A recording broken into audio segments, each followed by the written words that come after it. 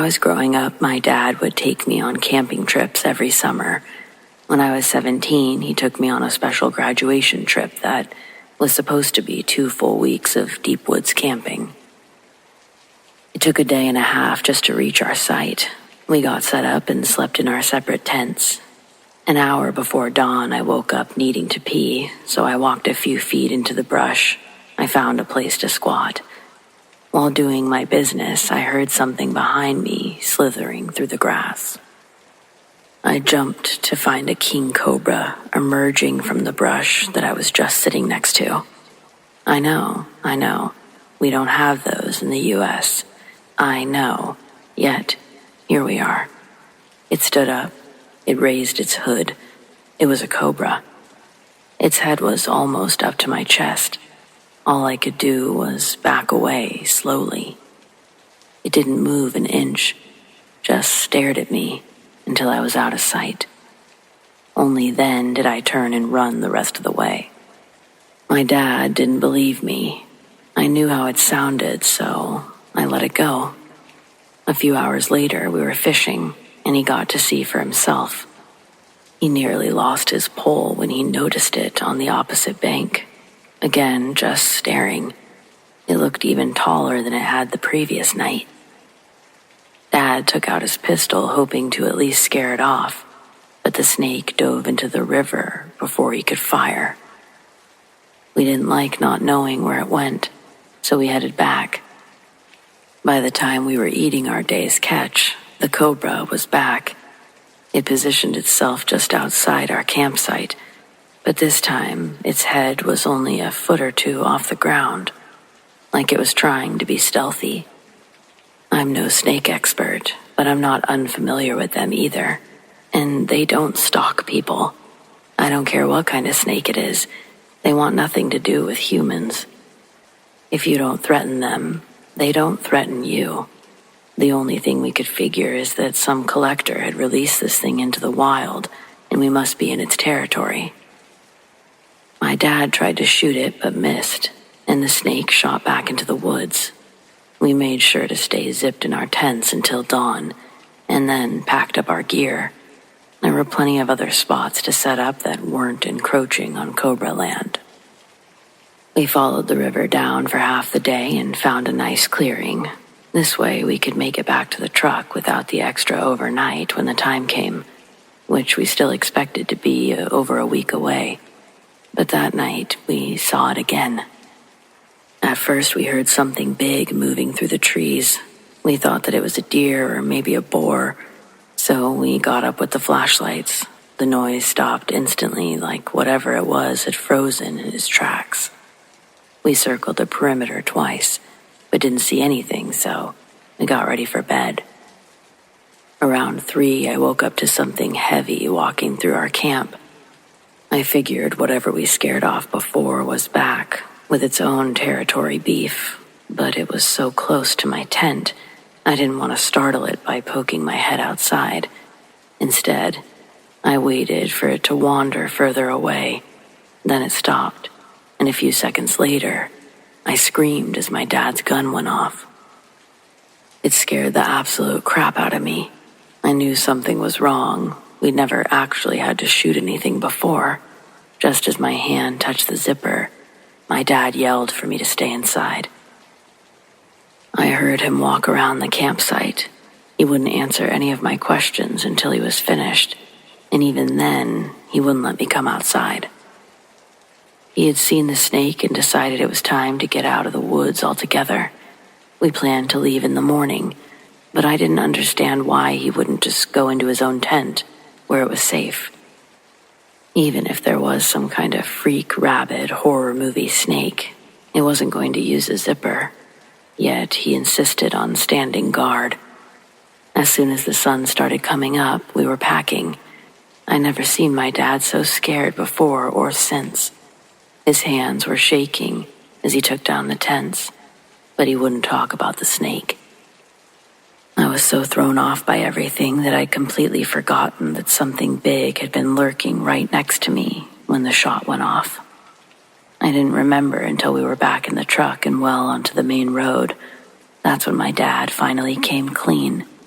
The big thing had woken him up too, and unlike me, he didn't actually see it. He undid his flap just enough to see a large, dark, humanoid figure bent over my tent, like it was looking for an opening. Then he watched in horror as it shifted into the cobra, almost like a humanoid shadow, melting and dissolving until only a snake remained. When he fired, he was certain he hit it, but it shot back into the woods, completely unaffected. I don't know what the hell that thing was, but I think it's safe to say we still don't have king cobras in the United States.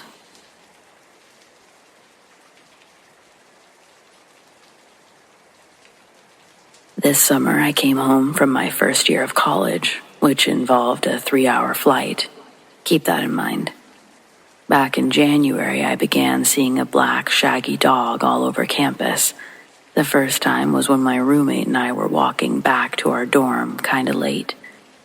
The dog was sitting in the middle of the walkway. It looked hungry, so I gave it my pizza crust. After that, I started seeing him everywhere. If I looked out my window before bed, he would be just inside the tree line, looking up at me. I'd catch glimpses of him as I went to class, but he only got close a few other times. On each occasion, I was either alone or with only one other person. When it was time to come home for the summer, my friend and I shared a pizza with him as a kind of going-away present the night before I flew home.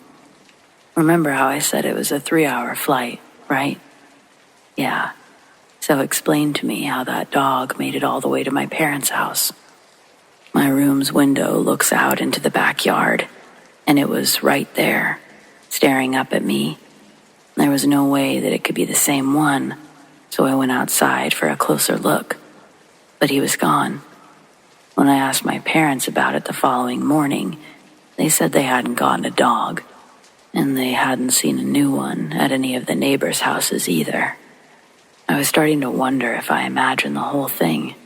That afternoon, my mom took me shopping, and as we backed out of the driveway, it was sitting on the curb across the street. She said that it must be a stray that just looked like the one from school, but I knew it was the same dog. I just didn't understand how it made the trip. I continued seeing it just like I had at school, only now I wasn't feeding it. I was officially creeped out. It was the first week of June when I saw it from my window while on the phone. The whole story spilled out of me, and my friend got pretty upset. She gave me that speech, "How can you let that poor dog starve because you're being ridiculous?" It felt like she restored a bit of sanity in me. Whatever the explanation for how it got there, it's just a dog, right? I was being awful. I felt so bad that I got off the phone, grabbed some leftover hamburger patties, and took them outside. The dog was waiting for me, but as I got closer, it limped away into the tree line. There was a small patch of woods between our house and the street behind us. Normally, I wouldn't have gone in, but I was worried about his limp. The idea that he got hurt while I was busy being afraid of a dog, it made me feel even worse, so I was extra eager to help. About 10 feet in, the overgrowth tripled, and I couldn't go any further in the dark. I threw the hamburgers thinking he would stop, but he only crawled deeper into the thicket. I didn't even have a flashlight, so I resigned myself to finding him in the morning.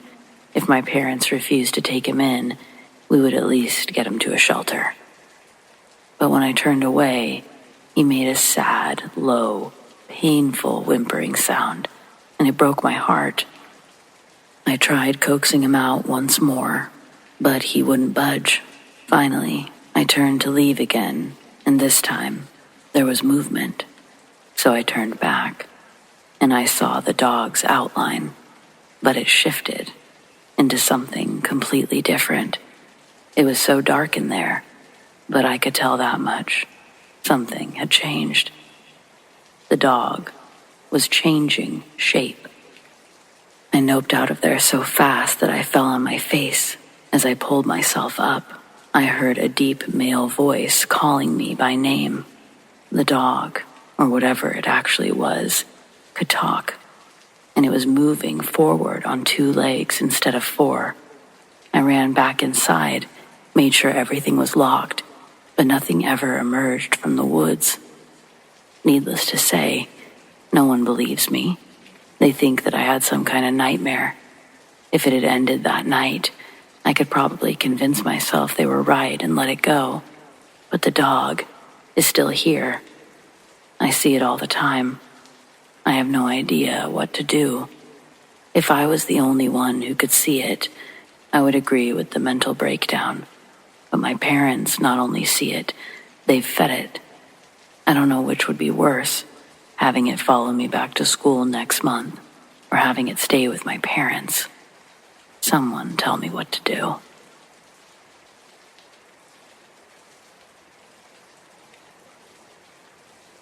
I graduated from college in '03 and took a job on the East Coast. It was a 12-hour drive to my new apartment, and I had to make it alone. To avoid the heaviest traffic, I left at 6 p.m., planning to drive through the night. The first half of the trip was normal enough, and then I stopped for gas sometime after midnight. It was a 24-hour station, so I decided I could get some snacks, and I ended up talking to the cashier. He said that I could save an hour if I took a back road to the next city. I was so tired already that an hour sounded like an eternity. I wanted that shortcut. The guy said that it was a straight shot through the woods, so that's what I did. I was on the road for maybe 15 or 20 minutes when something the size of a moose ran across the road. But we don't have moose down here, and its fur was pitch black, so it definitely wasn't that. It shot right in front of me so fast that I didn't even hit the brakes. It disappeared back into the woods as quickly as it had appeared, and I just kept driving. I turned off the radio and kept replaying the event in my head. For the next few minutes, there was only the sound of my engine, but then something howled so loudly, it sounded like it was in the car with me. We had lots of wolves and coyotes where I come from, and these didn't sound like coyotes. It was closer to a wolf, but they usually howl in groups. I'm not sure that I've ever heard just one wolf howling by itself. I was going 50 miles an hour, but it didn't sound like I was moving away from the noise. When I looked out my driver's side window, the trees shook as if something large was moving through them to keep pace with me. When I slowed down, so did the movement. I wasn't about to stop, so I sped up, hoping to outrun it. I was pushing 65 when a black blur shot across the road. I'm not even sure if I hit it. Everything was just a blur. I slammed on the brakes and swerved away. Then there was a flash of trees, and the car was upside down. I was still strapped into my seat, and a small corner of the road was visible through the windshield. The huge black animal was standing just outside. I could see its back paws, like a wolf. But wolves don't get that big. It sounded like it was scratching the underside of the car. There were these awful screeching, like the metal was being ripped open. I tried to reach for the belt buckle, but I couldn't lift my arm. I couldn't feel anything. I thought I was paralyzed. My vision turned red on one side, and I realized blood was running into my eye. And then the car started rocking, like the thing was trying to shake it open. That's the last thing I remember. I drifted in and out of consciousness through my rescue. I mostly remember lights, voices, and lots of pain as they pulled me from the wreckage. I had to be airlifted to a trauma center, and that's where I lived for the next 3 weeks. I was lucky that it was a cop who found me. She drove by and found me shortly after I lost consciousness. The doctor said that I would be dead if it had taken longer than a few minutes. The officer came to visit me once I was in my recovery. She started asking me questions like if I'd seen anything unusual before the crash. I decided not to tell anyone what I saw because I knew how crazy it sounded, but I had to know if she saw it too. She'd seen something all right, but she didn't know what it was either. The thing ran off as soon as she started her siren. It definitely freaked her out as much as it had me. We both agreed to leave that part out of the story for her report. Instead, she wrote that I swerved to miss a deer.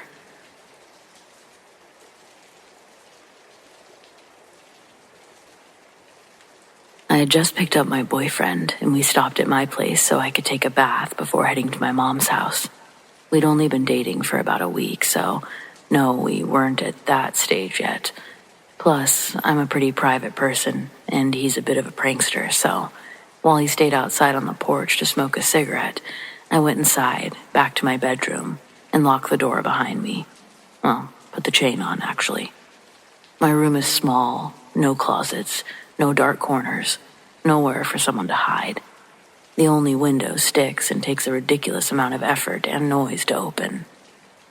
I ran the bath, got in, and started washing my hair, and then movement. Out of the corner of my eye, something shifted. Before I could fully turn my head, a hand, shot out and grabbed the handle of the bathroom door, slamming it shut. For a second, I didn't react, didn't scream, didn't panic. I just laughed. Thought my boyfriend had somehow slipped in behind me and was messing around. I stepped out of the tub, yanked the door. No one was there. The chain on the bedroom door was still latched. The window hadn't budged. There was nowhere for anyone to go. I walked the room in circles, checking everything. My stomach slowly sinking with that awful, skin-prickling feeling of wrongness. When I finally made it outside, my boyfriend was still exactly where I had left him, on the porch, finishing his cigarette. And that was only the beginning. A few days later, the light started flickering. Annoying, but nothing exactly terrifying. I live in a double wide, so bad wiring seemed like the logical explanation. But then one night, I was heading to the kitchen for a glass of water when the hall light suddenly went out. Again, not a big deal. But then the broom, propped behind the washer, fell over, slamming across the hallway, cutting off my path. I sighed, annoyed, but before I could move it, a shadow darted past me, straight into the kitchen. I barely caught the shape, tall, fast, pitch black. My first thought was my cat, until I turned around and saw her sitting on my bed, watching me, tail flicking. I went straight back to my room and shut the door. The next day, my fountain drink exploded. No reason. It wasn't hot, it wasn't cold, the air conditioner wasn't on. There was no one near it. It just burst. Sticky soda everywhere. I started to think I was losing it. But then my boyfriend and a few friends started mentioning weird things happening when they came over too. And here's the thing, I hadn't told anyone about my own experiences yet. I still see things sometimes. Tall shadows shifting near the bathroom. Quick darting figures in my peripheral vision. I tell myself it's just my cat. I tell myself it's my mind playing tricks on me. I've even been to therapy. Schizophrenia was ruled out. Seasonal depression, sure. Maybe that could explain some of it. If so, I'd almost be grateful. At least then my brain could make sense of it. But I know what I saw. I know what happened. And I don't need to prove it to anyone. If you've had something like this happen, just know they can't hurt you. It's weird, it's scary, but once you've been through it, nothing else in the dark seems quite as bad.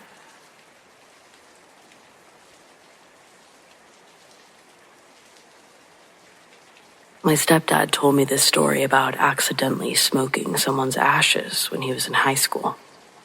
He told me for about a week he would have fucked up visions of an old man who'd stand at the end of his bed glaring down at him.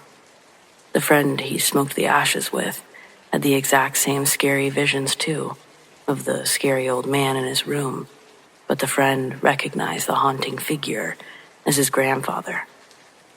It was his remains that they had smoked, and it didn't seem like he appreciated it at all, because my dad and my dad's friend shared equally hellish weeks in their own way that they attributed to the haunting. The home my dad was living in became infested with little tiny gnat bugs. His buddy's house smelled like death. He couldn't leave the house without his clothes absolutely reeking of it. His gym clothes smelled better, so he'd change in the locker room right when he'd get to school. My dad, on the other hand, had to twirl around and shake it out of his hair every time he left the house, just to get the tiny bugs off. And even after all his efforts, they still managed to get into his car, and they'd fly around as he drove. Simultaneously, my dad's skin became incredibly itchy. He developed rashes all over his body. He didn't stop scratching them, and he still has scars from the damage that he inflicted on himself.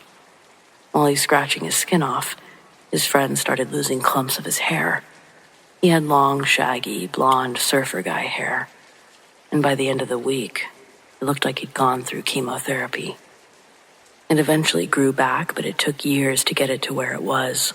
It wasn't until the next weekend when they could get together again, trade stories, and agree to go apologize to the urn. All of this was his friend's fault. The nasty bastard stashed his bag of weed in his grandpa's urn, trying to hide it. The baggie was opened. The weed had fallen into the ashes.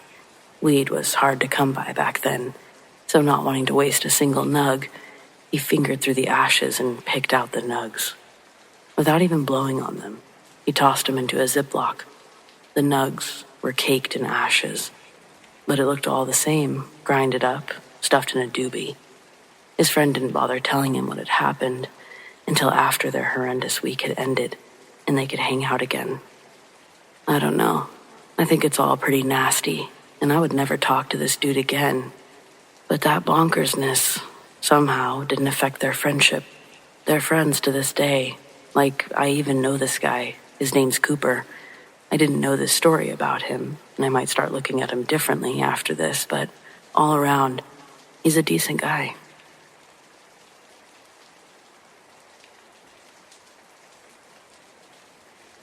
Unfortunately, I've encountered more than a few rabid animals in my life.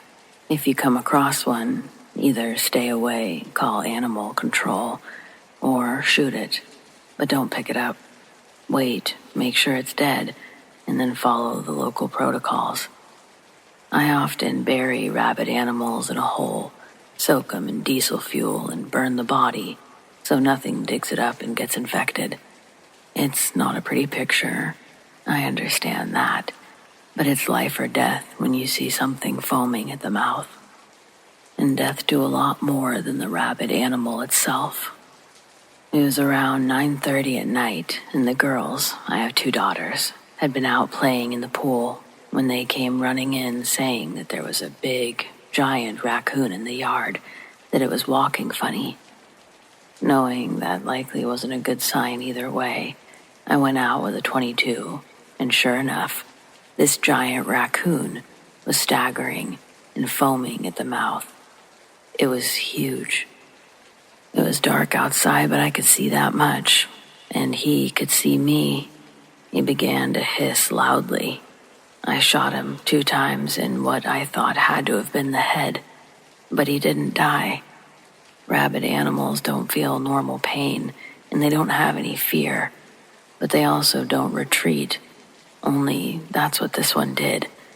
Ran away faster than any raccoon I've ever seen in my life. I didn't know what to think. We stayed inside. Almost a week later, I was barbecuing. It was still light out. I heard that loud hissing again. Surprised, I spin around. I don't see the thing at first, but I hear it. I run inside, tell the family to stay inside while I grab the .22. I went back out there, still hearing the hissing, and finally I spotted it. But this thing is way back, at least 10 yards away at the tree line, foaming at the mouth, but standing on 2 legs. And it's just massive. It's loud. I'm not even sure that it's a raccoon anymore, but I'm sure he's watching me. This is not the behavior of a rabid animal, keeping its distance. Absolutely not. showing any kind of controlled behavior like stalking. Not to mention, almost a week had passed and this guy's still alive. Infected raccoons are ostracized from others, and they live a maximum of 1 to 3 days, especially with a couple shots to the head. Nothing about this creature made any sense, so I shot at it again. This time it seemed to literally dodge the shots entirely, but didn't disappear. Just kept watching from other parts of the tree line, hissing. I kept shooting. I knew I hit it, but it didn't matter. The thing disappeared, but I continued to hear the hissing, becoming paranoid, and I kept everyone inside, warned the girls about the hissing, told them to stay away from the tree line. Everyone had heard it and seen it at least once.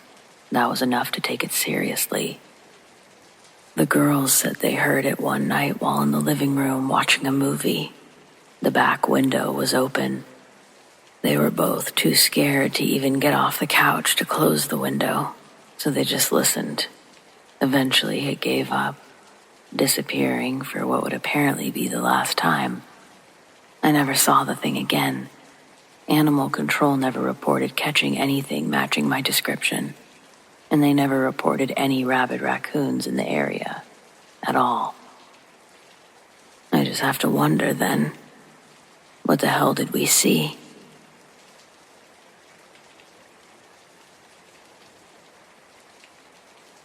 I think I technically have 2 ghost stories. When I was in the Navy, I worked in a top secret area. It had 24-hour security guards at the door, and nobody who didn't have top secret security clearance could enter. The only people who had access were people that I knew well, and none of them were into practical jokes. So there's no question of this being a trick. For several months on my morning watches, midnight to 8 a.m., I would be working alone in a room quite a distance from the rest of the watch. The room was at the end of a long corridor, and there was nowhere anyone could possibly hide between the main area and this room. When I had been working there for a few nights, somebody asked me if anything odd had happened while I was there. I asked him what he meant, and he wouldn't say. He said he didn't want to put ideas into my head, but if it happened, I would know. A few nights later, I was at work again, and I heard footsteps coming up the corridor. They weren't ghostly footsteps. It just sounded like regular Navy clodhoppers walking up the hall and into the room. I assumed it was somebody coming up to offer me coffee or a snack, and I kept working with my back to the door. When nobody spoke, I turned around and saw that nobody was there. I went back to work, and slowly, a feeling of tremendous menace came over me. I tried to tell myself it was my imagination and to keep working, but it became more and more intense. I couldn't stay in that room. I went up to the radio room and told the others what had happened, expecting to be laughed at, but nobody laughed. Other people had had the same experience. I went back with some trepidation, and nothing more happened that night. But as long as I worked there, it happened every few days, sometimes only once a night, sometimes 3 or 4 times. Nobody ever found out what it was, but nobody could stay in that room for more than a minute when it happened. My second experience happened when my father was dying. He was in a little cottage hospital in a country town. We were told the end was very near, and so my mother, my brother, and I stayed with him all the time. They told us there were only a few hours left. He held on for much longer than expected, and my mother, who was also terribly ill at the time, was exhausted. I persuaded her to come home with me, to rest for a few hours, and she reluctantly agreed. She went to bed and got some much-needed sleep, and I lay reading while I waited for her to wake up again. I put down my book to give my eyes a rest, and I saw my father standing at the foot of my bed, smiling at me. He was no longer wasted and yellow with jaundice from the cancer that was killing him. He looked like a young man again, not a teenager, but perhaps in his early 30s, and brimming with health. I stared at him in shock for a few moments, and then I closed my eyes, opened them again, and he was gone. Less than a minute later, the phone rang. It was my brother, calling to tell us that my father had just died. Were they really ghosts? I'll never know. I don't really believe in an afterlife, or at least I didn't. But after those experiences, I can never entirely write off the possibility.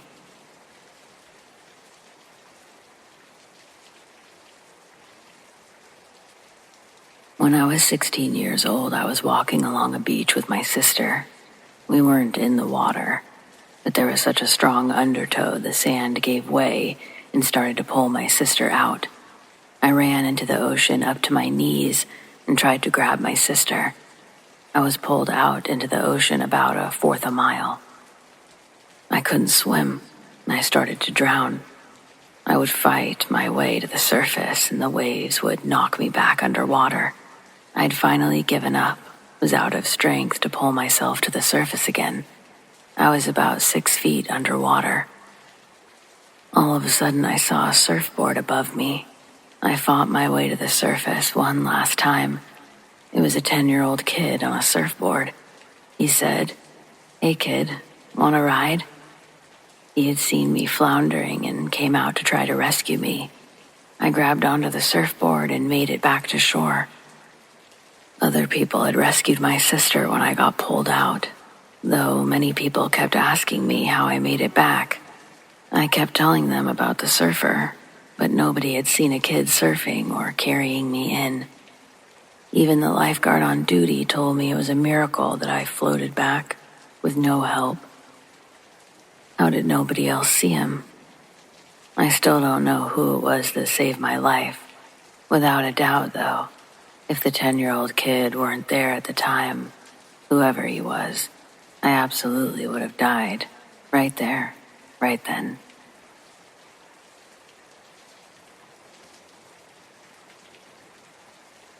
All the weirdness started subtly enough that we were able to brush it off at first, like an echo of something we didn't quite catch or a trick of the mind. The time that I heard it, I was home alone, lying on the couch, scrolling through my phone. It was quiet in the house.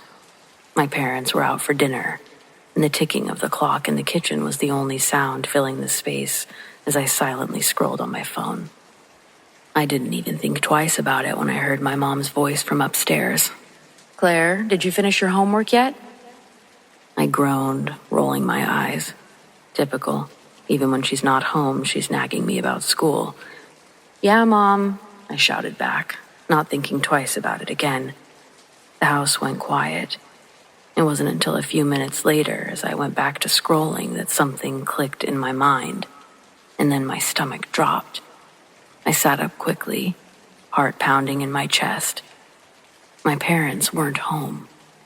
I'd watched them pull out of the driveway 2 hours ago. I stared at the ceiling. I knew deep down there was no way that she could have been here. I slowly stood up, glancing at the front door, double-checking that it was locked, and then I hesitantly climbed the stairs, each step creaking under my weight, and with every creak, I felt more and more certain I wasn't going to like what I found, but I kept going. I reached the top of the stairs and listened. Nothing. My bedroom door was ajar and the hallway was still. It was dimly lit from the outside. I peeked into my room, expecting, well, I wasn't sure what I was expecting, but it was empty, just as I'd left it. No sign of my mom, no sign of anyone. Even though I convinced myself I had imagined it, I don't think I really believed that deep down, but it was the only logical explanation. I must have just been really tired. Maybe my brain was playing tricks on me. So I locked my bedroom door that night just in case and fell asleep without thinking about it again. It wasn't until a week later, when I overheard my mom talking to my dad in the kitchen, that I realized I wasn't the only one. "I heard her, Mark," my mom said. her voice low and shaky. I heard Claire calling for me from the other room.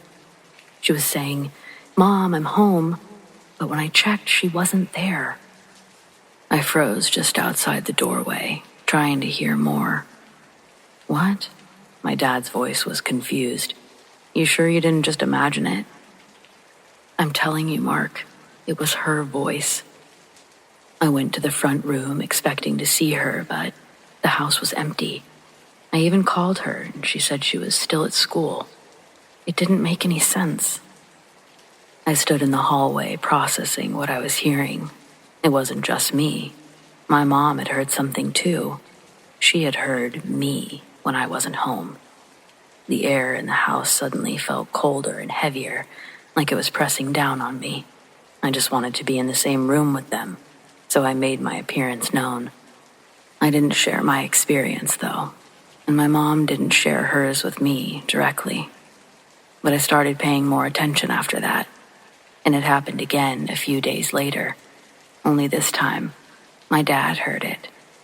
We were all sitting in the living room watching TV when Dad suddenly paused the show and cocked his head to the side. "Did you hear that?"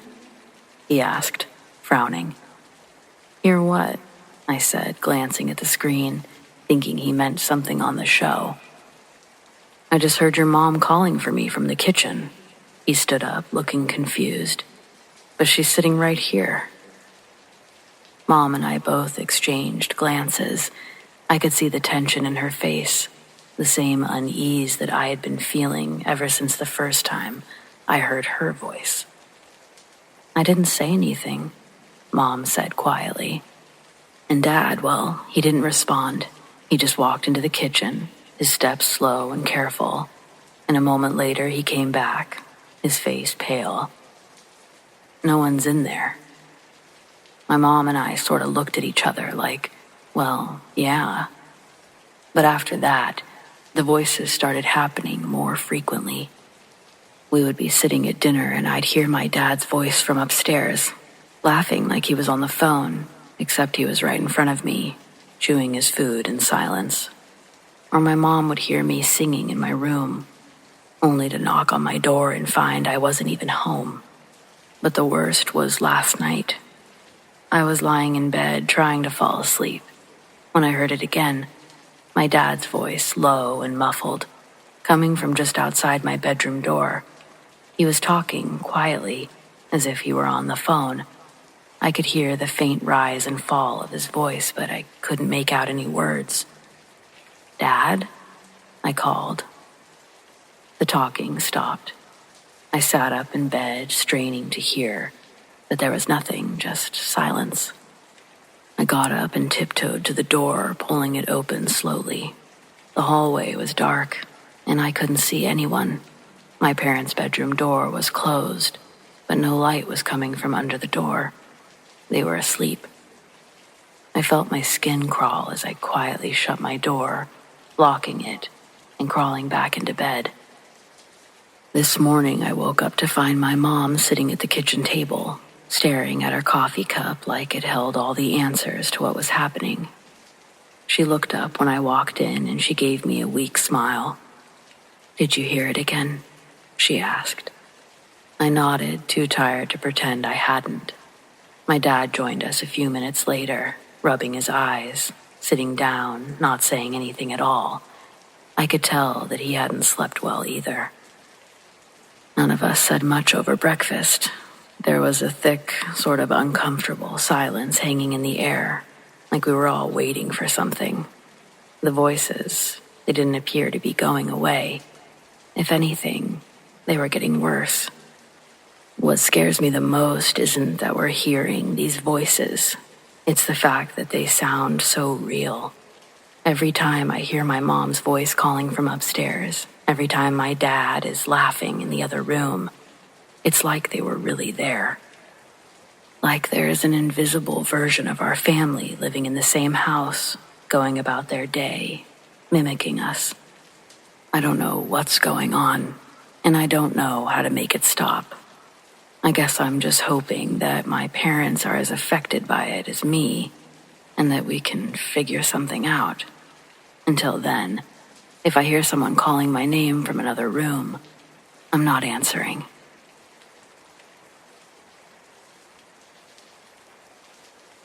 This happened when I was 8 years old. Our house sat on the edge of a sprawling, overgrown field, and the backyard was my playground, a space where my imagination could run wild, and I would swear on the afternoons the quietness made me feel like I had the whole world to myself. I remember that day the air was thick and still. It was the kind of warm, lazy afternoon where even the birds seemed too tired to sing. I was sitting in the grass, running a stick through the dirt as I sketched out a game for myself. But after a while, I got bored and wanted to find my mom, hoping that she could take a look at what I'd drawn. I stood up, brushing the dirt off my hands, and I scanned the backyard for her. It didn't take long to spot her. She was by the old garden shed, hunched over a few boxes, her blue sweater catching the light of the sun as it peeked through the trees. That sweater, it was the one that she'd always worn when she was working outside.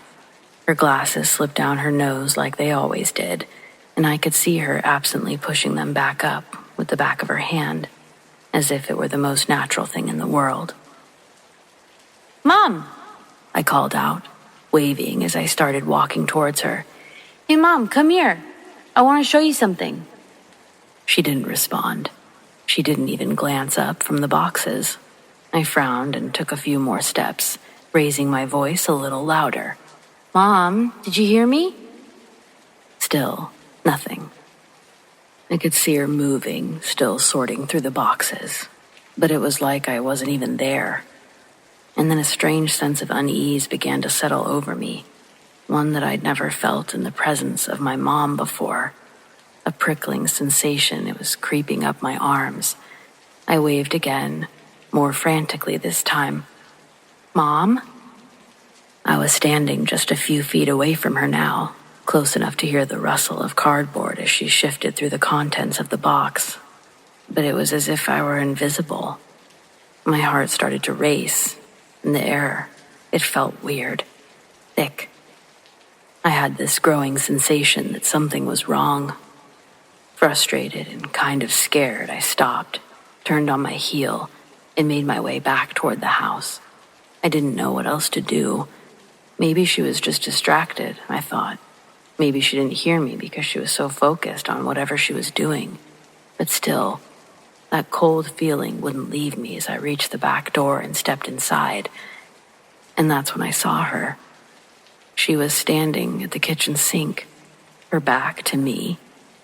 She was just rinsing dishes. Her blue sweater was gone, replaced by a light t-shirt, and her hair was loosely tied up, just the way she always did when she cooked or cleaned. I stopped cold in the doorway. My hand was still on the doorknob, but my mind was struggling to catch up with what I was seeing. She was inside? How? I'd just seen her out by the shed not more than a minute ago. I hadn't taken my eyes off of her until I walked back in toward the house. There was no way that she could have gotten inside before me. No way that she could have changed clothes that fast. I had chills now, and I felt my throat tighten as I slowly walked into the kitchen. My footsteps were hesitant. "Mom?" I asked. She turned, drying her hands on a dish towel, smiling at me like nothing in the world was out of place. "What's up, sweetie?" I stared at her, trying to find the words, but my mind was just racing. "Weren't you just outside, by the shed?" She blinked, her smile fading as she looked at me, puzzled. "No, I've been in here for the past hour, cleaning the kitchen. Why? What's wrong?" "But I just saw you," I said. My voice was quieting down. "You were out there, going through the boxes by the shed. I waved at you. I called out." She looked at me carefully. She took a step closer, crouching down slightly so that she would be at my eye level. "Honey, I've been inside this whole time. Are you sure you saw me?" I was really trying to make sense of it. Trying to replay the scene in my head, I could still see her standing there in the yard, pushing her glasses up, her blue sweater clear in my mind. I knew what I'd seen. I wasn't making it up, but now, standing here, looking at her in the kitchen, it felt impossible. I looked toward the back door, half expecting to see someone else standing by the shed, but when I peered out the window, the yard was empty. The shed was just as it always was, worn down, quiet, the boxes still stacked neatly beside it. The image of her outside, it was so vivid, so undeniably real, that for a long moment, I couldn't shake the feeling that something was terribly wrong. It was like I had seen something that I wasn't supposed to see. And I answered her, "I'm sure." I guess I whispered it more to myself than to her, but she reached out and gently touched my arm. "Maybe you were daydreaming, sweetheart. It happens. You know, sometimes our imaginations just run wild." I nodded slowly, but I wasn't convinced. I knew what I had seen, and it was nothing like my imagination. It was too clear to have been a daydream. The memory of her outside was still sharp in my mind. Even the way the light had hit her hair, the sound of the boxes rustling. I didn't argue, though. What was there to say? As the days passed, I tried to forget about it, tried to convince myself that maybe it was my imagination. Maybe my imagination was getting stronger. But every once in a while, I'd catch a glimpse of the shed from the corner of my eye, and that same unease would creep back in. I never saw her in two places at once again, but to this day I still wonder, what did I see that afternoon? And how many times had I trusted my eyes, not realizing that maybe, just maybe, they were showing me something that wasn't really there.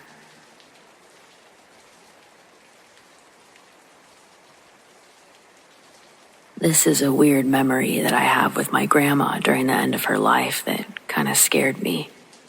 I was young, and such a contrastive point of view was far beyond my understanding. The conversations between the doctors and my parents went way over my head. I knew what cancer was, and I knew Grandma Yuki had a lot of it in her bones. She was sick, and that's why we were staying in the hospital with her. Years later, my comprehension of what Alzheimer's and dementia was would give me more perspective of why my grandma acted the way she did sometimes. Grandma Yuki was in her late 80s, and for days at a time, my dad and I would sleep on cots in her hospital room, because the doctors would tell us that she would be passing away soon. This routine would last 4 months in total. Doctors would call, tell us Grandma's on her last leg. We would prepare to say our goodbyes and send her off. But then days would pass, and her health would stabilize a bit. We'd go home, only to get another call the next day, telling us that she was hours from death again. It was a toss-up to see if she remembered who we were when we'd bunk up with her again. Grandma's forgetfulness was silly to me. She used to call me Child when she couldn't remember my name.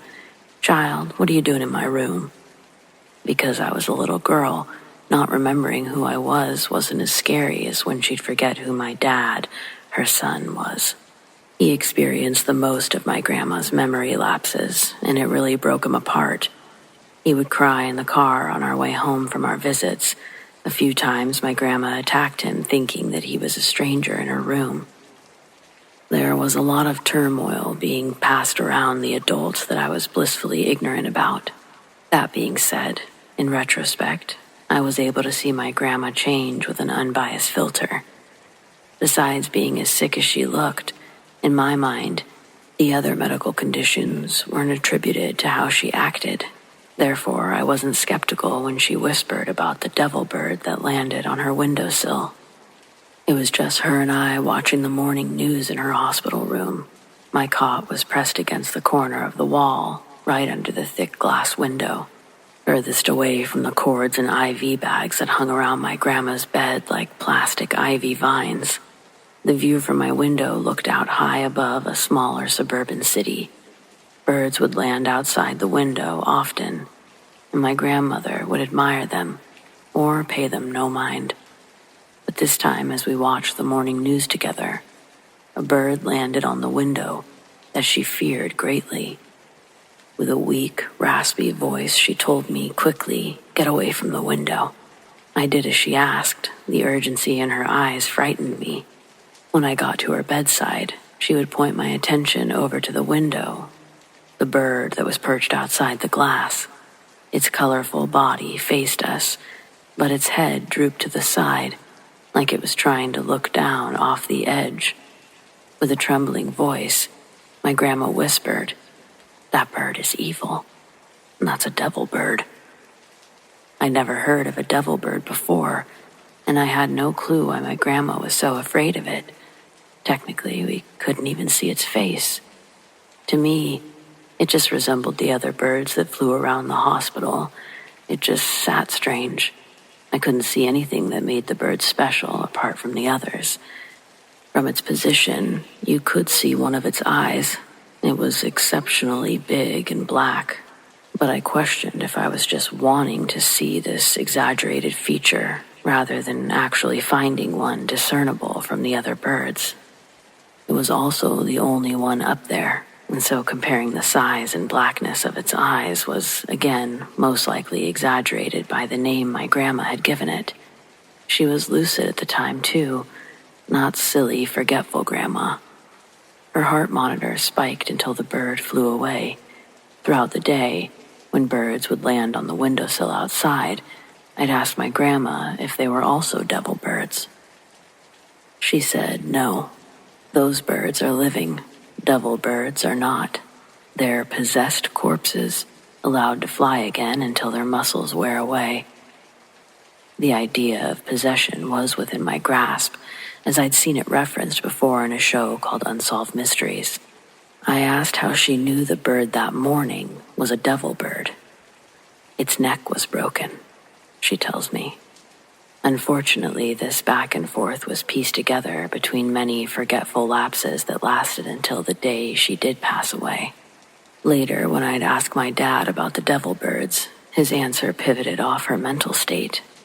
I've always wished that he could have been there when she told me all of this, or seen the bird, if only to see how lucid she was at the time. Even in her full-blown dementia, she never referred to another bird as a devil bird, and more birds would land on her windowsill all the way till the day she passed. She was right. None of them looked quite like the devil bird. I've always been nervously curious to see if my grandma's account of devil birds was real. Believing in this is also accepting the belief of possession being real, no matter at what size. So now I've put myself out there, told my crazy granny story. You're now obliged to tell me if she was really crazy after all. You know, crazy, crazy.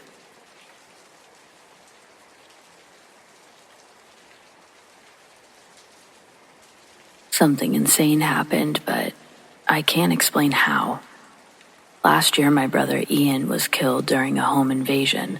Some random guy charged into his house, broad daylight, and a week later, we were having his funeral. The intruder was high on meth, thought my brother was robbing him. It was all so stupid. But I'm not here to talk about the trial or my grief.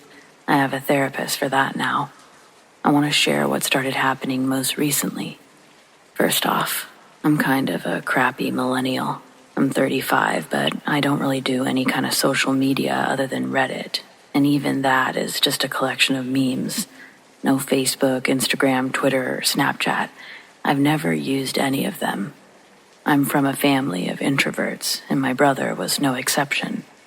He spent most of his time working offshore, and when he was home, he preferred being outdoors. This is all to stress that we're not the kind of people that you can just look up online, read about all of our intimate details and stuff like that.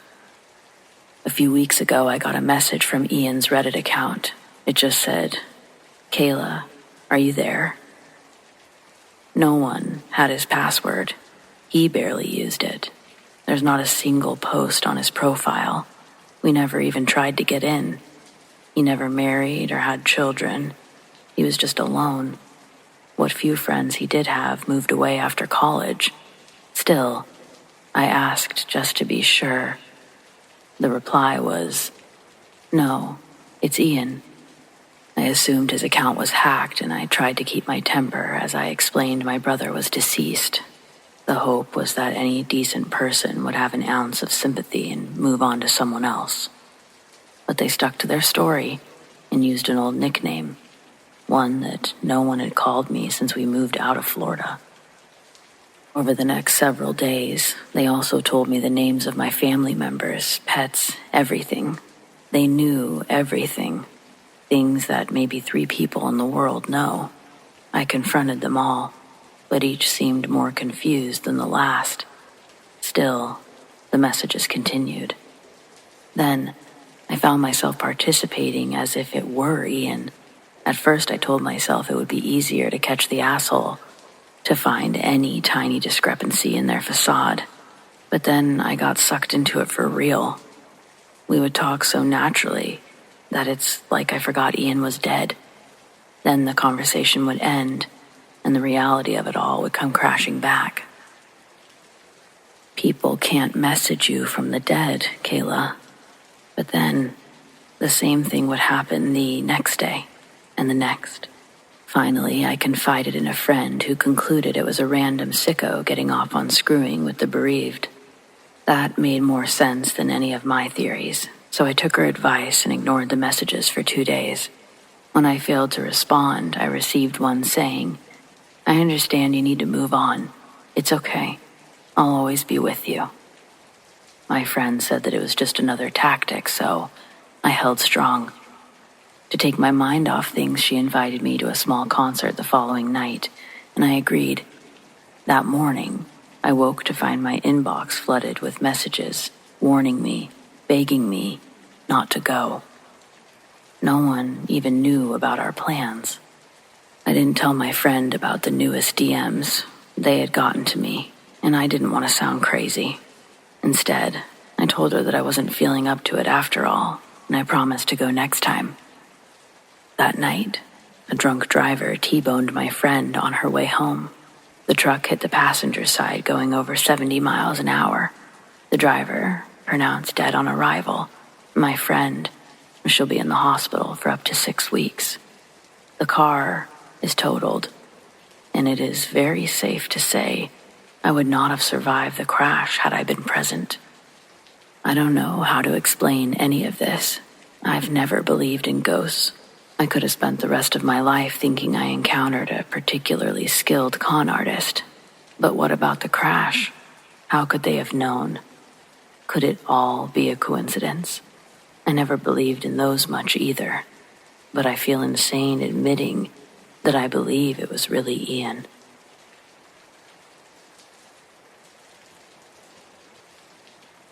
I'm half Japanese, and every summer I would go to Japan to visit my relatives. There are some occurrences which haven't left my mind today, so I wanted to write them down a little bit. Excuse my writing skills.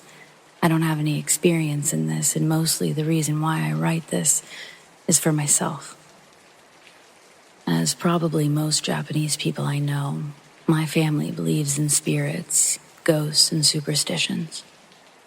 My great-grandfather died when I was about 2 years old or so. And my grandparents, they had a shrine called Butsudan in honor of him in their house. It was set up in the old room of one of my uncles at the 2nd floor. There was this ritual I had to do ever since I was 8 or 9 years old while I stayed there. In the morning, fill up a little bowl of rice, bring it up to the shrine, hit the sound bowl that was always set up there 2 times. At 6 p.m., I had to take the bowl of rice back to the kitchen on the 1st floor. This sounds simple and kind of boring, but I hated it, and I was somehow scared to go upstairs alone. One reason was my memories from when I was younger. I didn't know why, but my grandparents let me and my older sister play in this room often. The room was tiny, just the shrine and an old desk. There was also 2 built-in storages, which are common in Japan. However, as I didn't like being in that room, I often just slept in one of those storages, where the blankets were stored. It was always kind of cold in that room, even though there was no air conditioner, and summers in Japan can get unbearably hot. One day, as I was napping in the storage, I heard someone talking to me. I thought it was my sister, but she seemed to have left the room, so maybe someone outside. I didn't care much and ignored it. Then another time, I felt breath on my neck, and I woke up. Again, no one to see. I was pretty fearless and carefree as a child. I never thought much about it for too long. I don't know why, but pretty suddenly, I began to fear this room. I realized that things happened that I couldn't explain. I kept going with it, not knowing that things would get worse. The curtains sometimes moved without reason, or I'd hear footsteps coming from inside the room while I was in the hall. The second reason was the missing rice. Every evening when I went to get the bowl, there was some rice missing. First, I thought my sister or another family member was pranking me, but that wasn't the case. Even when we went on a family trip all day, and I made sure that no one went up there before me, there was some rice missing. A rat or something, that wasn't possible. Why would such an animal just take a bite and leave it every day? My mother told me that the spirit of my great-grandfather was eating it. This didn't make anything better for me. There were these little things that made me more and more uncomfortable in this house. Every summer, I had a fear of going to my grandparents'. One event made me almost faint on the toilet. I never have to wake up to pee in the night, but maybe because of jet lag or the climate, I always woke up at 3 or 4 a.m. when I went to Japan. There was just one toilet at the second floor, and since I slept with my mother and my sister upstairs, I had to go down these steep, narrow stairs. The toilet is one small room, just enough to stand or sit at the toilet. The door had a little peephole, like most front doors have. What I hated most was that the light switches were so badly placed. I didn't have any light until I got to the toilet. On that one night, I reached the toilet already feeling uncomfortable. I finished peeing. I stood up, flushed, and turned to the door. I was just the height of the peephole, so naturally, I looked at it. There was this eye staring right back at me. I couldn't scream or move in any way. Just staring back and hoping that it would move away. I stood there, frozen and trapped. I don't know how long this lasted, but suddenly, I heard steps coming closer. A knock on the door. "Are you in there? Speed up. I need to pee." It was my sister. I opened the door, almost crying, and told her about the eye. She was scared by my experience, so I waited for her while she left the door open. Since then, we always woke each other up to go pee and left the door open. One day, I sat with my uncle in the living room, and I told him about my fears of this house. He wasn't surprised. He said that there was a little bit of supernatural or spiritual power in every room. For example, in the bedroom of my grandma, which was directly connected to the living room, the door was always open, and there was this mirror which could be seen at all times. At first, I didn't recognize this piece of furniture as a mirror, just because there was always this colorful cloth covering it. Not just like hanging over the mirror. It was tucked in carefully on every side. I just knew that there was a mirror because one time I tried to move the cloth, and I saw a little bit. And my grandma came running and shouting, that I should never remove the cloth, and she told me she didn't want any dust on her beloved mirror. My uncle had another story to tell. The mirror was kind of cursed, a woman who was living inside of it. According to him, he's kind of like a medium, and he sees many spirits. When he was younger, he tried to communicate with every spirit he saw, and he tried to help. So one day, he saw her in the mirror, a normal-looking, middle-aged woman, not like someone everyone would imagine in a horror movie. As he sat in front of the mirror talking to her, she told him to come closer, and he did. And suddenly, her arms came out and tried to pull him into the mirror. My grandma, who was in the living room, noticed it and pulled him out of the woman's arms. Since then, the mirror is covered. Besides these little episodes, there were these Japanese dolls who would move around. The feeling of someone right behind me while I walked up and down the stairs, and some normal creeps like the jobless neighbor who would sometimes stare at the house all day. Now, I have a job and my own money, so I stay somewhere else. I visit my grandparents every time I go to Japan, but I don't stay overnight anymore. For years, I've taught elementary school, but this year, I'll be teaching middle school. I'll be starting at a new school in less than a month. I've been really excited about it, actually. Orientation for me was actually just before summer started, so I've been able to get my classroom set up, and I've been familiarizing myself with the school. I've been the only one there on most days, especially in the beginning. I think the novelty is worn off for some of the teachers, so they're not as inclined to show up more than they need to. I sort of enjoyed the quiet. I knew the halls would be filled soon enough. So, as I said, I've been excited. I'm still excited, but there's definitely something strange about this school. Specifically the second floor, where my classroom sits. For obvious reasons, I'm not going to name the school, but it's truly not that old of a building, only having been standing since the late 1980s.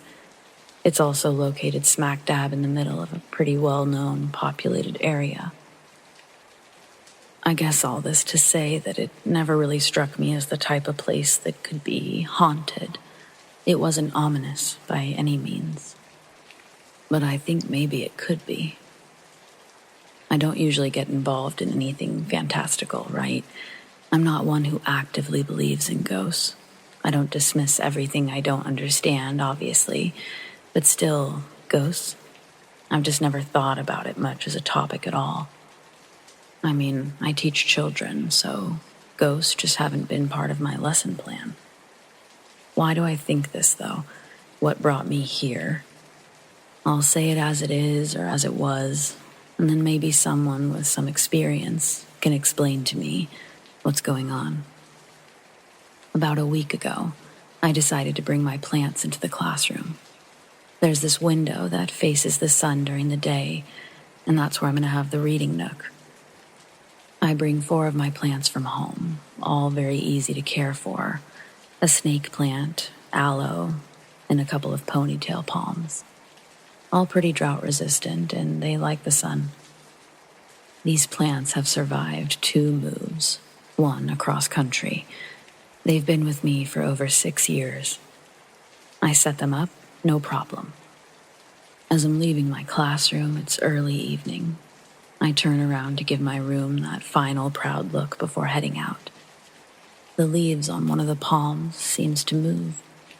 Strange. I wasn't near the nook before leaving. The window is closed. I didn't dive into the strangeness further. Instead, I just headed to my car and I made the trip home. I go back the following day, actually the following morning. I remember that the file folder on my desk actually has registration for CPR. I'm expected to complete the class the following day. Without the forms, I have to pay over $100 out of pocket. And let's be honest, there's not a middle school teacher in the United States who can afford to let that kind of money just slip away. Not willingly. So I walk into my classroom, head straight to my desk, and the folder's not there. Without too much effort, I find it on the ground, just to the right of the desk. It must have gotten knocked over. As I lean down to pick it up, I hear a door in the distance shut. I never heard it open, but I absolutely heard it shut. Grabbing the folder, I fast walk into the hallway, thinking that maybe I'll see another staff member. I see nothing. I head back inside to make sure I haven't forgotten anything. Last minute, I decide to check on my plants. I know they're fine, but it's good to talk to them. But when I do, I notice that they're not fine at all. I have no idea how, but they're all practically on the verge of death. I'd be lying if I said I wasn't a bit emotional in that moment. First, I've had these plants for years, but secondly, it all feels like some sort of bad sign. From alive to dead, less than 24 hours in a new space, this was unreal. With a slight change of plans, I decided that I should take the plants home, try to revive them. As I take down the smaller plant that I had hanging, I hear and then see one of the palm's dead leaves start to move. What I felt was a bit creepier, though. With the movement of the plant's leaves, I feel a rush of air near my legs. The only way to describe it is it felt like someone had run past me.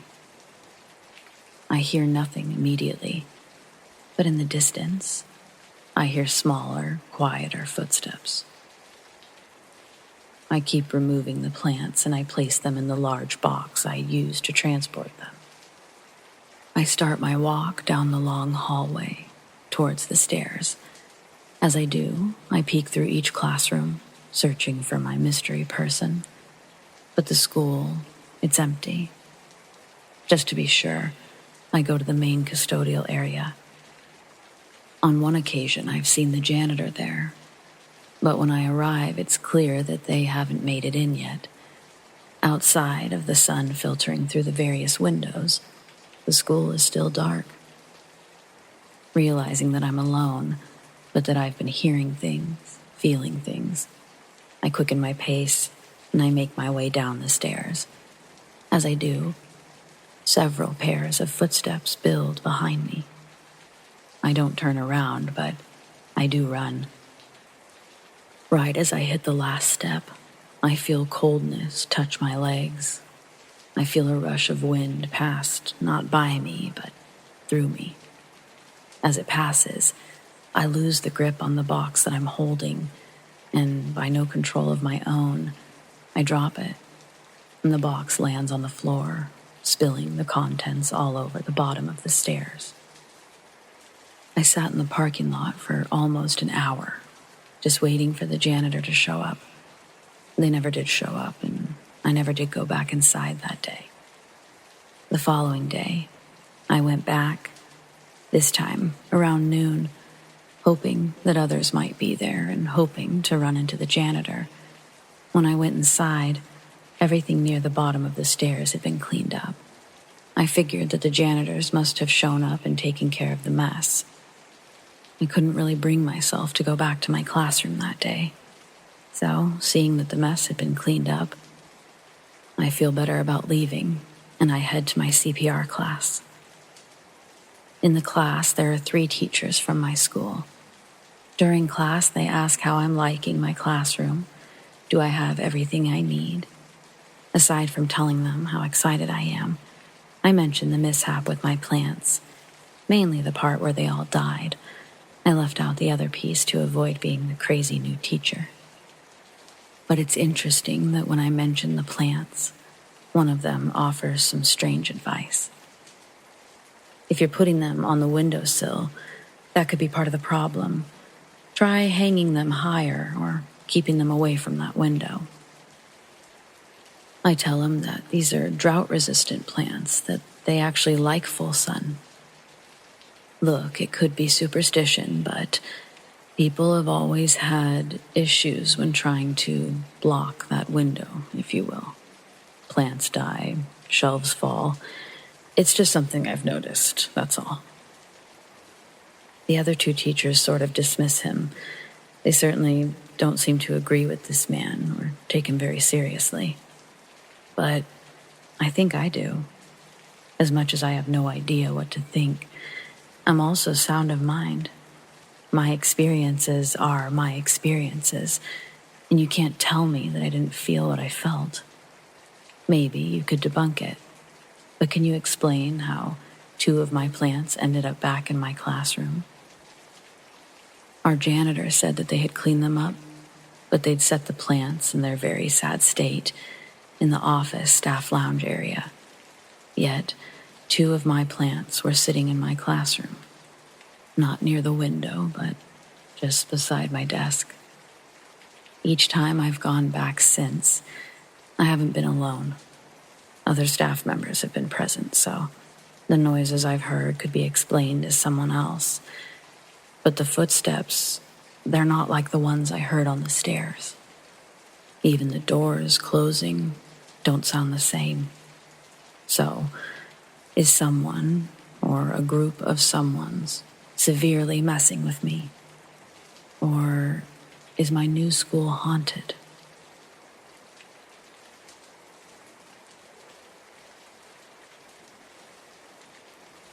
Me and my entire family, including aunts, uncles, cousins, grandparents, we've encountered odd things throughout our lives. Not sure if it's a ghost, angel, demon, or what we've all separately experienced is something different. I plan on posting them, but I'll start with my experience as a kid. When I was 6 years old, I remember having the same dream every night for months. In the dream, I'd wake up and I'd look under my bed to glowing eyes staring at me. Then I'd be chased by this tall, dark figure. Every kid has nightmares, but what was scary is when I would wake up, I would hear a man whisper my name. Elizabeth. Elizabeth. Elizabeth. In my ear. I still honestly remember the voice. It was calm and monotone. I'd get out of bed to look around the house and see who's calling me. And whenever I looked in the kitchen, the clock on the oven always said it was around 3 a.m. Then, I'd make my way to my parents' room and ask if they were calling me, and they obviously weren't, and I'd end up sleeping at their feet. My mom said she remembers me waking them up every night. That's my first experience, and it's kind of creepy, but I never thought it was that deep until I learned so much more about my family members and what they've experienced. It makes me think that maybe the voice wasn't just in my head.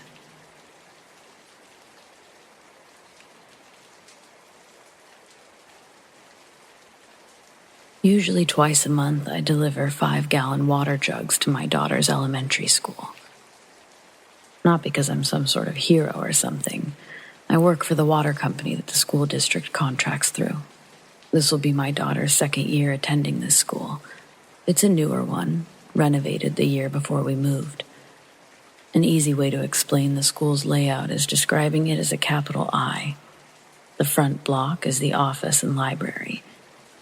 Then one long hallway that has 2 classrooms on each side, with a big frosted glass window in between.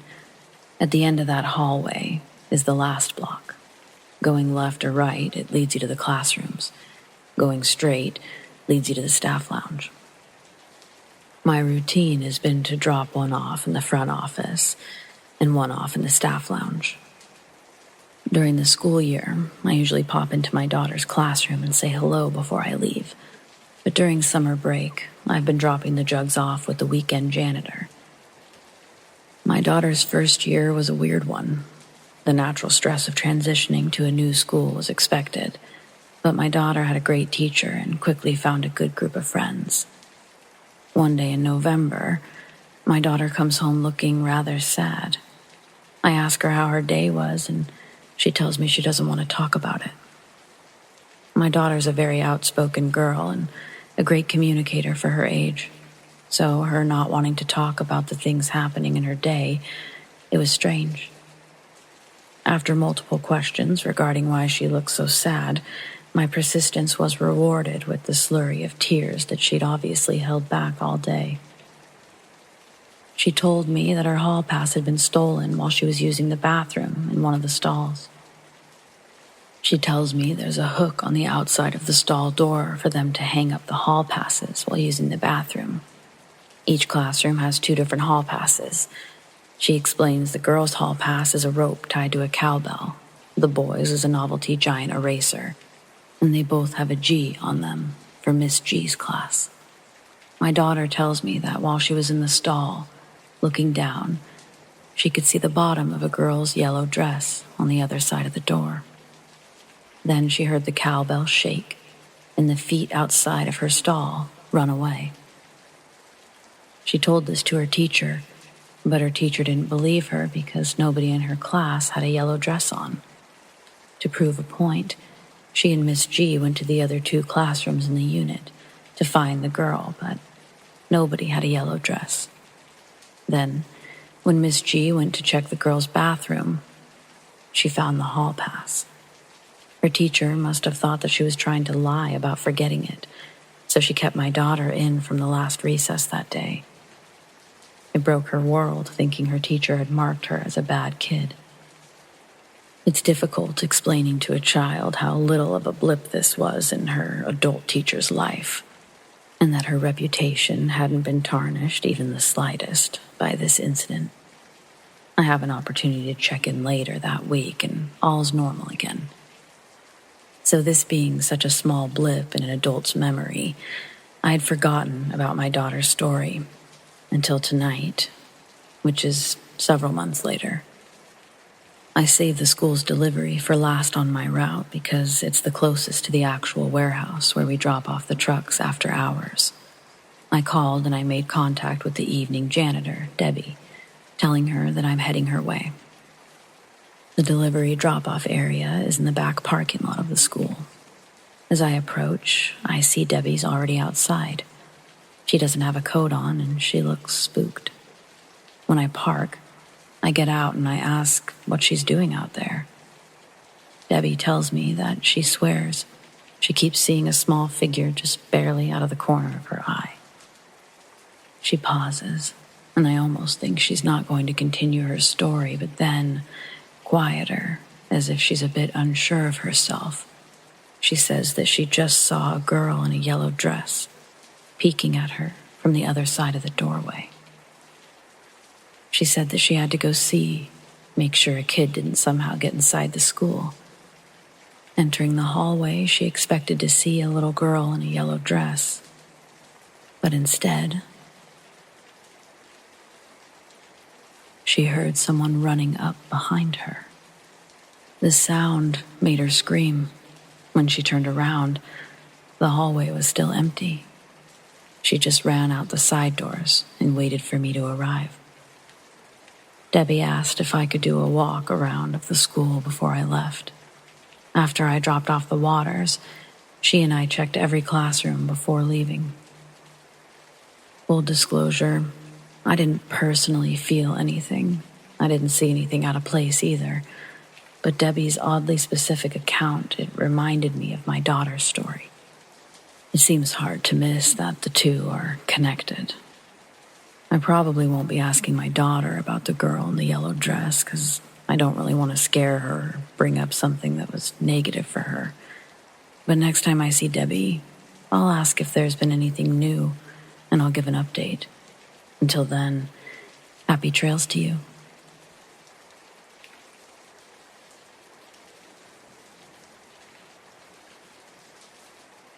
I was in my late 20s at the time this story was shared with me by my grandfather, who was pushing late 80s.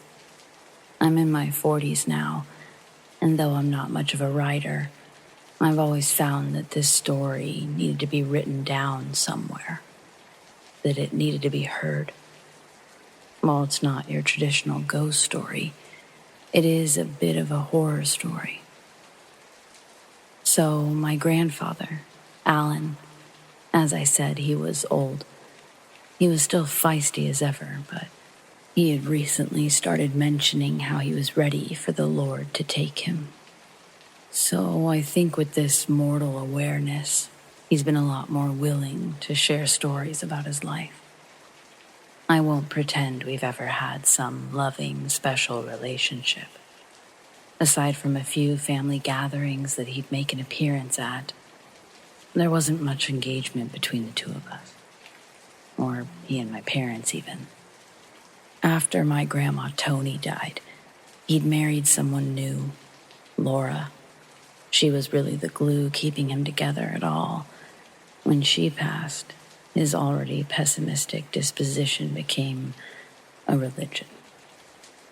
For the last 4 years up to this point, he'd lived in a nursing home uptown.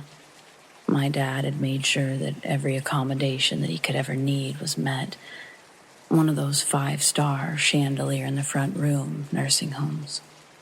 Even with the 24-hour assistance there, he still called my dad or I every couple of days to help move something or take him somewhere. I think he was lonely. And although he'd never admit it, I think he enjoyed the time with us.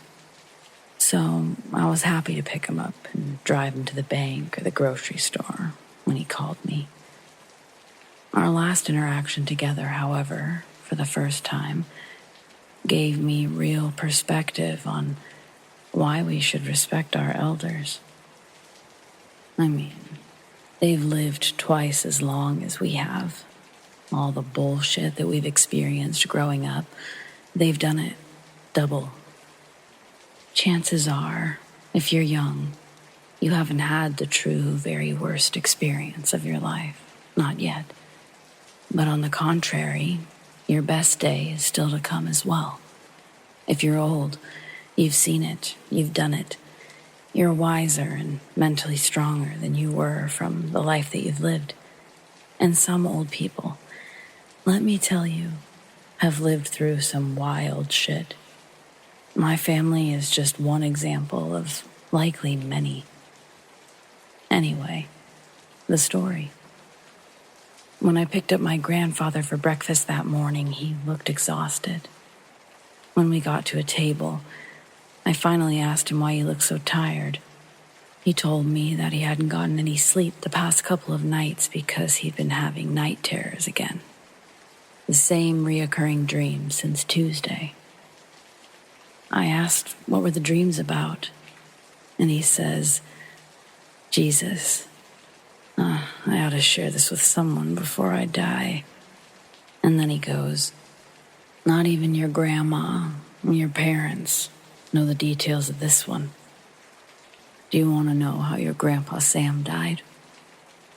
And so, over a grand slamwich at Denny's, I learned the real story behind my Grandpa Sam's untimely death. Grandpa Sam was my mom's dad. He died before I was born. What I was told growing up is that he died in a boating accident.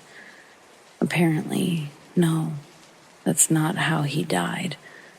There was a boat crash, but that's not what killed him. And my other grandfather, Alan, was there when it happened. A brief catch-up on some family tree dynamics may help this read better, or at the very least write better. So, back in the day, before my parents were born, Alan and Sam were already friends.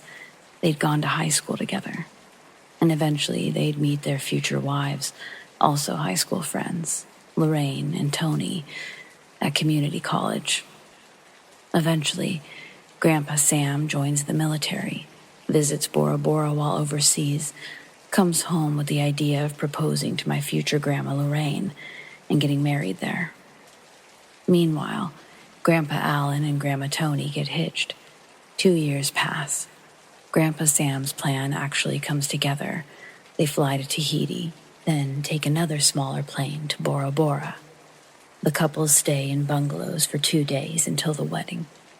Sam and Lorraine don't drink because days before they leave, Lorraine finds out she's pregnant with my mom, but Alan and future Grandma Tony live it up. Morning of day 2, Sam asks Alan if he wants to go fishing. They can rent a little speedboat in town.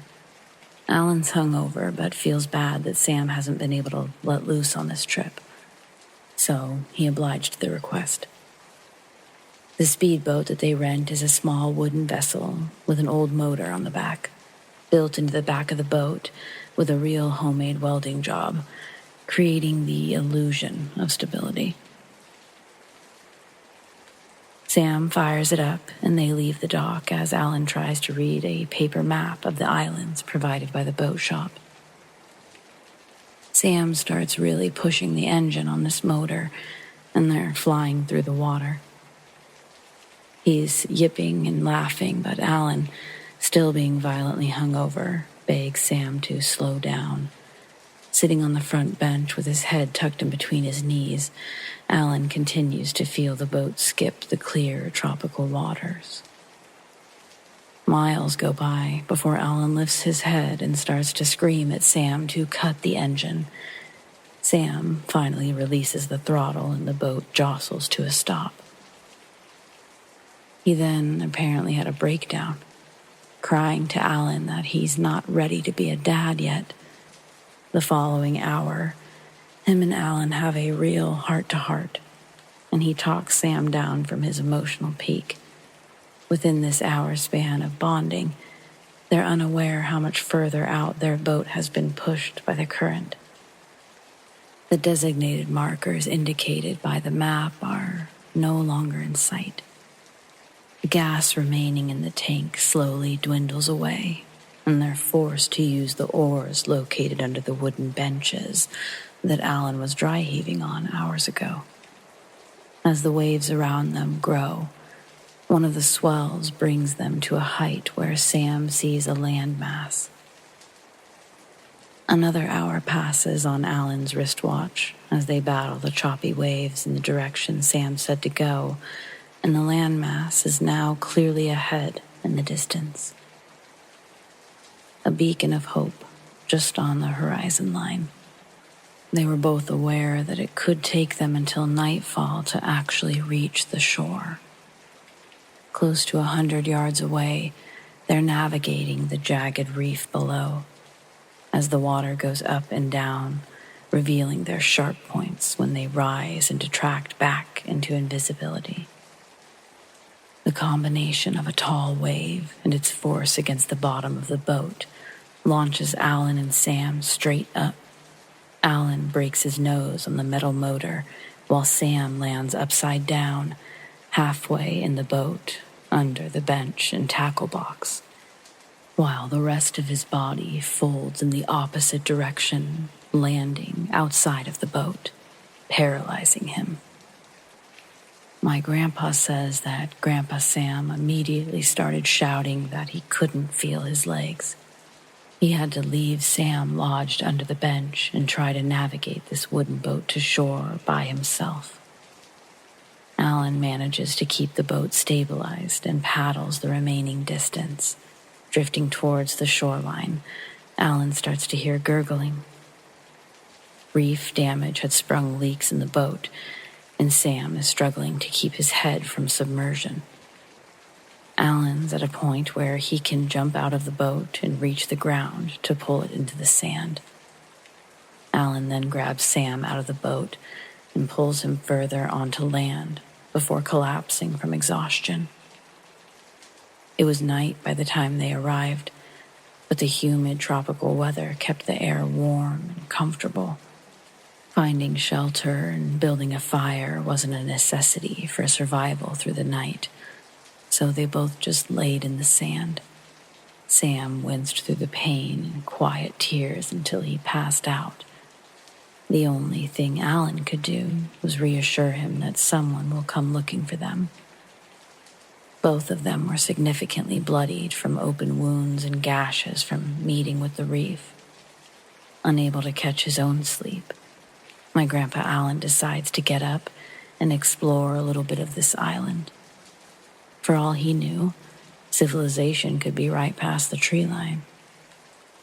The moon is bright enough to provide adequate light, enough to get a small bearing of the terrain that they're calling home for the night.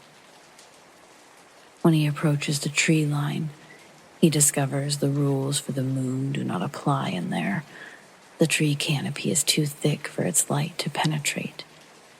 There's no sign of civilization, no artifactual light in the distance, no indication that this island is even inhabited. Alan decides not to travel further into the forest. Instead, gather palm tree branches and begin to make a giant SOS on the beach. Alan continues to make trips further and further down the tree line, collecting branches and bringing them back.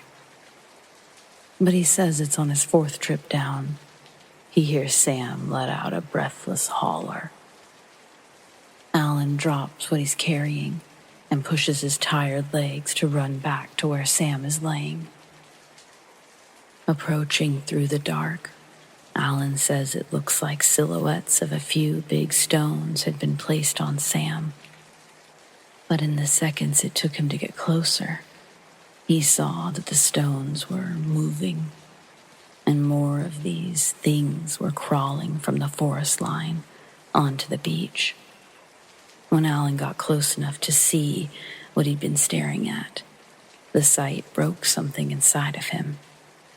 No longer silhouettes, now vivid purple and red shells.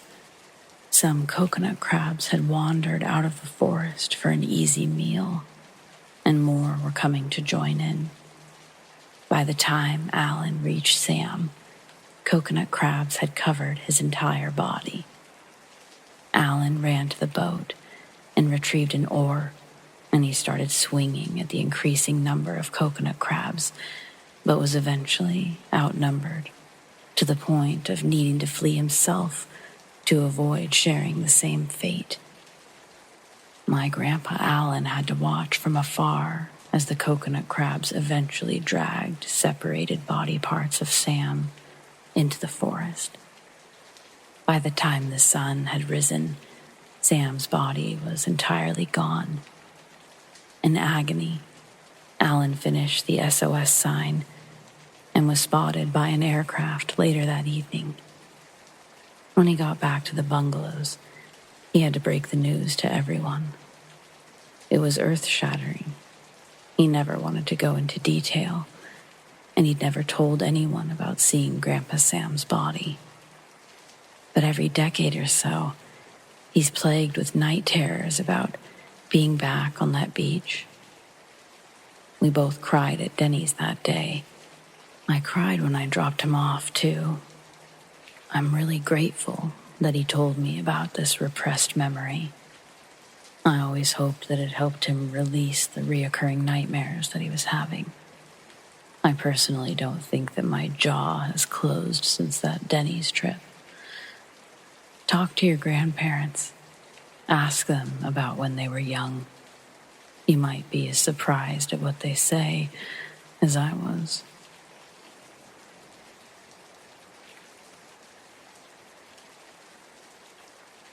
So I'm pretty sure that my neighbor is possessed. I know it's a hefty statement, but I just can't get this out of my mind. And I've been thinking about it, so I'm going to be writing about it and just seeing where the chips fall in the end. If it doesn't make sense, well, then forget it. I guess I'll know more on Thursday, but here's where I'm at now. My neighbor, Hank, he's a middle-aged single man.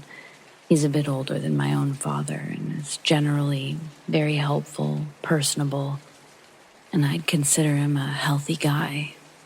I see him outside walking his dog more often than any other neighbor. He's out mornings and evenings. He really is a nice, normal guy.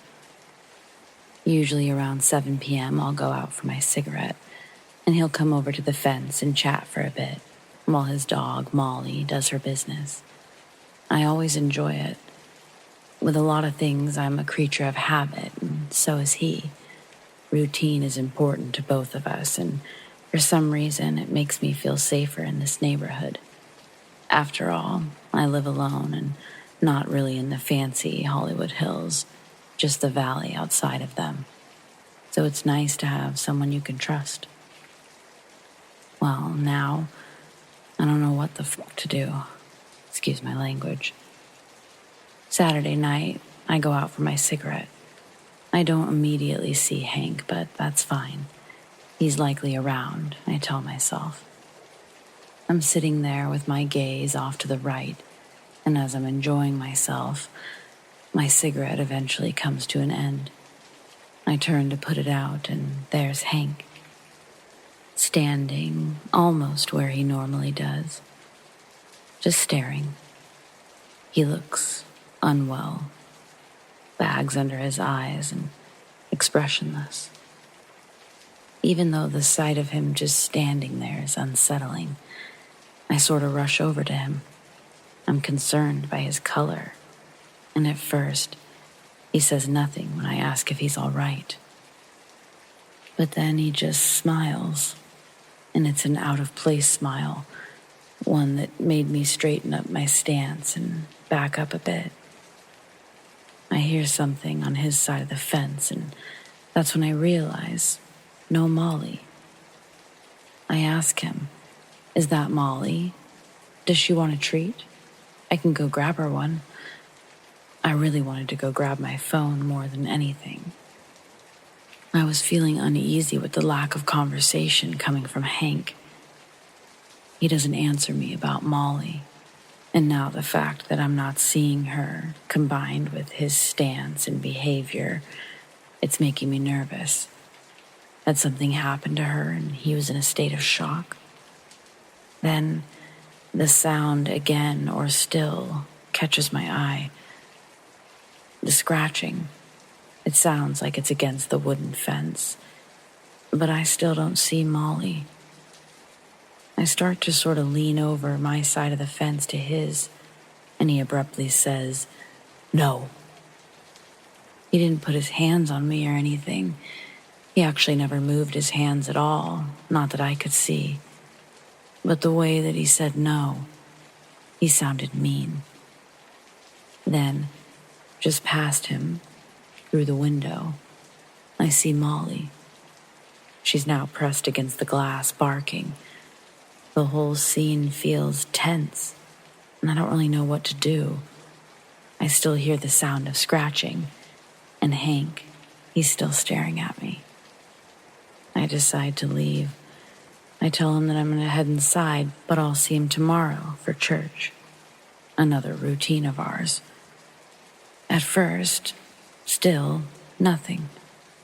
And then as I'm walking away, he laughs.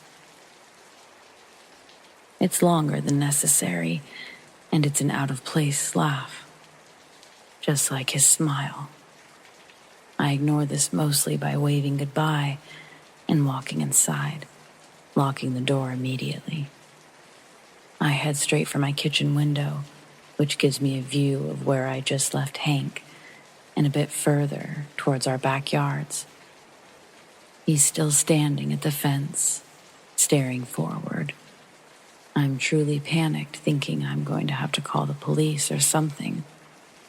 Someone other than me is going to have to check on my friend if he basically stays out there all night. As I stood there, watching him, I realized that he was scratching at the fence.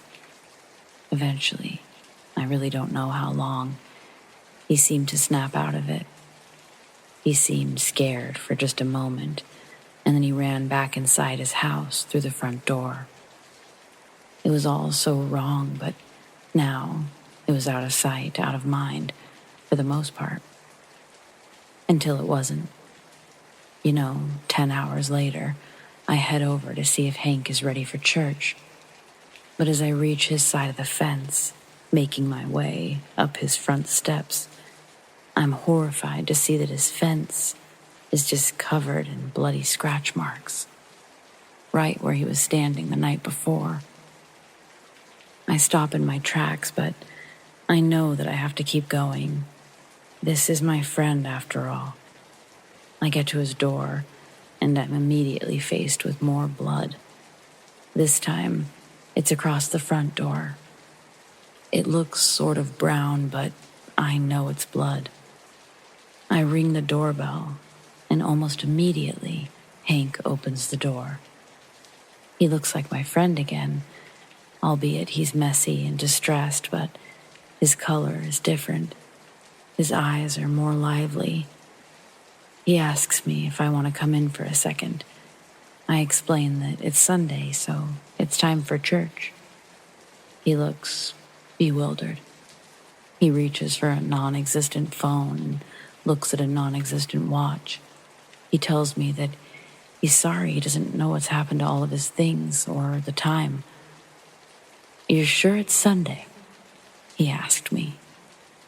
I shook my head and I told him, "Hey, it's okay if you need a minute to get ready. Or if you're not feeling well, I could take you to the doctor's."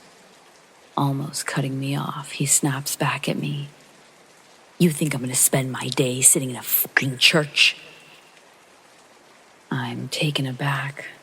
I've never heard him swear, yet alone raise his voice like that. He sounded awful. A deep rasp I'd never heard from anyone, yet alone Hank. Dumbfounded, I tell him, "Well, if that's all, I better get going. I'll check on you after church." I start to leave before he stops me. "Look, oh gosh, I'm so sorry. Gosh." I wanted to believe that he was really remorseful, as he was apologizing for snapping. He then asks if I wouldn't mind taking him by the doctor's instead, explains that he hasn't been feeling well. So, I agree. When we get to the doctor's office and we're in the parking lot, he tells me that I don't need to wait for him, that he'll catch a ride home afterwards or take the bus. It's when he's leaving my truck that I realize he's not wearing his cross. I consider it sort of like a staple item for Hank. The church we go to in town, it's just a small Presbyterian church, but Hank's cross is somewhat reminiscent of a rosary. He loves to talk about it, and most importantly, he's always got it on. It's either tucked in under his jacket or shirt, and you can see it through the collar. Yet on this day, it's missing entirely. I couldn't recall if it was missing the night before, and why I hadn't noticed. He was out of my car before I could bring it up. I didn't immediately leave the area, though. Instead, I waited just to make sure he was safe. He walks in the front entrance, and before I can make a sigh of relief, I watch him walk back out. I had no idea what the heck he was doing, but I watched him walk into the woods. These woods do eventually lead back to our houses, but why was he walking that way?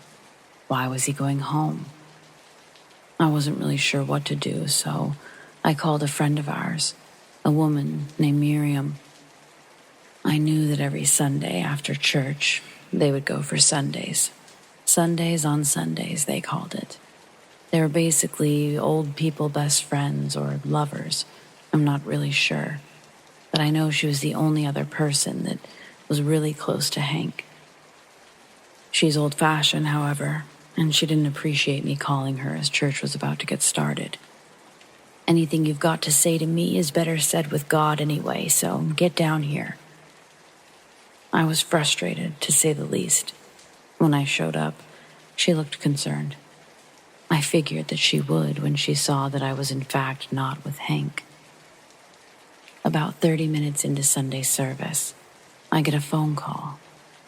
Normally, I keep my phone off, but the buzz of the morning had me all messed up and I must have forgotten. I don't immediately recognize the number, so I let it go to a message. But they don't leave one. Instead, they call again, and I excuse myself. It's a local sheriff's deputy asking me if I'm indeed who I am. I confirm, yes, I am she, and he continues.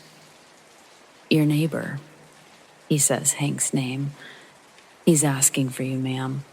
We've got him here at the station. He's not under arrest, but he's in pretty bad shape. The rest is just sort of a blur as I frantically agree to meet them as soon as possible. When I get inside the station, I see that Hank looks terrible. He's sitting and facing a wall. Not in a cell, just a bench in the lobby. No police even greet me as I enter and walk around. I tell Hank to sit tight, but he's already ahead of me, frozen, staring at nothing. Without much of anything, they let me walk him out of there. I ask them, did anybody call the hospital? Should I take him there? Nobody knows what to do. Church is about over, so I go to meet our friend in the church parking lot, Hank sitting in the passenger seat. He still looks terrible. But I need Miriam. I need her to see it for herself. When we park the car in the church parking lot, Hank immediately starts to liven up. He's no longer slouched. Instead, he's huffing a bit. Grunting may be an aggressive term, but it started to sound more and more like that. I have no idea what words followed the grunting. They were in a language that weren't ours. It wasn't Spanish. I don't know any other languages, but to my knowledge, neither does Hank. He repeated something over and over, to the point where I just had to get out of my car. I begged him to stop, and he laughed wildly in my direction. I quickly reached to grab my keys. I was afraid that he would try to take the car. As I did this, he reaches for my arm and says, "God never saved anyone, you fucking whore."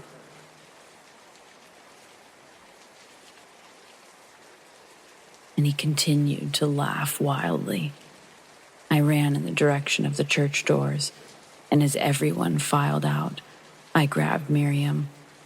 She grabbed 3 others and followed me to my car. Hank was gone. I took far too much time explaining everything to this group, all for them to tell me that Hank was a solid man, that he could handle anything. Finally, 2 of them, Miriam included, agreed to check on him with me. They followed me home, and as we approached the house, we could see that Hank was in the front yard, my front yard, burning something. I don't have a fire pit. The man with us, Ed, he runs towards Hank and the fire. When he does, Hank sticks his hand straight out, grabbing Ed by the throat, immediately letting go, shrieking almost like he's in pain. He runs right past myself and Miriam.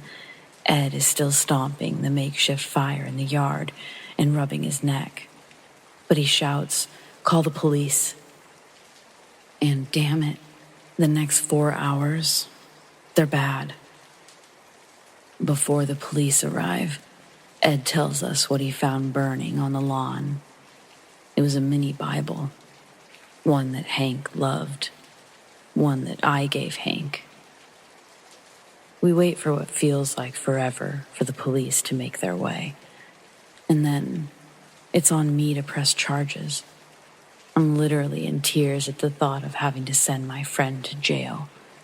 But what choice do I have right now? I beg the officers to go inside and see if they can find his cross, to please bring it with them. And they tell me that they will. But as I see Hank get loaded into the police car, he's not wearing it, and I'm filled with so much dread. I don't know what I've done, and I don't know what to do. I just know that somehow, as selfish as it sounds, I felt a lot safer knowing that Hank wasn't at his house. I find out Monday morning that Hank's going to be released. He's been evaluated by a physician, they say, and he's not showing any signs of being a danger to anyone or himself. I get home from work that evening, and I'm half expecting to see a fire. Instead, I see Hank watering his front yard. waving a nice wave in my direction, acting completely oblivious to what had just taken place the night before. I sit in my car for a while, and before getting out, I find myself putting 911 on the speed dial, and I hate this. I walk to my front door, almost not going to say anything, but I'm terrified when I hear him start to say something to me, and it's again something I don't understand. I pick up my pace, and I hear, "Rah!" causing me to jump. He laughs that laugh that won't leave my brain. I slam my front door shut, locking it immediately out of fear. A new routine that I've adopted. Soon after, I'm in my kitchen, and I see through my window Hank standing in front of it. I'm startled, but he's not looking in my direction. He's looking at his own house, but just standing there. I close the shades to offer me some relaxation for a minute. I ate some food, and I started to research providers in the area. My friend is clearly struggling. After reading several stories about families dealing with mental illness and articles relating to such, I stumble upon something that draws parallels to psychological disorders and possible demonic possession. And that's when I needed to take a break from reading. It was about 7 p.m. I go outside for my cigarette, and I see Hank. And it's so unsettling because he's back to watering his lawn. Or maybe he never stopped. He then stops for just a moment, and he walks over to the fence. I'm trying to sort of ignore him, worried that he'll have something terrible to say or something creepy to do. But then I decide to ask him a question that's been on my mind for a whole day now. "Where's Molly?" He looks down, smiles this new smile that I despise, and he tells me, calmly and almost sarcastically, "Oh yeah, Molly? Yeah, she was a good girl and all, but I just had to get rid of her, you know? I'm just getting too old to keep up with her, you know?" No, I don't know, Hank. What the fuck? It's not like Molly is a spring chicken. He's had her as long as I've lived here, which is about 4 years now, and Hank loves her. My heart just broke and I started unexpectedly crying. Hank, though, he just smiled. He was pleased to see me so sad. He sighed like a fake sigh, and he looked away, continuing to smirk and continuing to water his lawn. That was last night. I didn't hardly sleep, and I didn't go to work today. And for hours, I've done nothing but call every Catholic church I can in search of a priest who can help identify possession and obsession. I've been told that someone will visit us on Thursday, but that seems ages away. The days are long, and the nights are longer. It feels heavy around here. I miss my friend. I miss his dog. Someone please tell me that there's hope after something like this. Growing up in central Louisiana, I'd always heard of Frenchtown Road, how it was haunted, how there was a witch, various cult activities, and KKK meetings. My dad always told me he would bring me to Frenchtown, but the first time I went was Halloween night, 2020, around 12 p.m.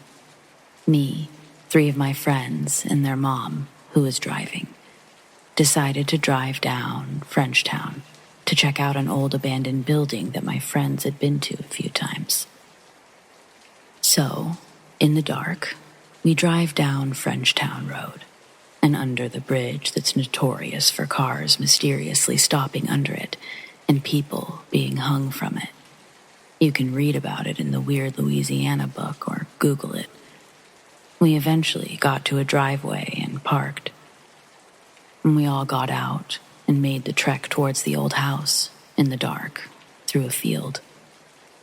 My friends had checked the house out around 2 weeks back, and it was still there. But when we got to the house, there was nothing there but the foundation, with no signs of construction or debris. And there was grass growing over the foundation. After freaking out a bit and standing on the foundation and scaring each other, we decided to head back to the car. Now, this is when things get much crazier and, well, paranormal. We all get in the car, and it won't start. Everyone except me and my best friend were flipping out, but eventually the car started. We quickly pulled off, but not a minute after we got to the bridge, probably going around 40 miles per hour, the second we were under that bridge, the car shuts off. My friend's mom was hyperventilating and crying, trying to get the car to start again. This was the most upset I'd ever seen her. After about 2 minutes, in the pitch black, the car just started again, and we got the hell out of there. One of my friends said that she saw a figure in a white dress in the road. This was on the way back, but it could have just been nerves. To this day, though, this is the most unexplainable thing to have ever happened to me, and I fully believe it was paranormal in nature.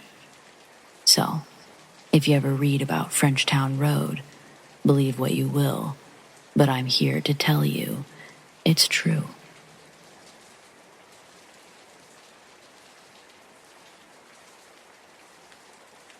When my wife and I were still in the dating phase of our relationship, my soon-to-be mother-in-law, Arlita, called me up one evening, asking if I could check out a noise she'd been hearing in her attic.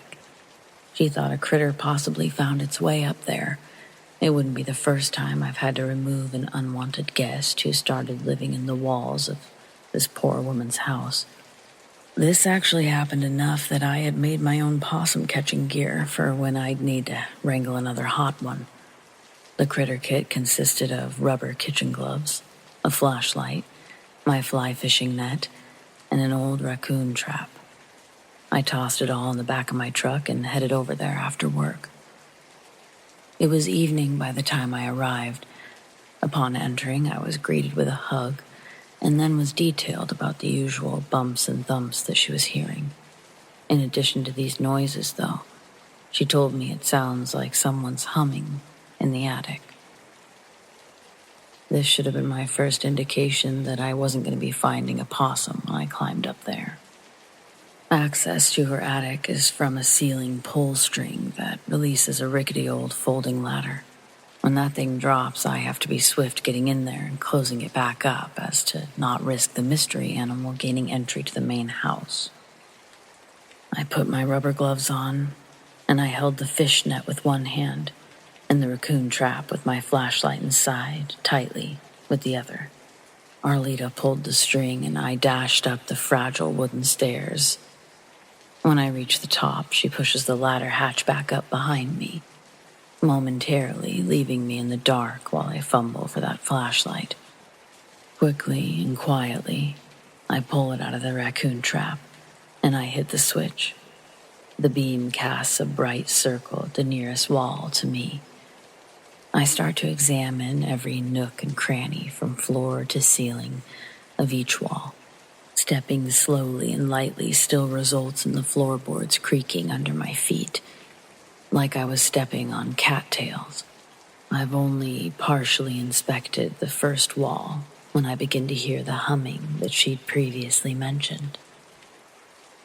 The sound is coming from behind me, so I spin around and throw the beam towards the opposite wall. As I do, it illuminates a figure near the corner. The imposing height it's standing at scares me backwards, tripping over the raccoon trap and onto the dusty floor. In the fall, I drop my flashlight, and it rolls up against the wall. concealing its light to a focused eclipse 3 yards past my first swipe to reclaim it. Accompanying my fall is the dramatic increase of the hum. Lost in the pitch black, I was horrified as the growing sound finally registered in my brain. This was undoubtedly worse than a possum, worse than an intruder, even worse than bees. The rumble from my fall had aggravated a wasp's nest, the size of a small child, reaching from floor to ceiling in the furthest corner of the attic. The shake had jostled it enough to bend in a way that opened a crack that they'd now been flooding out of. The single-handed, most painful and terrifying event of my life then commences. I'm still in complete darkness when the wasps start to attack. A cloud of razor blades brings me to my knees, engulfing my body like a dense fog of buzzing and stingers. They're getting into my clothes and under my rubber gloves. I will receive hundreds of stings before Arlita hears me screaming and pounding on the attic floor. When the hatch is released, the wasps immediately escape the attic and swarm Arlita. She's now screaming and running through the house and out the door. I drag myself to the illuminated square, and I let myself fall down the ladder steps before getting to my feet and running, all the while continuously being stung. My pace eventually catches up to Arlita, and we're now 3 blocks away, out of breath, covered in welts and swelling stings, still wincing and pulling the remaining wasps out of her hair and clothing. Not knowing what else to do, and neither one of us having a phone, we limped to the closest house from where we had landed. I sat on the street as Arlita knocked and was greeted by a look of shock. The homeowner brought the phone out to her, sliding it between a slit in the screen door, letting her use it on the porch. Arlita called her daughter, and she left work to come pick us up. We then went to the hospital. After the hospital, the 2 of them stayed the night at my family's house until we could figure it out in the morning. In retrospect, this trauma, I'm sure, inevitably made all of our relationships stronger. May very well have been some subconscious bonding block for us. When your mother-in-law loves you, you know you're going to be golden with your partner. Either way, I'll never ever forget that memory and the people I shared it with.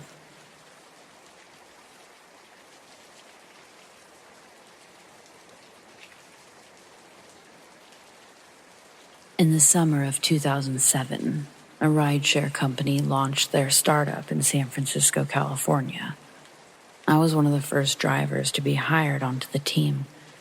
Being one of the first drivers for this business meant that we were basically their beta test subjects.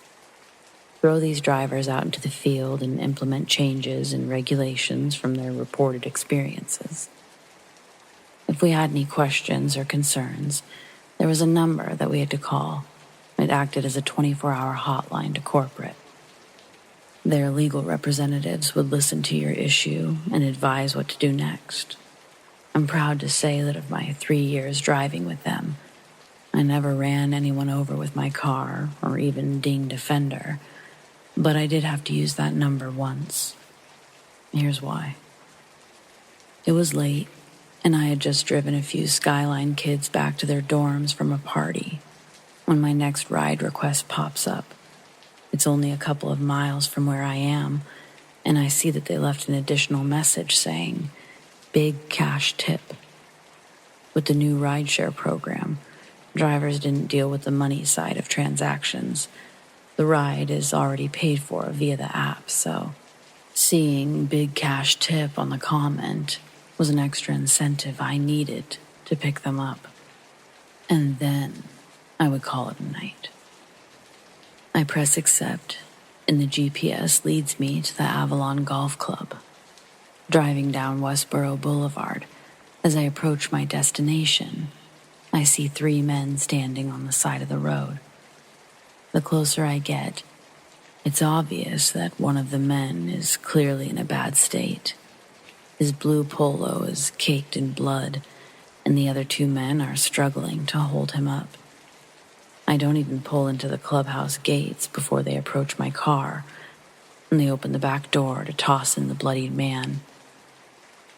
Then one of the men opened my passenger side door, and I start telling them that his friend better not bleed on my seats or puke. The man just sets a handful of hundreds on the passenger seat and says, "This should cover it," before quickly slamming the door. Then I watch as he and the other man walk back up to the clubhouse driveway and close the gates behind them.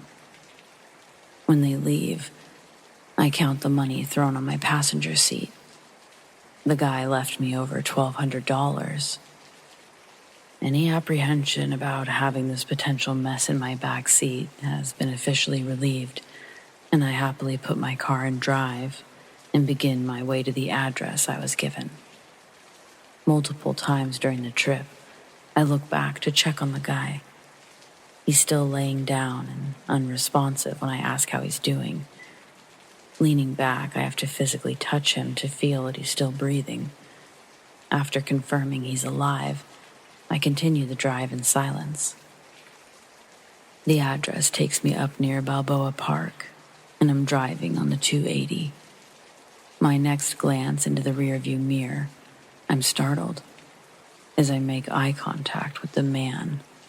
He's now sitting fully upright in the back seat, looking back at me in the mirror's reflection. His stare is intimidating, and his brows are furrowed with rage. He's grinding his teeth, and I watch both of his nostrils begin to leak.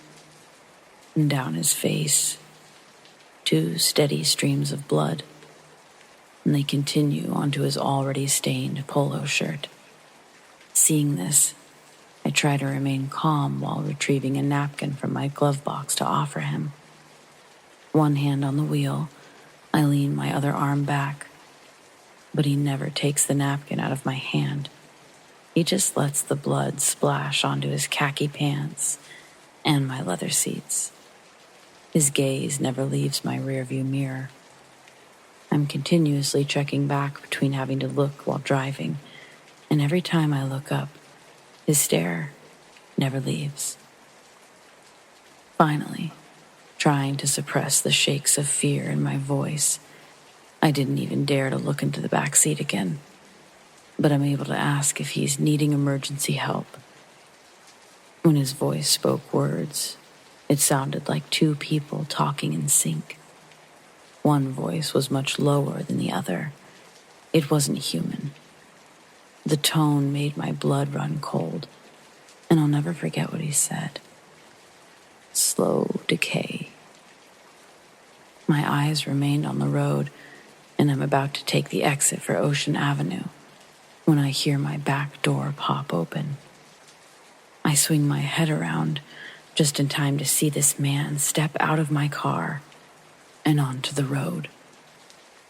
I then watch him do several violent tumbles onto the empty freeway. I slam on my brakes, and I see in my rearview mirror the man laying motionless on the road. In that moment, I'm literally about to throw the car into reverse to check on him, but before I can, I see his body begin to flail, and in some sort of seizure, he jolts and then releases back down, motionless again. And not even 30 seconds later, he's sitting straight up, legs directly out in front of him, and he's staring into the dark nothing off the side of the highway. He then jumps up unearthly fast to his feet, and he runs off the highway, hopping the median barriers and running out of sight. I sat there in shock from what had just happened, not knowing what to do. I turned off my in-service for the ride share, and I drove home. When I got home, I called the crisis number to report what had happened, and my representative, they didn't know what to do. He transferred me to somebody else who asked me if I accrued any personal damages. When I said no, his best advice was for us to consider it an incidental statistical anomaly and that I wouldn't need to follow up with it. I used a portion of the $1,200 to get my car detailed and any trace of remaining blood out of the back seats. And then I blew the rest on 4 big kegs for my buddy's birthday the following weekend, drinking to forget and all. It was one of the scariest moments in my life, and it allowed me to be king for a weekend at a party, so no harm, no foul, I guess.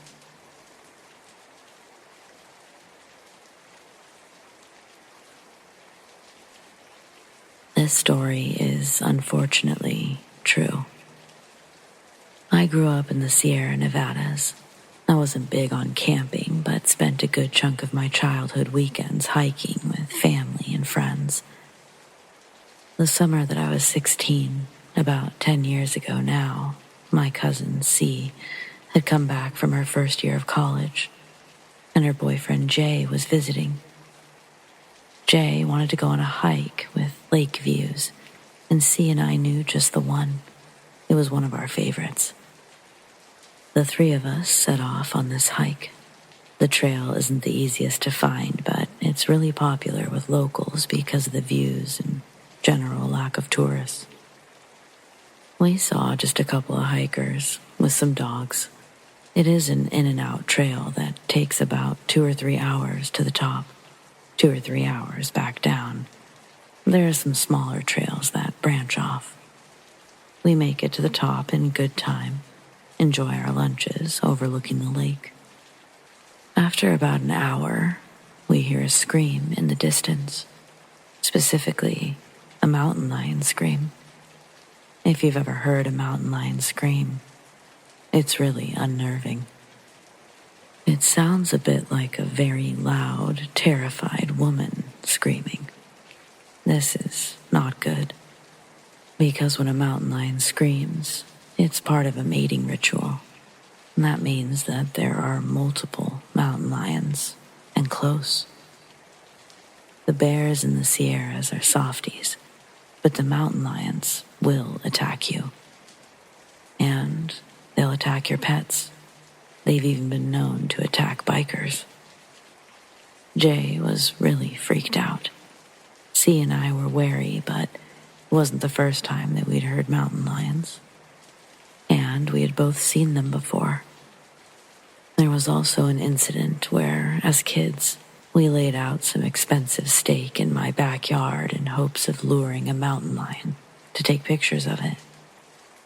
It did not work, and my mother was pretty unhappy about the steaks. C and I tell Jay that we need to pack it up and get back down the mountain. About 40 minutes into the hike back, Jay realized that he forgot his phone at the lookout in his rush to leave. Of course. We decided that C and Jay would hike back up to retrieve his phone, and I would stay there, on the trail, to warn any other potential hikers that there are lions in the area. This is obviously not ideal for any of us, but seemed like the best choice at the time. I found a nice rock to sit on by the trail and was going through the pictures we took. C and Jay had been gone for around 50 minutes when I heard the scream again. And it's hard to tell, but I think it's closer than before. I start to freak out because being alone is not good if the lion is nearby. About 20 minutes after that, I hear the scream again, and there is now zero doubt that it's closer. Logically, I know that lions don't scream when hunting. They're quiet. If a lion was hunting me, I wouldn't know it. That knowledge did not make me less scared. A couple of minutes after that, I hear it again, extremely close by. I'm looking around and trying to find the best place for me to stand, back covered, in case of the worst. Suddenly, I see something out of the corner of my eye. Standing still, 20 feet down the trail, a couple of feet off of it, is a man. He's completely naked. He's filthy. He's skinny. And he's just standing there, looking at me. If you don't know where you're going, it's easy to get lost in the woods around there. And it doesn't take long, being alone, lacking food and water in the wilderness, to make people a little disoriented, a little crazy. My immediate response is that this man is probably a lost hiker. And judging by how dirty he was, he'd been lost a long time. He needs help.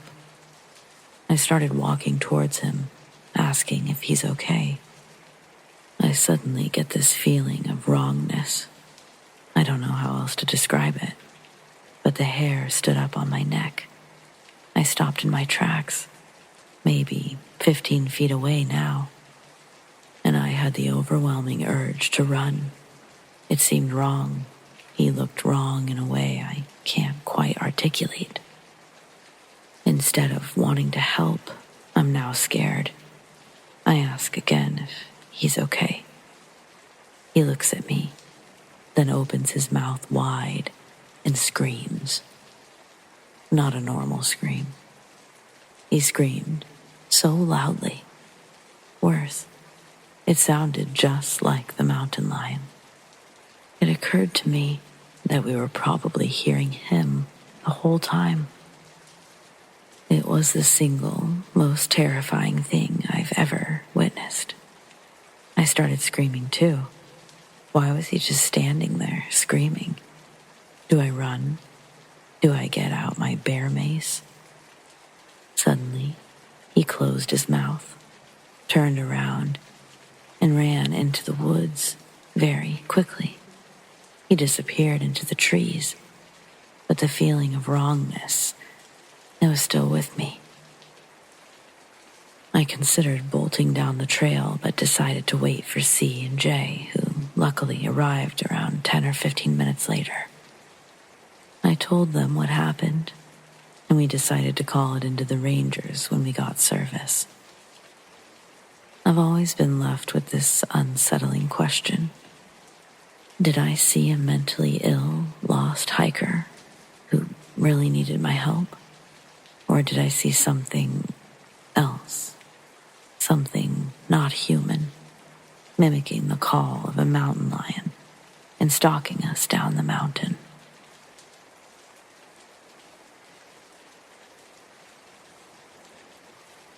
I'm a 23-year-old female and I work at Rue 21 in a big outlet mall. On the weekends, we don't close until 10 and I sometimes leave my car there while going out with my friends. They usually drop me off at the end of the night and I go home from there. This past weekend, we stayed out later than usual. I didn't make it back until almost 3:30, and mine was the last car in the parking lot. I'm also a smoker, not a drinker, and I wasn't high when they dropped me off. Best to get that established up front. I was, however, pretty tired. So I scrolled through Instagram while drinking a coffee to wake up a little. I'd only been there for a few minutes when a soft tapping on my passenger side window scared me half to death. The street lamp provided enough light to identify the shape of a young boy from the nose down, but the rest of him was cut off by the top of the door. I watch a lot of true crime, so a kid coming up to my car in the middle of the night had me on edge right away. The fact I didn't hear him coming was also a pretty bad sign. I didn't even have the radio on yet. He must have been deliberately stealthy on his approach.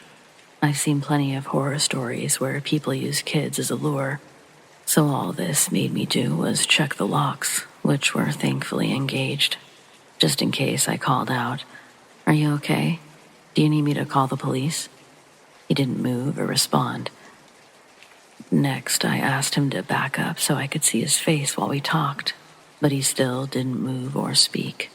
That was all I needed in order to leave with a clear conscience. I reached down to get my keys from my purse and dropped them on the floorboard. When a second child tapped on my driver's window, I nearly jumped out of my seat. Then, once I saw its face, I screamed bloody murder. A ghostly, pale girl with solid black eyes, who appeared no older than 7, was staring at me, as if I were some strange foreign creature. I frantically felt for my keys while looking from one kid to the other. My eyes were filled with tears, so they were just blobs at that point, but I needed to know that they weren't moving. When my fingers finally closed around the ring, I hurried to start the engine, and my headlights turned on to reveal 2 more black-eyed children standing in front of my car. I screamed again as I reversed from the parking lot and ran over a curb in my haste. None of the children moved an inch while I did so I didn't pause to turn my car around until I was on the other side of the mall. I had purposely parked where the cameras wouldn't see how late I returned. My boss can be pretty judgy, but I checked the recordings on Monday anyway. I'd hoped that something would have at least picked up which direction the kids came from, but I couldn't find any sign of them on the footage. I can't explain what happened. I just know I'm not leaving my car at work anymore.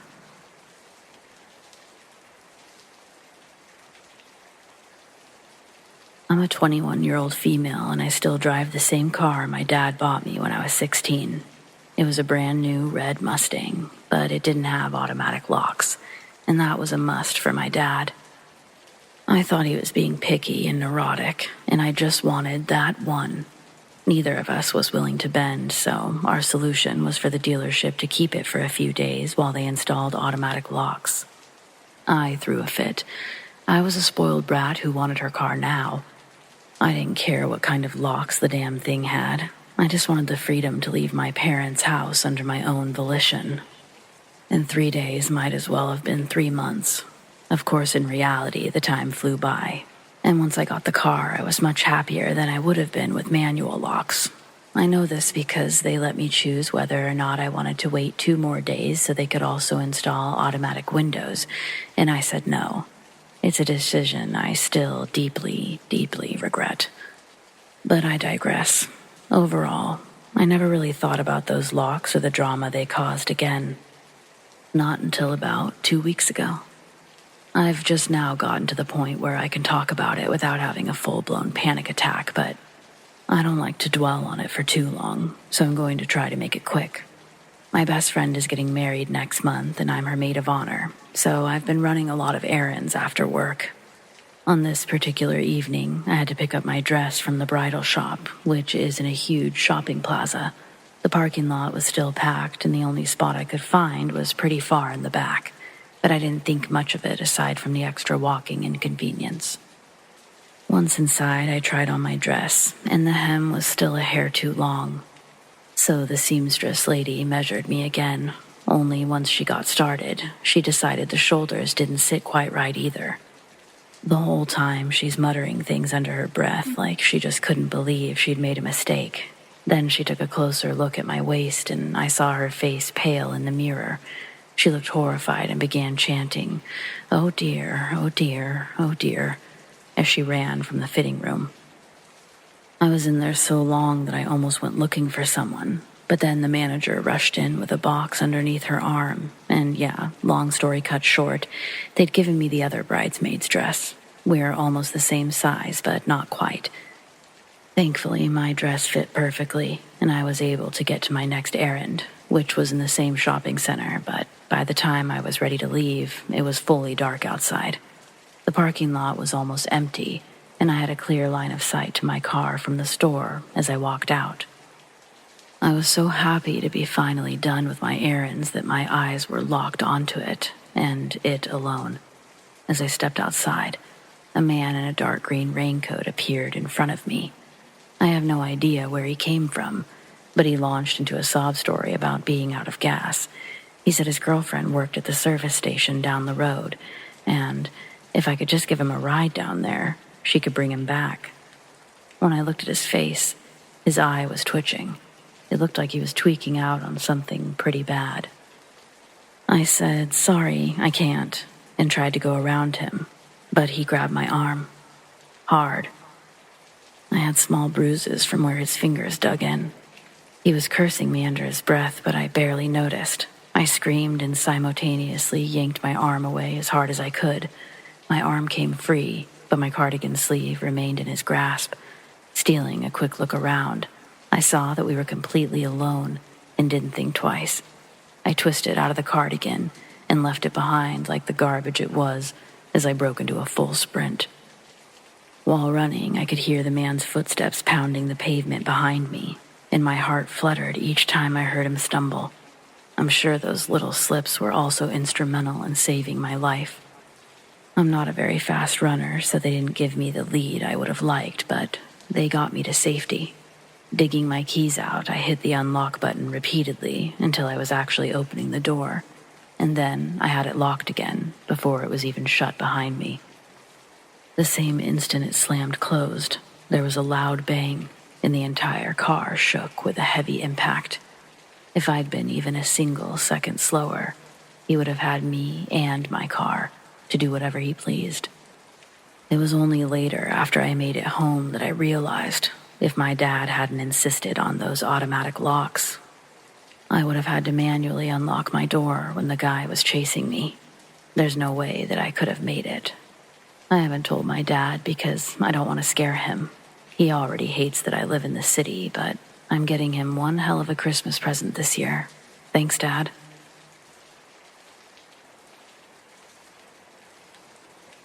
My time spent working at the Riverside Inn was both a blessing and a curse. It's an old building that exudes charm, a beautifully preserved building from a whole different era, surrounded by lovely shops and friendly shop owners. It's just all around a great place to be. Yet as the night falls, quite literally when it gets dark, I couldn't help but feel like there was more going on there. Haunted? Honestly, probably, though I tend to think almost anything that's got history has history, and that includes ghosts. My first encounters came during my late night shifts at the front desk.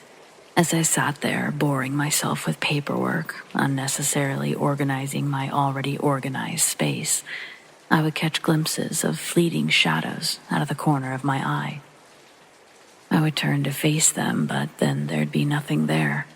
I could brush this kind of thing off, but only so many times. I felt like the more I talked to my coworkers about it, the more stuff would happen. Maybe that's a natural progression, or maybe I was just paying closer attention.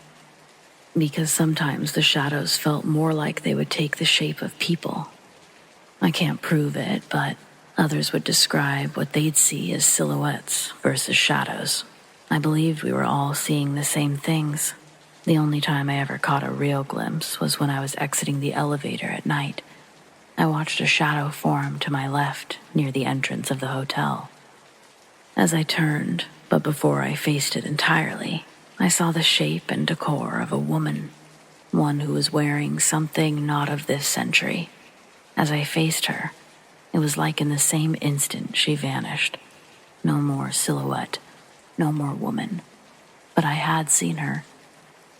This was many years ago, but even then there were ghost hunters, paranormal investigators. We'd get several of them coming through the hotel, and we'd frame their published articles mentioning the hotel. We would embrace and highlight their findings. Of course, I don't know if these people were honest, but what I can tell you is that the hotel doesn't participate. We don't have anything rigged up to help these individuals sell whatever it is they may want to sell. We just allow them to rent a room at a reduced rate. They agree to share their findings, be truthful, etc. And then the media department approves whatever it is they plan on publishing. It's not just the ghost hunters who come looking for ghosts, though. It's likely no surprise that lots of people enjoy the whole haunted appeal. Curious creatures. Guests would sometimes like to discuss and report on the noises emanating from empty rooms or desolate hallways. Some guests even spoke of seeing apparitions at the foot of their beds and otherworldly glow surrounding them. One particular room, nicknamed the Whispering Suite, gained quite the reputation. Reports of persistent whispers that seem to come from within the walls, echoing through the room till they become almost deafening.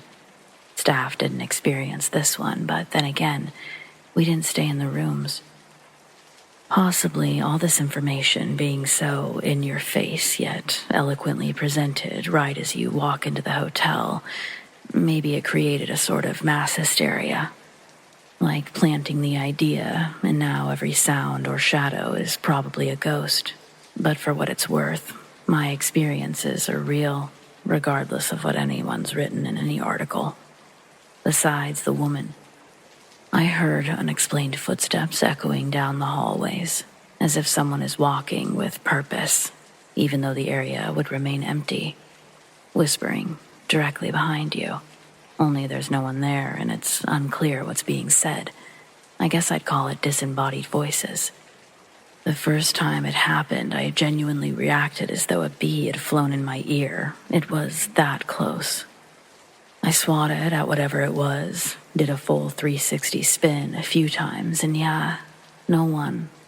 Nothing there physically, but there was still the faint sound of someone whispering, closely.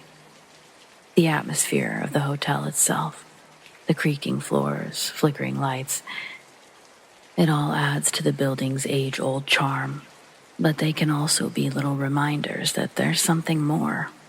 I haven't felt or seen anything remotely like I did at the riverside. I think that's because I'm not really looking, and I'm not really expecting to find anything. But I believe if you start paying attention, and especially if you go looking for it, you will experience things you can't quite explain.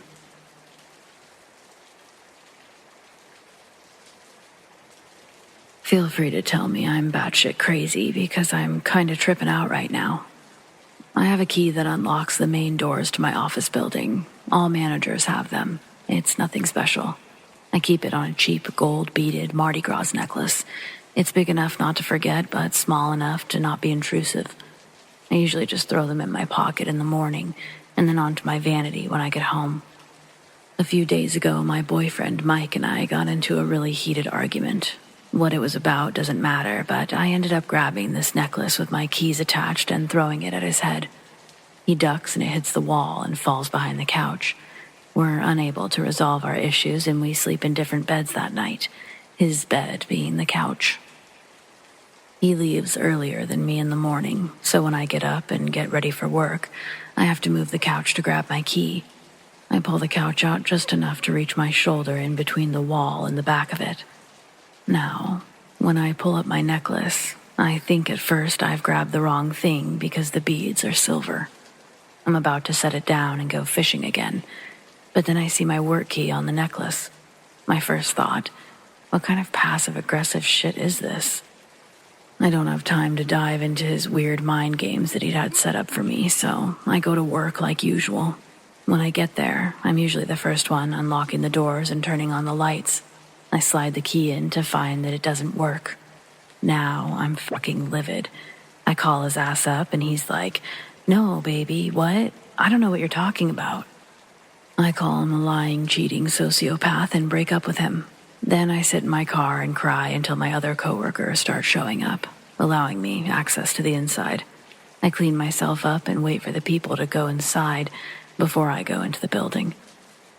On my lunch break, I decide to go back to my apartment and look for the real keys. I open the door and I see Mike walking back into the bedroom. I'm like, "What the fuck are you doing home? Did you lose your job? Where's your car?" But he just ignores me, keeps walking away. The little voice in my head is like, "We've crossed the line to just being disrespectful and immature now, haven't we? Let's do something more immature." So again, I throw the key necklace at his fucking head. My accuracy isn't any good, or he's just plain lucky, but it misses and goes over his shoulder, landing in the bedroom. He doesn't even flinch, just keeps walking into the bedroom and turns out of view. I'm like, oh hell no, and I charge in right after his ass. This guy just did a disappearing act. There's nobody in the room. Did I just follow a ghost? I'm actually spooked. I look around for the necklace that I threw, but it's nowhere on the floor either. Like, fuck all of this, and I go back to work early. End of the day comes around, and I dread having to go back to my place. Mike's not answering his phone, and I don't see his car in the parking lot when I get there. Walking in, the apartment is just how I left it. The bedroom lights are still on, and I go back there to look for my keys again. This time I got on my hands and knees to search. I reach under the bed and my fingers touch the beads of the necklace. But when I pull it out, it's the fucking gold one. Key still attached. From what I can tell, it's my real work key. Instead of relaxing, I drive back to work, and sure enough, it's the real deal. So I think to myself, is Mike fucking with me? How did he do this? Guy can't plan a date, but sets up this bullshit? It's been 3 days. Obviously, we're back together, and after grilling him for several hours and confirming with his boss, he for sure was not at the apartment when I threw this second set of keys, which I still haven't found, by the way, the ones with the silver chain. I just keep going back and forth, but it's like seeing it all written out. This is exactly how everything happened, so let's pretend he's a vindictive prick, and this was his stupid, devious plan. How could he even pull it off? And if he didn't, which I'm like 99% sure he didn't, what the hell happened? Is there like a black hole or some shit that I can't understand happening in this apartment? I mean, help. It's like I'm losing my mind.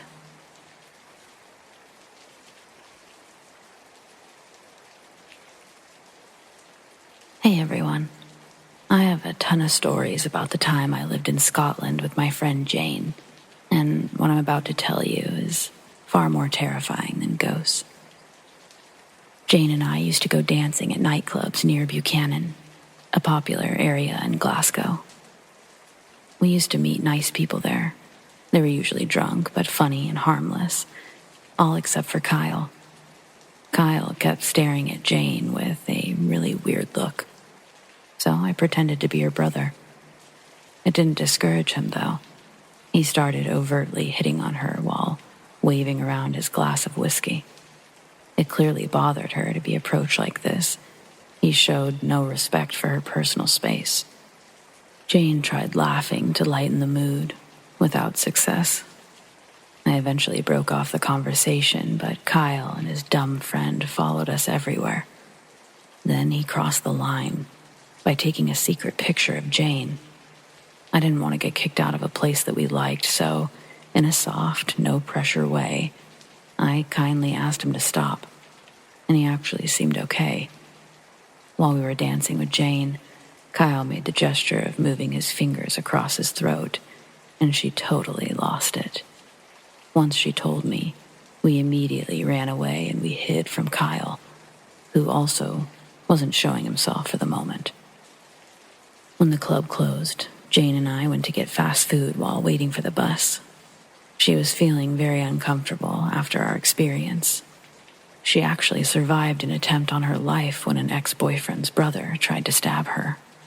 He'd already killed his mother and wanted to stab Jane's ex too.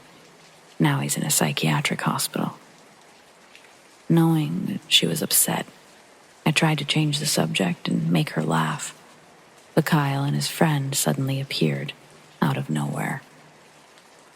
Their shirts were stained with blood, and as they came closer, Kyle told us of fighting a guy in the street and bragged about always carrying a knife. After the trauma Jane experienced, she wasn't susceptible to this bad boy stuff, even if he was proud of it. I asked him to leave, and the situation grew tense. He clearly wanted to hit me. Bless the guard who kicked him out. When we returned to France over a year later, we thought this incident was finally behind us, but Kyle managed to find her on Tinder. I hope we never see that loser again. This is my first time venturing online to share a painful story. I've lived a pretty sheltered life, but this Halloween season has stolen my innocence and every ounce of faith I once held in humanity. My son, Austin, is almost 6 this year, and he's been really excited about trick-or-treating. He's going as Woody, but his father also got him a little ghost face costume, and that's what he wanted to wear to his school's Halloween party in the park. I was one of maybe a dozen chaperones watching over nearly 50 screaming children, but I was keeping the majority of my attention on my own son. Maybe that sounds awful, but that's just how it works. It's impossible not to notice your own kid more, but even so, I still failed as a mother. Finally, the day was winding down and parents came to pick up their own astronauts and goblins until there was only a handful of us left. Austin was still particularly hyper, trying to scare me every time I turned around. I kept telling him to stop, but not in a way that I really expected him to listen. I was just trying to get everything squared away. Then he actually said something. I don't even remember what, and I realized, that's not Austin. I ripped the mask off from this new kid's face to see one of the other chaperone's children. I thought the boys traded costumes to play a swapping places prank, but Aaron, the other kid, said he hadn't seen Austin since earlier in the day. When asked why he was wearing my son's costume, he adamantly insisted it was his. Well, I've been stitching Austin's name into everything he owns since his second week in school, so that cleared up any confusion real fast. But then Aaron's mom began to get angry. She was just as ready to leave as I was. She told her son to go get Austin in a way that left no room for argument, and the boy crumbled into tears. He really didn't know where Austin was. A man gave him the costume and told him that he could keep it if he was able to scare me while wearing it.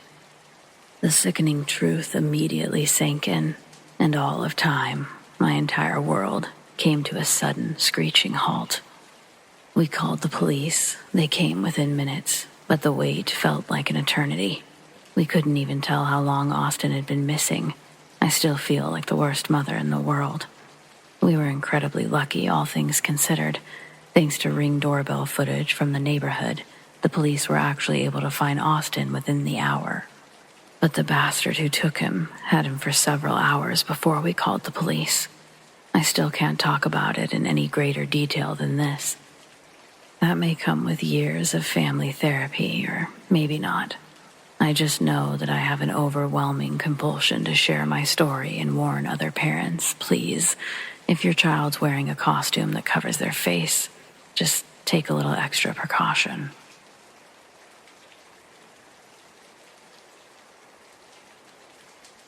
This happened a long time ago, back when I was dating my boyfriend, Tim. I had decided to visit him. We lived in separate areas at the time. We had a good time, and after staying with him for a few, he brought up the idea of going to Land's End. Tim mentioned how it used to be a swimming pool next to the ocean, that his mom used to go there when she was little. It had burnt down, but had a nice view and an even greater view of the sunset. We'd planned on going the next day, but Tim woke up late, so we went the day after. After a maybe 20 or so bus ride later, we arrived. At the top, where we were, there was a path leading downwards. It stopped on flat ground with a path leading to the right. Another path continued downward. The path on the right went on for a bit before it stopped at the mouth of a tunnel. Inside the tunnel was a path that led to the other side. While inside the tunnel, you could hear something dripping in the ocean waves. The path on the other side was long enough to fit maybe 4 or 5 people before it ended suddenly with a gap, which disconnected it from the continuing path on the other side. The gap was large enough that if you tried jumping to the other side, you'd probably fall or have a small chance of making it. On the other side, there was a wall on the right with rubble around it. Beneath us was a long trip down into the ocean. The downward path continued before stopping at flat ground. On the left, there were broken walls, some curving, some straight, with most of them being flat enough to walk on. Others were higher and took square shape. These places were filled with shallow water. Tim and I first decided to stop at the higher area and look around. We went through the tunnel, enjoyed the ocean view, etc., before moving down to the lower area to explore. We both walked around the area and explored some more, walking on some of the paths to kill more time. As night approached, we headed back to the higher area, as Tim mentioned the view would be better, and he was right. Joined by a group of people, we all watched the sun set in the sky. Tim and I decided to stay later to watch the moon, something I enjoy. As we stood watching the moon, more and more left, before we were the only people left. As it got later, we witnessed a sight. The moon was moving. Not in the slow crawl it usually does, but more like it was taking a light jog across the sky. We both thought it was odd and strange. We decided to see if we could see it from the platform on the other side of the cave, so we headed in. We were using our phones to help lighten the area as we walked. I had noticed that the sounds we'd heard from earlier, they were gone, instead replaced with silence. Around halfway there, we came to a stop, hearing a growling noise. We looked around with our phones, but we couldn't find the source of the noise. It wasn't like a stomach growling, more along the lines of some sort of animal. We both ran out of there and hightailed it back up to the walkway toward the entrance. When we got to the entrance, Tim mentioned the moon, turning towards it. I looked at it in shock. Instead of it being in the same spot along its jogging path, it was instead back where it was before it started jogging. It was as if the moon had been reset. When I was younger, I spent half of the week living with my ex Christopher in central Paris, near Rue Carducci Park. It was easier to stay in the city since I studied at university from Monday to Friday. Christopher and I maintained a mutual friendship with his ex-girlfriend, Alice. I know, please don't judge me. Back in the day, the three of us slept in the same room and shared a powerful relationship together. It was almost like a love triangle, but anyway, my experience isn't about our personal story. Alice and Christopher are sensitive people who feel energies and spirits. I never judged them since I also experienced baffling situations, but hey, I wanted to stay pragmatic. I can't explain what happened on those nights when Christopher and I talked in our sleep. Alice listened and told us everything in the morning. It happened a few times, but I have no memory of the events. She was absolutely sure we were speaking in tongues. There's no doubt about that. The disturbing part is that we don't understand or read Latin. She even took notes when we realized some of the sentences were from the Bible, some of them related to Lazarus. While Christopher is a devout Catholic, I'm not a religious person at all. Of course, I've read and studied the Bible and other religious books, but I cannot tell you entire parts from my memory. Since Alice is sensitive to this invisible world, she felt it was something disturbing and unusual. I often laugh and talk while I'm fully asleep, but this Latin episode never happened again. There's always this stereotype about creepy legends in Latin, especially because religion is often used by the media to play with our deepest fears. Do you think it's possible for our minds to use forgotten data to do this seemingly impossible? Do you have any alternative theories? Could it be related to ghosts or other entities?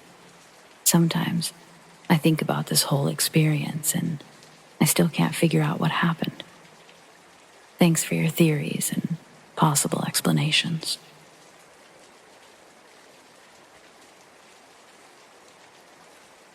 This happened to me when I was 18. I was laying in bed, trying to go to sleep. It was really quiet. And all of a sudden, I heard this little girl humming. I don't have any brothers or sisters. The girl sounded like she was trying to hum Green Sleeves, or the tune to What Child Is This? I couldn't believe what I was hearing. I thought it was just my mind playing tricks on me because it was so quiet. But then the humming grew louder. The humming was from a little girl, but the hums, they were broken, as if she was trying to remember a song. So she was trying her best. It definitely sounded like Green Sleeves. My mind panicked, and the first thing that flew out of my mouth was, "No, no, no, no, no, no, this is not happening. Nope, not tonight." I jumped out of bed, still saying nope, and putting in a DVD to drown out the little girl. I remember saying, "Nope, I feel sorry for you, but I can't help you. Please leave me alone." After hurriedly putting the movie in, don't laugh, it was Three Stooges, the old movies, something loud, silly. I literally cranked the volume up to the max, and I got back into bed, and I let the sucker play all night like that. My heart was beating so fast, and I remember just praying the humming would go away. I went to sleep. It eventually stopped. The next morning, I had to tell my mom. I told her everything. When she asked me what song the girl was trying to sing, I said Green Sleeves, and I tried to show her how she hummed it. So I began humming. After I stopped, the little girl began humming again, louder, showing exactly how she sung it. My mom's eyes widened, and the hair on the back of my neck stood up. After around 15 seconds, she stopped humming. I never have heard the girl again. It's been 7 years. I hope I never do. My family has had experiences with ghosts before, and I have had paranormal experiences as well. But this case was just terrifying because the ghost acknowledged me. I don't know if it had anything to do with the house, since it was fairly new. I have heard that in our area, there is the ghost of a girl that travels from home to home every so often.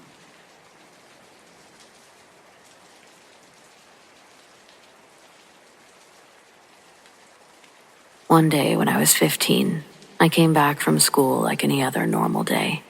I live in Sofia, so McDonald's was the easiest and greatest of lunches, so I brought some lunch home and sat to watch a show called Ghost Hunters.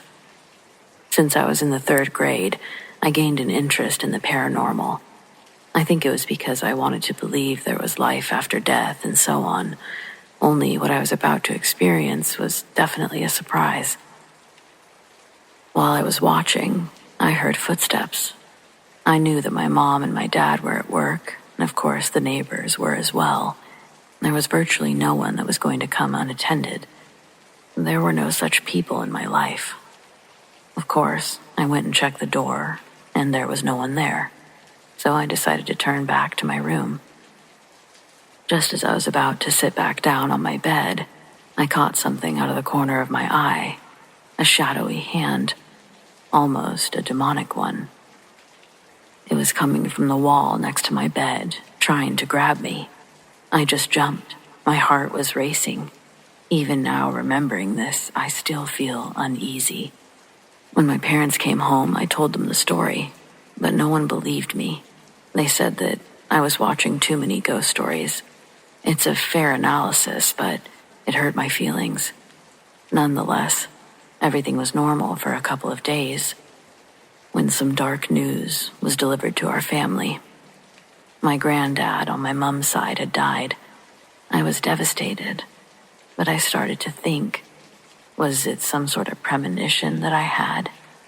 Is that what a person sees before death of a relative happens? Was it actually a ghost?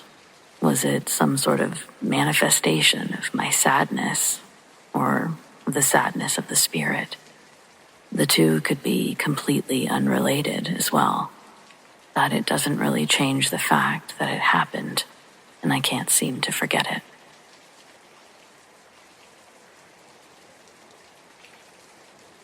Excuse my intrusive thoughts for a moment.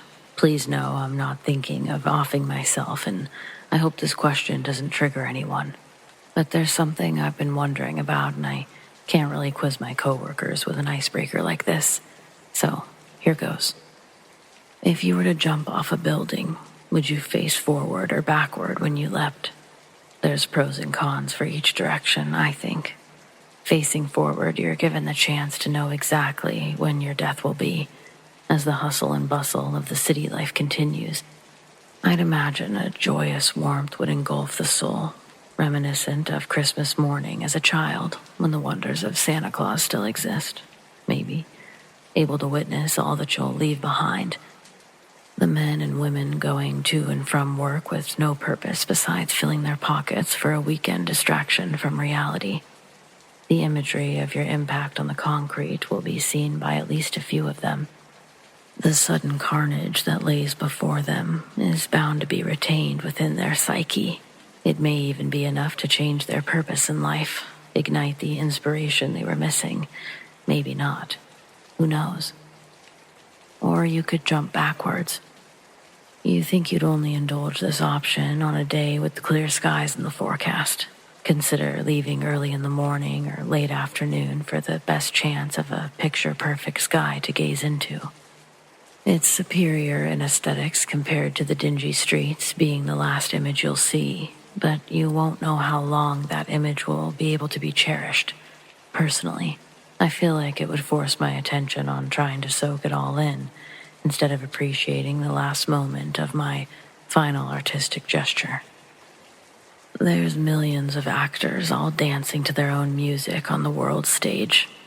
Unfortunately, my husband Lisha was unintentionally in the audience during someone's final performance. I can say truthfully that the trauma he experienced by seeing it stuck with him years later, and clearly his retelling of the events haven't left me either. In 2018, Lisha is on a construction job in Lower Manhattan. He's one of the leads on this project and had to be the first one on site to unlock the gates surrounding the construction zone. On a typical morning in August, Lisha's just finished pulling the chains off the last fence at the yard. The last gate he's opening is across the street from the Deschutes Bank Center. Also attached to that same building is the Mandarin Oriental Hotel and some ultra-expensive luxury apartments. When Lisha gets the last lock, he slides the key back into his pocket while turning around. It was a clear summer morning, and as he looked up to really take in the morning sunrise, he also saw a man stepping off of the 55-story building, then falling over 750 feet. Lisha told me the man landed on the glass mark of the hotel with such force, it sounded like a bomb had gone off. The impact would split the man's body in half, sending bloody pieces of him flying in multiple directions. Some even landed across the street into the construction site. Emergency vehicles shut down the whole block within a few minutes. Soon, Lisha was able to return home, after relocking all of the gates in a dazed shock. When he got home, he told me what happened. I saw the small spots of blood that freckled his yellow vest. When he first came in and told me, I thought that he was lying because of how nonchalantly he had retold before going to the shower. Pretty sure he was still in shock. That night, however, I'd woken up to Lisha thrashing in bed with night terrors, jolted awake by one of his kicks to see him punching his arms violently into the darkness, or screaming. He's asleep the whole time while acting this way too. Lisha's mom told me that he used to have a sleepwalking problem in high school, but nothing close to what he was doing now. I asked Lisha what he'd been seeing in his dreams, but he either wouldn't or couldn't talk about it. 3 days later, work would call him, telling him they'd been okayed to return to the site the next day. Lisha speechless on the phone. Then he quickly ended the call and dropped his phone onto the hardwood floor of our dining room. He then sits on the floor, and for the first time since the incident, he cries. We sat on the floor together, and Lisha told me about his nightmares, about how that morning plays over and over and over. Every night he's either in his truck getting to work or already at the last gate, and every time he sees the man plummet through the glass canopy of the hotel, the body splits into two when it hits the road. Sometimes one of the parts or both would reanimate back to life, crawling towards Lisha, dragging whatever pieces were still attached to it at the side. It's really some dark shit that I don't need to keep going further with. There's just something so wildly insane about having your life changed forever in such a brutal way by someone that you've never even met. Anyway, take care everyone, and thanks for listening.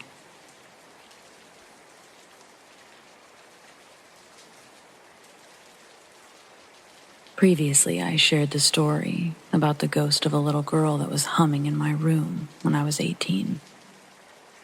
I'll go ahead and share another ghost story that happened just last year, while me, my husband, and family were on vacation. My family rented a cabin in Helen, Georgia, which was 3 stories tall. It was pretty much right in the center of town. We stayed for a week, and about 3 days into our stay, weird things started to happen. My aunt and grandma, who stayed on the 2nd floor, along with my mom and dad, who had their own room, started hearing things. They said they heard a little girl crying at night. I didn't pay much attention to it. My aunt and grandma are pretty jumpy when it comes to staying in new places. I thought that they were just hearing the TV going because there was a TV in each of our rooms. 4 days into the trip, my aunt and my mom are sitting on the couch, and they hear a girl say in a very distressed and breathy voice, "Mama." My mom yelled for me. I was out on the porch of the cabin and asked if I hollered for her, which of course I didn't. Now, my mom, grandma, and aunt were all scared. They were afraid to be left alone in any part of the cabin by themselves. I tried not to pay attention to it because we were on vacation. I wanted to have a good time hanging out at the cabin, and I wanted to have a good night's sleep. So thinking about ghosts just wasn't on my mind. Until that night. My husband and I had the top room of the cabin. We turned off the TV and we went to sleep after a long day of walking around town. I woke up out of a dead sleep, and I started hearing a girl cry. Small, moaning sobs. I went real quiet, stopped breathing to hear if it was just my mind or my ears playing tricks on me, because I'm thinking maybe it's one of my family members' TVs playing. Nothing. The sound was definitely coming from inside the room. I went back in my mind about 6 years ago to when the ghost of a little girl started humming in my room. And the fear and panic of that experience flew over me again. I grabbed the smart TV's remote and I turned it to some cartoon movie and turned up the volume. It was pretty loud. My husband turned over to complain about how loud it was, asked me to turn it off. Absolutely not. I'm not turning it down or off. He got agitated and asked me, why did I have it so loud? I told him I would explain in the morning. The sobs eventually died out over the sound of the TV.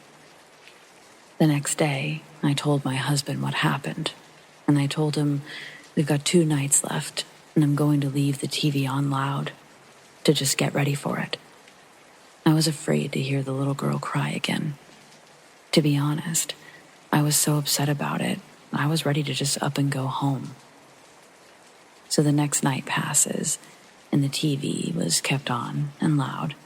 Nothing that night except mine and my husband's ears hurting and a sleepless night. The last night was a doozy.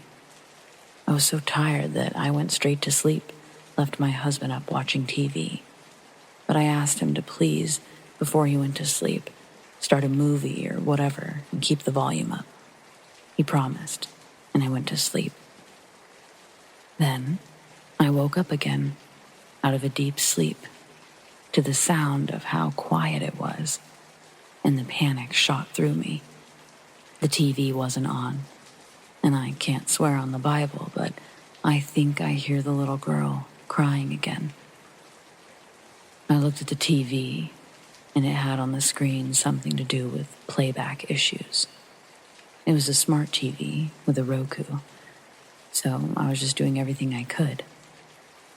The remote buttons wouldn't work, and I was freaking out, like it wouldn't let me move out of the error screen. So I somehow had to restart the TV to get it to come back on and actually play something. After fiddling around with it for more than I would have cared to, it actually started up, and it let me scroll to a movie to play.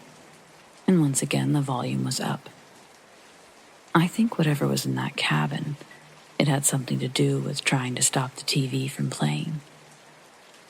I was happy that this was our last night in the cabin. I will never stay in Helen, Georgia, ever again.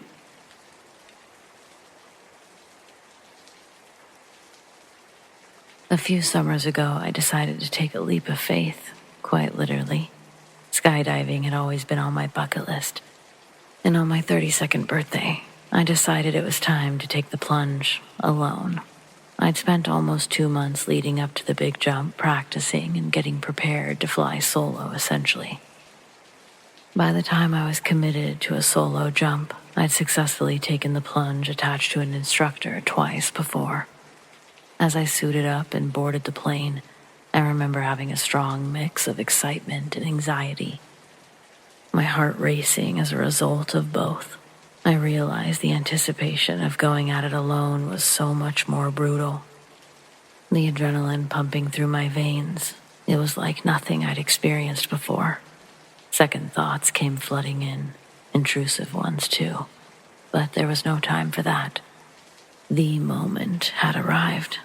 So, with a deep breath and a leap from the aircraft, immediately I felt totally weightless, soaring through the open sky. The initial rush was breathtaking. The world around me seemed to blur as I embraced the exhilarating freedom of being alone. And why is it that the moment you think this is perfect or Hakuna Matata, you're rudely reminded that's not the case? I thought everything was going perfectly until an unexpected gust of wind caught me off guard. No, off course entirely. The moment it happened, I struggled to locate my pull cord as it was ripped from my hands. I reached for the thing and pulled as hard as I could. I knew I couldn't technically pull it too early, but I could pull it too late, so I pulled, and I felt nothing but resistance. My chute had failed. Suddenly, I found myself spiraling out of control, and that weightlessness feeling was now turning into something disorienting. I wondered if I'd pass out before I hit the ground. I hoped that I would. In moments of clarity, all I could see was that the ground below was getting closer with each passing second. Panic set in, but I knew that I had to keep a clear head if I wanted to make it out of this alive. Instinctively, I reached for my emergency parachute, and I pulled the cord with all my might. The sudden jolt brought me to a halt, and my body jerked as the secondary parachute deployed. I let out the sigh of relief, but my ordeal was far from over. I was off course. Suspended thousands of feet above the ground, I had to navigate my way back to safety. In those moments of floating back down to reality, all the trivial worries and stresses seemed insignificant. I was grateful for the opportunity to experience such a rush. Especially since I had survived it. I'd eventually landed with a thud, a few scrapes and bruises, but I was on solid ground again. And call me crazy, but I continue to skydive to this day. I just carry a newfound respect for the unpredictable nature of the world.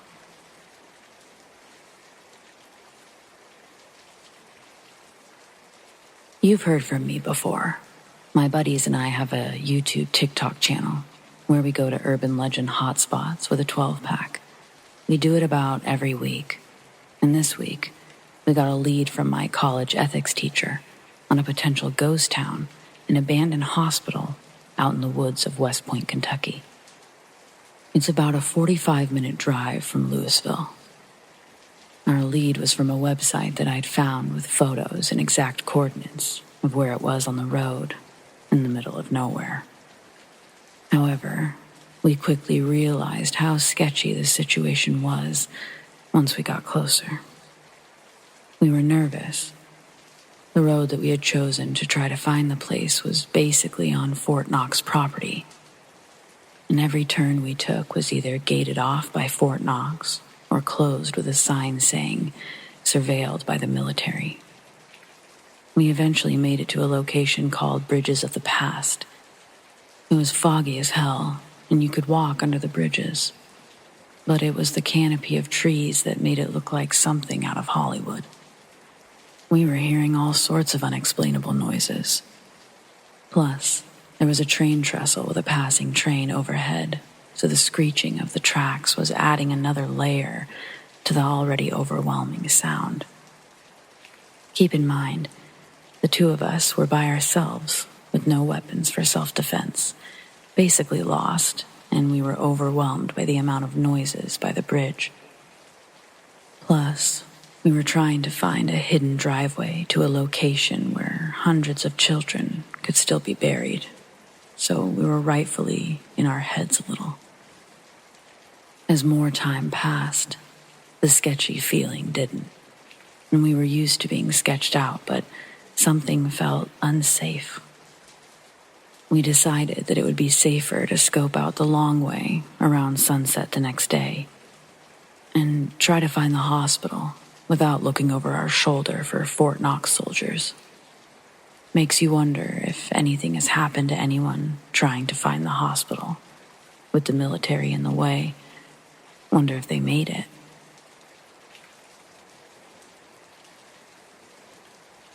About a year ago, I was in my room doing pretty much nothing. All I remember was needing my mother for something.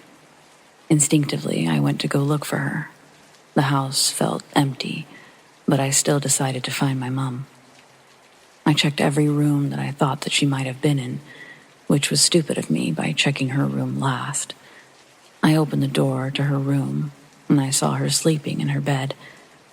I asked her if she was awake, because I wasn't the smartest child, and she responded, "I'm right here." After speaking to her about what I wanted her to help with, she didn't respond. I assumed that she'd fallen asleep again, so I left the room. 3 hours later, I heard the front door open. My mind thought it was my dad, since they both work at the same job and usually finish at the same time. But it was my mother. I felt confused, so I went to check her room.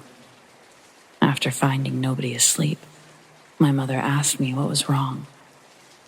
I shrugged it off and thought I was seeing things. But I swear, I saw someone, breathing. Someone was talking to me, responding. Now that I think about it, I'm pretty sure no one was home.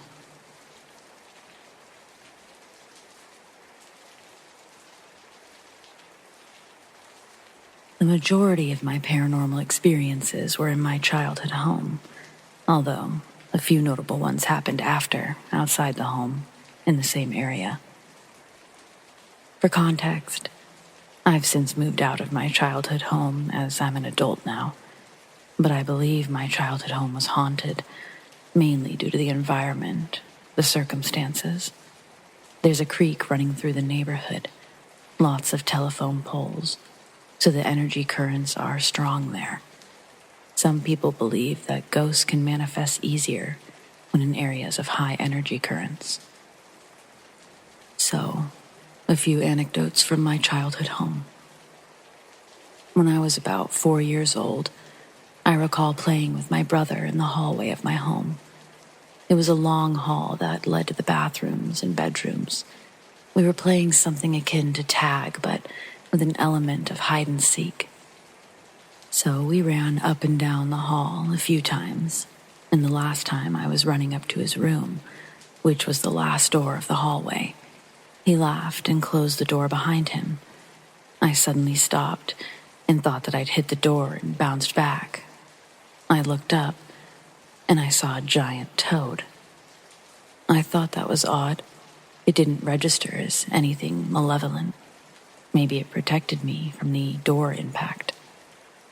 As odd as it is that most people don't seem to interact with nature spirits, this time I did. What's more is that much later in life, I asked my brother if he remembered the giant toad spirit that day. He said he did. He also didn't like talking about it, so I didn't clarify. But it's my first memorable paranormal experience. My paranormal experiences ramped up as a teenager. My father was an abusive alcoholic. As is standard in that situation, there was a lot of yelling, etc., and it led to a lot of negative energy. I noticed as a result that more negative entities would come through my house. There was never a resident ghost, only passerbys. A few of note include, 1, I'd come home from school to find an imp-like creature, very small, had attached itself to my ankle. I was honestly just annoyed at it, and I wanted it off of me. At some point, I shook it off, told it to go away. I don't think it came inside my house, but it sure liked hanging around. One day, I found that the ghost of a young man, probably late 20s or early 30s, had found his way into my room. It hung out in the corner of my room. I was creeped out by this, especially because I could tell it wanted something, but it had a hard time communicating.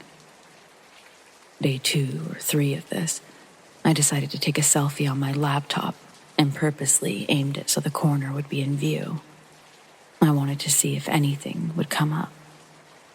Of a few takes, one of them did capture something. I confirmed what I'd been sensing and faintly seeing. There was a face in the corner, smiling for the camera as well. My heart sank. I didn't know what to do. Believing that the picture would imprint its stay even longer, I deleted it. Day 4, I finally felt sorry for it. I asked it to go away politely. I couldn't help him, and I didn't want him in my room anymore. Surprisingly, it actually went away within a few seconds. I felt the air get lighter, and I didn't see or hear from that ghost again. I wonder if it needed a message to be passed along, or if it just needed guidance to move on. But I was a teenager. What could I do for it? When I was about 16 or 17, my family dog passed away. I'd had her since I was little, so she was definitely part of the family and was treated well throughout her life. She was an old girl, maybe 13, I think. She had terminal lung cancer. The day came where she could barely move anymore, and we called the vet to put her down at home so she could go peacefully. After the vet left, we had an at-home funeral for our dog, and we buried her with her favorite blanket and toys. My dad and my brother buried her, and me and my mom did something akin to a eulogy. It was when they were burying her that I sensed her spirit peeking around the corner of the house. I motioned her to come here, and she came quickly to my hand. I patted her quietly while no one else was watching.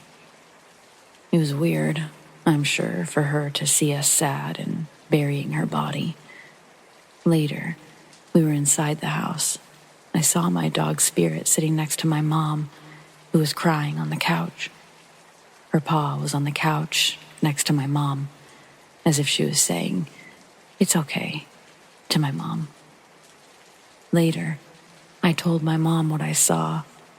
She told me that she thought she'd felt our dog's presence, and me saying what I saw confirmed it for her. Afterwards, For a few years left in that house, I would occasionally hear my dog's paw steps, and I'd feel a dog's presence when there were no dogs living nearby. I did eventually get another dog, and occasionally she, another girl dog, would look at the doors weird, like someone was there. And also, she'd hear dog noises and want to find the other dog. I'm very certain that my childhood dog stuck around for a while after her passing. I have since moved out of the house, as I mentioned before, but I hope my dog moved on by now, too. This one is kinda weird. For a short while, I had sleep paralysis issues at about 15 years old. Now, I know the theories on what we see and experience in this state are hallucinations, since the body is confused on being awake versus asleep. So take this one as you will. I, however, believe that this particular instance was paranormal related. This time felt different than the other sleep paralysis episodes. Essentially, I was sleeping and I had a deep dream. It was one of those dreams within a dream type of thing. I don't remember how I got there, but I do remember towards the end of this dream, I'd come to a giant iron cell door, as if it was locking away a prisoner. I peeked inside through the sliding peephole, like you see in prison doors, and I saw a pale, white, skinny humanoid. Think similar to Gollum of Lord of the Rings, but more of a menacing feeling and totally bald. It saw me and jumped at the peephole, which scared me awake. I was awake briefly, and I swear I heard an entity whisper in my ear, feeling their breath and vibrations from their voice. Go back to sleep. I did, and it felt like I got pulled all the way back into a deep dream state, right back to the cell door. But whatever this thing was, it wanted out. It wanted me to help it. I sensed danger. I had this feeling that if it got out, it would possess my body. So I woke right back up. But of course, my body was still in sleep paralysis, being that it's hard to go to that deep sleep and to be functional. So, I was awake. It was about 6 a.m., and I'm paralyzed. I feel as if something is sitting on me and isn't letting me up, which I'm told is somewhat common and is rationalized by the body being in a depressed state. However, I feel this pressure. Whatever whispered to me, it's on me, and I feel like it's staring me down, just waiting for me to go back to sleep. I fight it, though. I stay awake, just looking around the room. I can't reach a light switch since my body still won't move, but I do notice the time, and I realize that the sun will come up soon. For some reason, my instincts tell me that with light, this thing will go away. And about 15 or 30 minutes later, the sun does rise. The sunlight comes through my window, and with that, the entity leaves, and I regain my bodily senses. Of all the sleep paralysis episodes, this one was different, in that I felt someone talk to me in my ear after I woke up. That's not normal. I felt a presence on me, staring at me, and I happened to regain control of my body. The pressure was lifted once the light had filled my room. Normally, I'd regain control of my body between 5 and 10 minutes after waking up, regardless if the sun came up or not. And while I felt my body depressed, it did not usually feel like someone was sitting on me. Therefore, I believe this one counts as a paranormal experience. Okay, one more. Once my mother and I were in the house by ourselves. We'd recently sold the house and we were cleaning it up for the new owners. It was very empty and was starting to get dark outside. I started to get a panicky feeling. one of those get out now feelings. So I started urging my mother to finish up what she was doing and continue another time.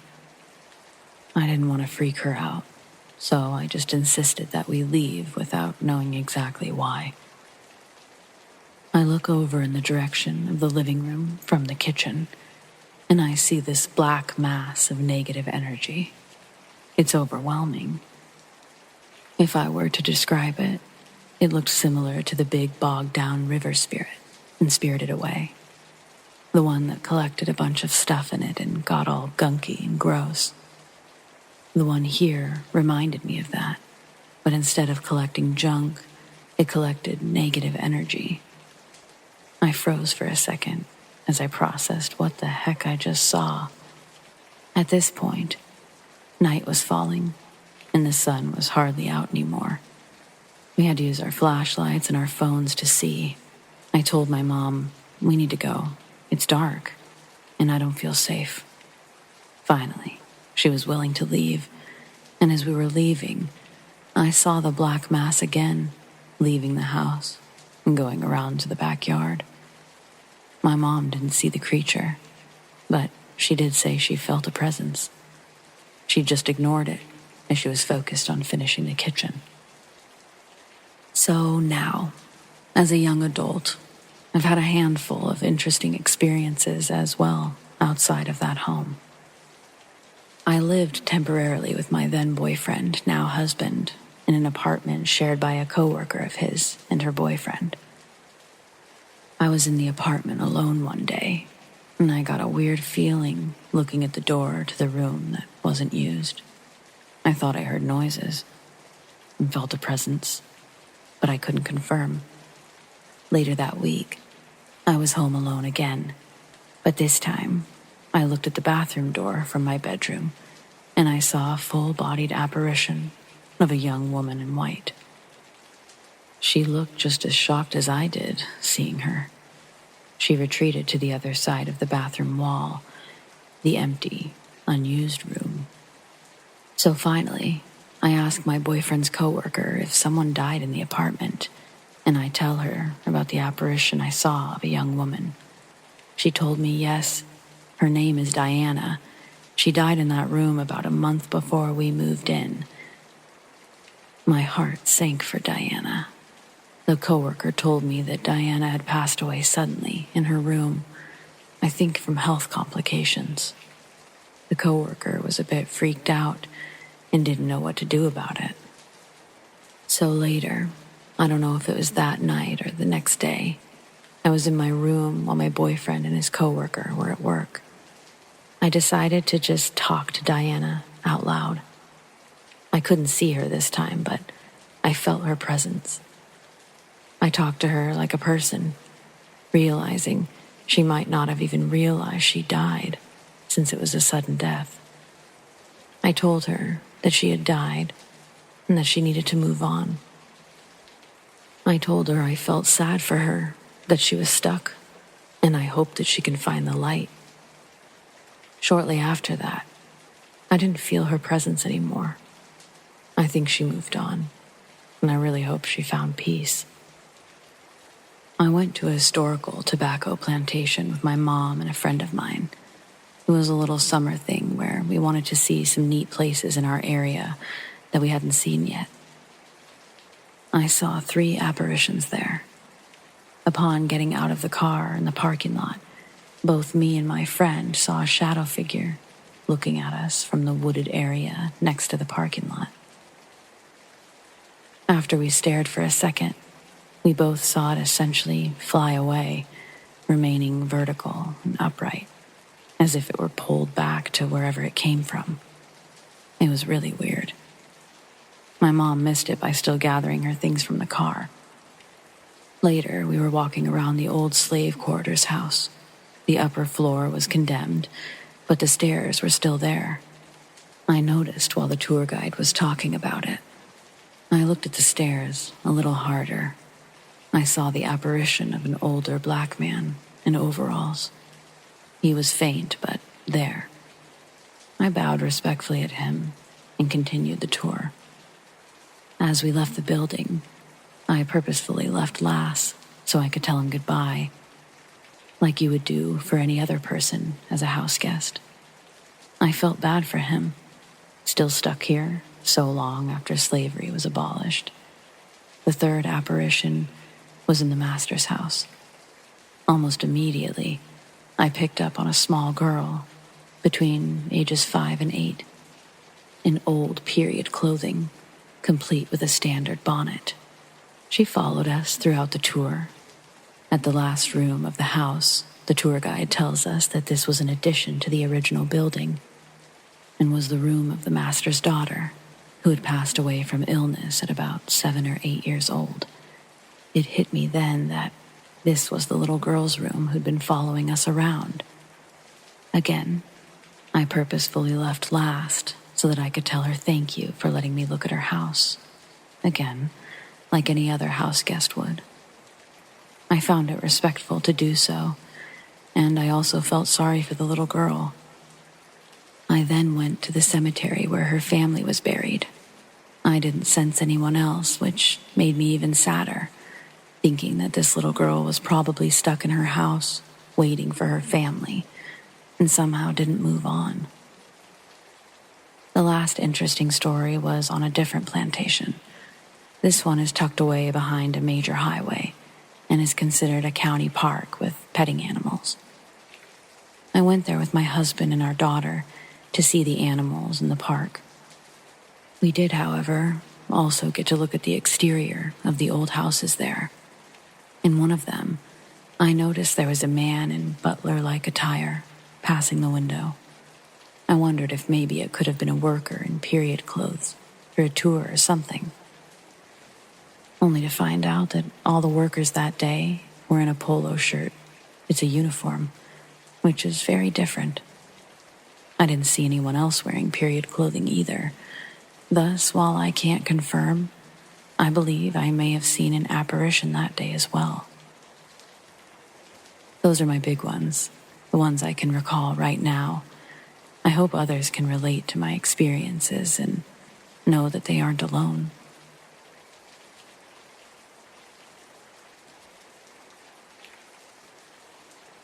I've always attributed my bad luck to having multiple encounters or run-ins with the paranormal, from skinwalkers to ghosts. This is the most terrifying encounter that I might have ever had. When I was 11, my dad had taken me and my younger brother deer hunting on a ranch in Alice, Texas. He'd picked us up from our mom's house at 10 p.m., and we spent 2 hours driving to said ranch. When we got there, my grandpa and older brother were waiting for us, unlocking the gate to the entrance of the ranch. After a few minutes of cussing and rattling with keys, the gate opened. We drove about 10 minutes to get to camp on a long and gloomy dirt road. When we got there, my dad unpacked his and my bags, and I helped unpack my little brother, who was 7 at the time. My dad woke us up around 5 in the morning to get ready for hunting, and I drew the short end of the straw and had to take my little brother. I'm not that much of a complainer type, but when it came to my little brother, back then, he was quite clumsy and noisy. Anyways, he walked us to one of the 5 or 4 deer blinds around the property and gave us a quick briefing about gun safety. Now you might be thinking, leaving a gun with an 11 and 7-year-old is not a smart idea, but he'd already put me in a hunting program that includes how to handle firearms. Back to the story. Once he gave us a briefing, and my little brother had climbed up into the blind, my dad handed me my rifle. Nothing too fancy, just a .22. Something suited for a child to use. Not too much kick, but nonetheless still a firearm that should be used properly. We must have sat there for about 3 hours, and the feeders have a timed release of corn. About 30 minutes goes by, and there's some movement in the brush ahead. Out of the brush emerged a 10-point buck and 2 does. My little brother had started to reach for my rifle, which I had propped up against the wall. I carefully swatted his hand away. He looked up at me with this face that I can only describe as a mix between annoyance and anger. He slumped down in his chair, tears in his eyes, and his lip quivering. I told him I was sorry for hitting him. At the time, I was conflicted with seeing my little brother like this. It just really didn't sit well with me, so I grabbed my rifle and I told him if I had a shot, I'd see what I could do. He just looked and nodded at me as I aimed through the scope and had the buck in my crosshairs. The doe's head snapped up from eating the corn off the ground, and so did the buck's. I assumed they must have heard me or my little brother, but I didn't remember him crying loudly or my rifle thudding against the wooden slot. No, it was something else. It wasn't because of me or my brother.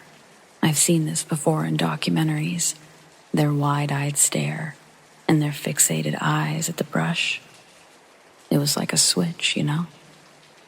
The forest or brush booming with insects and birds chirping suddenly stopped. Only the wind and occasional breathing from me and the deer. They say when a whole forest goes quiet, a big predator is about. But the only big predators we have this far down in South Texas are coyotes, especially in that ranch. The deer seemed to snap out of their trance and ran off in the opposite direction from where they came. I sat back down with my little brother, who had fallen asleep, and I propped my rifle against the wall. I double-checked that it was steady and that the door was locked with the bolt and the padlock secured. Hours passed, and it was late evening. We were already about to get out of the blind when my brother tugged on my arm and pointed at something near the feeder. I looked back and I saw something large and bulky. It was on all fours, sniffing loudly at the feeders. Assuming it was a wild boar, which are present on the ranch, I grabbed my rifle. I sat down in my chair and took aim. Between the fading sunlight and the lack of lighting in the blind, I could barely make out the thing. But as the moon came out, I got a better look at it. And no, it wasn't your typical full moon bullshit about werewolves. It was a waxing gibbous, and it was enough to light the figure.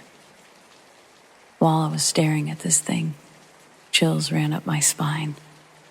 What I originally thought was a boar was this large dog. It had the head of a German shepherd, but much bigger. Its upper torso was like a man's but covered in dark black fur. Its ears were sharp and perked like a dog's. Its muzzle, exactly like a canine's should be.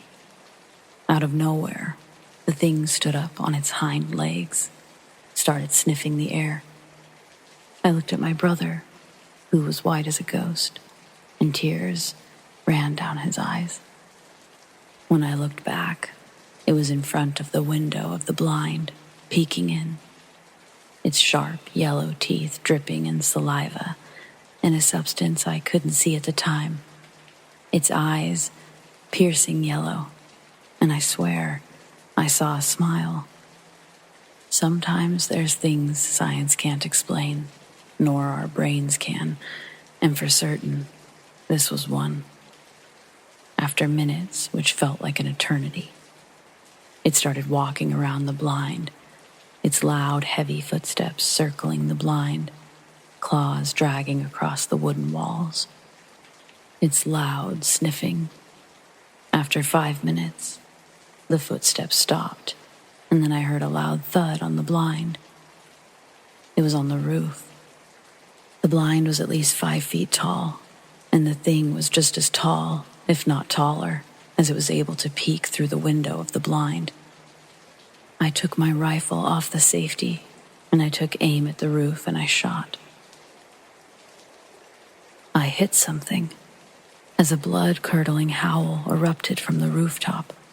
Then, a loud thud, and quick, heavy footsteps running towards the brush. A few minutes later, our father picked us up, and we told him about our experience. He told us we were just seeing things, eyes merely playing tricks. but we insisted. So he checked the trail cams, the one near our blind. He saw reflected eyes right near the blind. Most people know that canines' eyes reflect light in the dark, and most predators' eyes do too. He thought it was a coyote, but he quickly realized the eyes were massive. After a few days, we left, and I've never had another run-in with it since.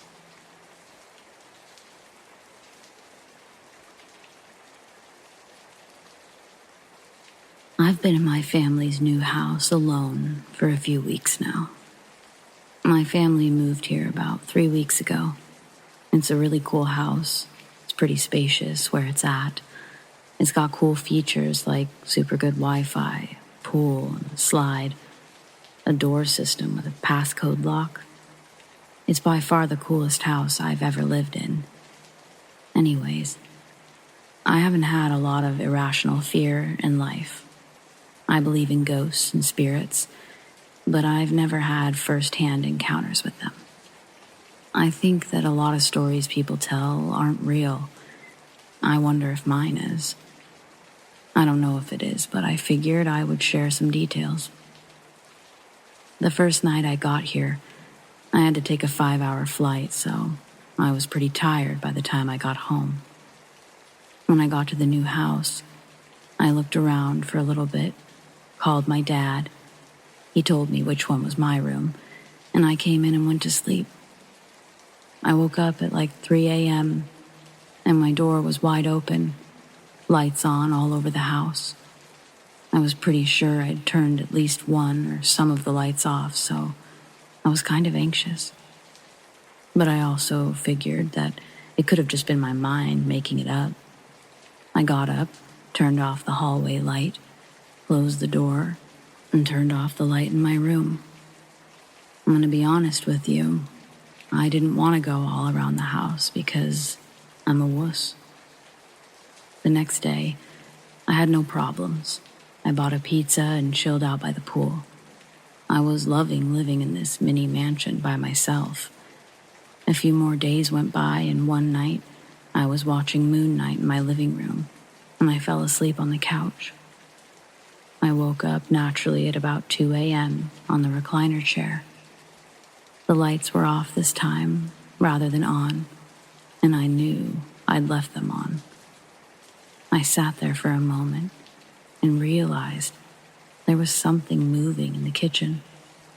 I watched in terror as I saw a bald man walking across the kitchen. He had an abnormally large head, almost like a light bulb, with this grinning smile.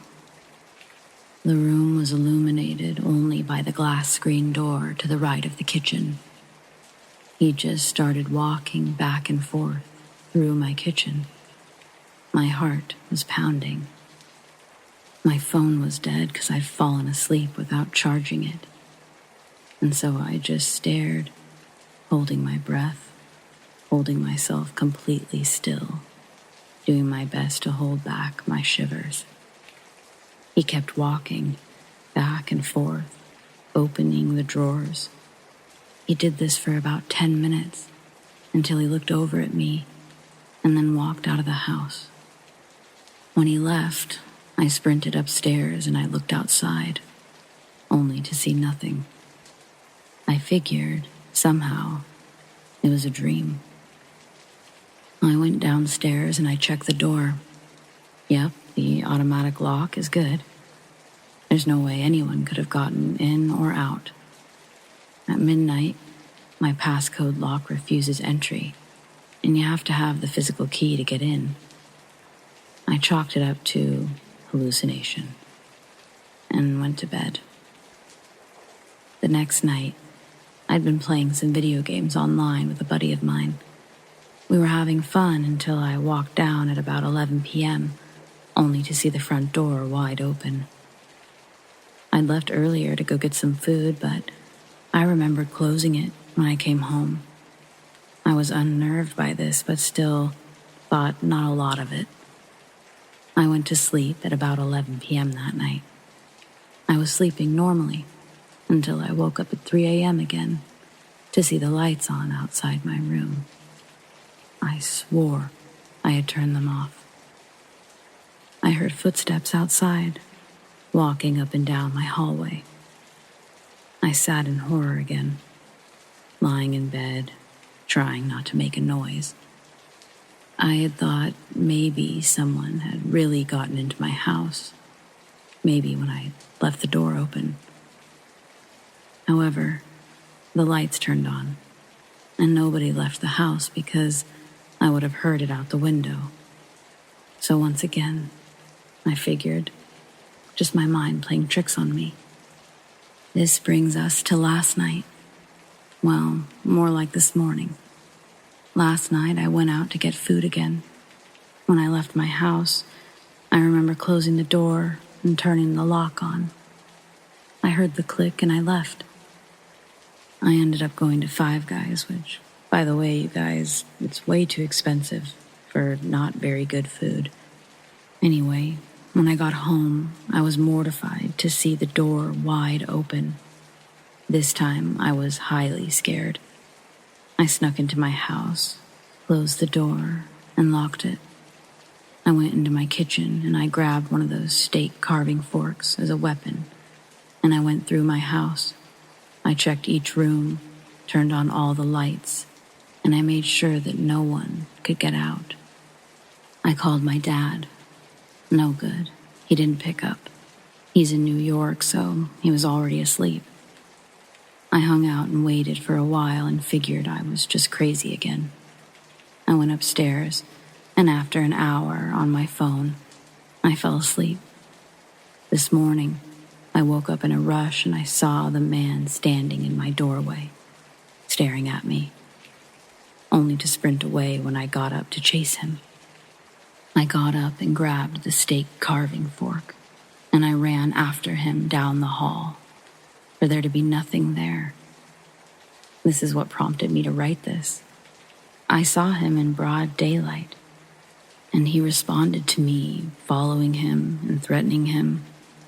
I figure he's not real, something my mind is making up because I'm here alone or something. Has anyone had anything like this? And what do I do to stop it?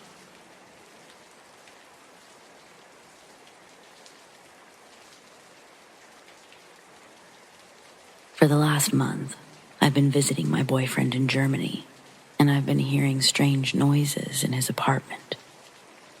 There's been scratching in the walls, heavy footsteps and thuds, but nothing super crazy.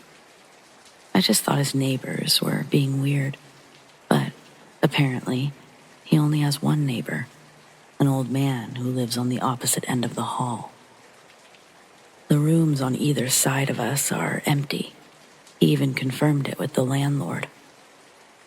Last week, he told me about a shadowy, tall man with gray eyes who would sometimes open his door and peek inside. The first few times it happened, he thought it was an intruder, but it only ever peeks at him from the crack in the door. The apartment is entered through the hallway, and then there's a door to the bedroom.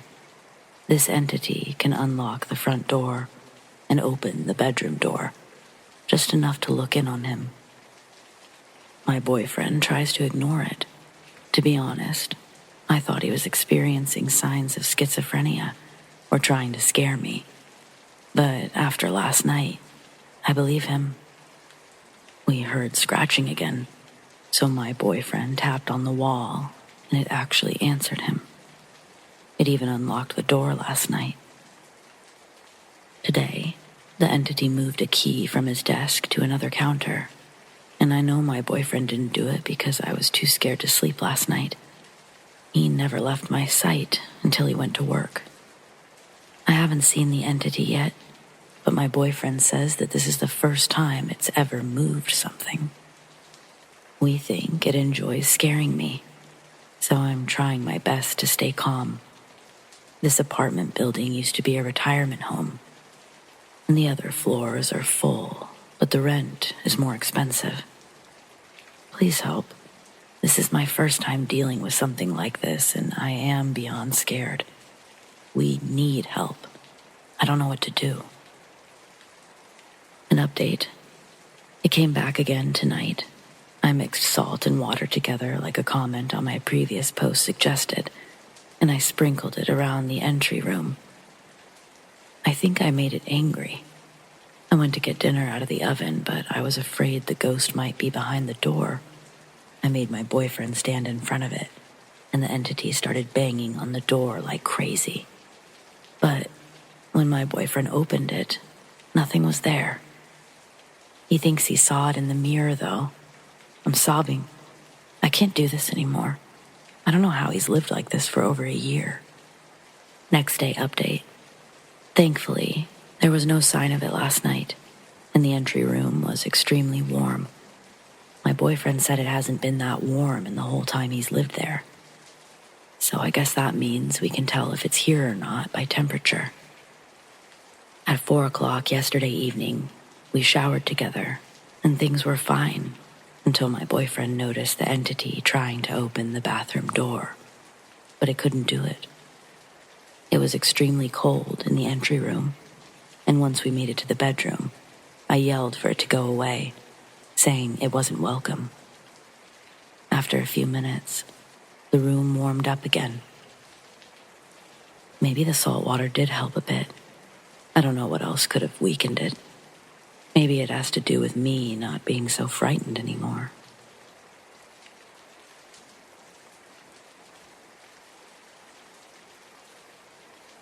When I turned 18, me and 2 of my friends decided to take a trip to our local casino. We mostly just played simple games like slots and video roulette, since it was our first time going to the casino. After losing some money, we decided to search for something to eat. Pretty much everything was way too overpriced, so we wandered around for quite a bit. Eventually, we reached a hallway along the border of the main floor. We made our way down the hall looking for food, but everything was closed. We started to notice that the hall was completely vacant of people. As we wandered further down the hall, we reached an oddly intriguing small room through a double doorway. This was the only entrance into the room. It was completely empty except for us 3 and about 10 to 20 slot machines. We were bored, so I decided to throw a $5 bill into the slot machine and spin it a few times. After my second or third spin, an odd-looking man, early to mid-30s, appeared from behind the slot machine, seemingly out of thin air. He began watching me play and started getting uncomfortably close to us. We weren't worried, since we outnumbered him 3 dudes to 1. However, we were very confused. We grew more and more uneasy the longer he stood there, not saying a word. Eventually, my friend decided to ask him, "What's up?" The man looked at us for a second before asking if we were all brothers. None of us look even remotely similar, so we told him we're all just friends. And he said, "Oh, that's great," and proceeded to ask if he could join our group. We told him that we had all come together and lied and saying that we were actually planning on leaving soon. He told us that we should stay and play with him, and he says, "My good friend Rachel over there, she knows all the good machines." And he points towards the other side of the room. We slowly peer around the machine, and all immediately became horrified. Nobody else was in the room with us. He was pointing into an empty corner. We all stand up from our seats and slowly back out of the room, not letting our eyes leave the man. Once he was out of sight, we turned around and sprinted down the hallway back to the main game room. We all vowed to never go back down that hallway ever again. And I never did, but curiosity eventually got the better of us. About a year and too many casino trips later, we're playing blackjack back at the same casino with a 4th friend. He gets bored and hungry and says we should look for food. After walking around looking for food, we made it back to the entrance of that very hallway, the one we vowed never to return to. The fourth friend said that we should search down there for food. The rest of us tell him no and explain to him that we can't go back down there. He asks why, so we tell him our experience down that hallway 1 year prior. He said we're bullshitting and that there's no room of slot machines in the location that we described. He explains that his mom was a worker at the casino and he would know if there was some rogue room of slot machines in the middle of nowhere. So, we did the one thing that we could do to convince him of our experience. We decided to lead him to the room. We made our way down the hallway in search of the room, but after walking for a few minutes, we reached the end of the hall. Confused, we turned around and searched again, thinking somehow we missed it. No room. We came to the conclusion that they must have moved the machines out of the room since the casino changes things quite frequently, so people don't gain a sense of direction of the game floor. So we once again walked down the hallway in search of an empty room, or at least a set of closed doors that would enter the room. Nothing. No doors even remotely close to where we remember the room. We were completely dumbfounded. We started to question our sanity. All three of us remembered the room in the same location, yet there was nothing. There was no room with slot machines. There was no room at all. To this day, neither me nor my friends understand or can explain how this happened.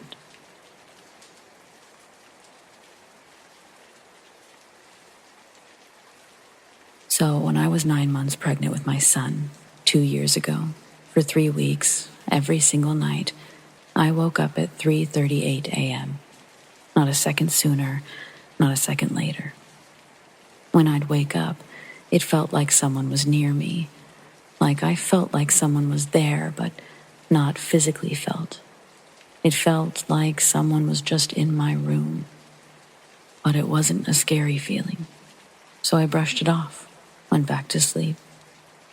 I used to watch this psychic medium live on Facebook, so one night, something told me to tell him about it and ask him what it meant. He told me that he's sensing a father figure around me. He said that he's sensing that I have the gift of mediumship, which he said is a rarer gift. He said that that time of night, when I'm sleeping, is when I'm most open and my light is the brightest. When he said father figure, I assumed he meant my godfather, who passed away in 2015. I started looking up ways to be more open to these connections, and I practiced each night. 3 nights later, I had a dream. I'm friends with this girl on Facebook. She doesn't ever share anything personal about her life, so I really don't know her. But I had a dream about her. In my dream, I was a man in his mid-30s. I had dark brown hair and dark brown 5 o'clock shadow, stubble. So anyways, it was the man, me, the girl, and her mom. We were at a lake, and the man is in the water, and the girl had just gotten in. The bottom was slimy and full of algae, so the mom didn't want to get in. The man, me, was playfully calling her names and telling her to get in. Then we are all in the water, and a turtle swims by. Then we're in the water, and the man and the mom start arguing. He tells her that she deserves more.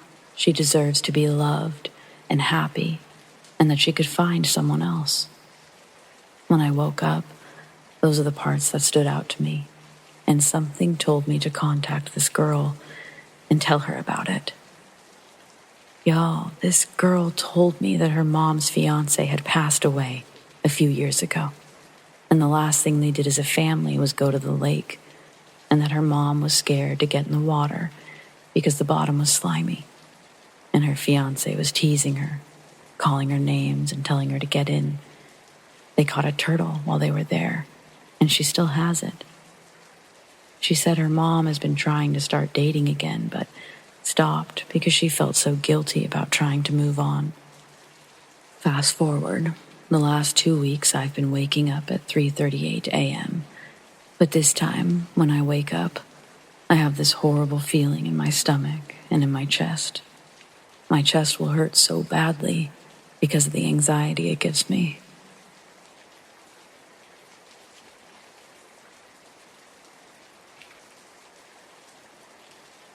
This happened to me years ago. Still seems like yesterday. I was driving with my girlfriend to her parents' house to celebrate her father's birthday. Mind you, the trip from where I live to her parents, it's a 6-hour drive. We packed things up, gifts and some other small stuff, and were ready to go. The journey at the beginning was fine. Not much traffic, it was nice weather, considering it was the start of spring. Then out of nowhere, I get a flat tire. Not a problem. I'm a handy guy and I replaced it, but it took a while, and the evening was approaching. I was driving using Google Maps, since the road I was going on is new to me. My girlfriend started napping and said to wake her up when we got near, and I said okay. She'd been working long hours the day before. The Google Maps was showing the road through the woods. I had suspicion that maybe the map was not showing the right way, because from time to time, Google does that. Changes the direction out of nowhere, that kind of thing. When I reached the forest, I stumbled across a small parking lot. It was very old and it seemed like nobody really used it. Patches of grass were uncut, and the road to the park was full of holes. And surprise, surprise, Google changed the direction. I stopped in the parking lot, and nobody was around. I turned off the engine and left the headlights on. I was checking my phone for new directions, and I wasn't really paying attention to what was going on around me. But just then, I see 3 men in front of my car, very close. They were approaching stealthy, and they were coming towards my car. I turned on the engine, reversed the car, and was driving as fast as I could. As I was backing away, I saw a face of one of the men. It was creepy. No real emotion. No anger even. But his eyes said it all. He had evil intentions. My girlfriend woke up, and she started asking what I'm doing. I said to her, someone was chasing us. Apparently I screamed and was shaking while driving, so she knew I wasn't messing around. I didn't care where. I wanted to escape the forest ASAP. I was looking over at my mirror every 10 seconds. That was the creepiest thing that happened in my life, and I don't know who those men were.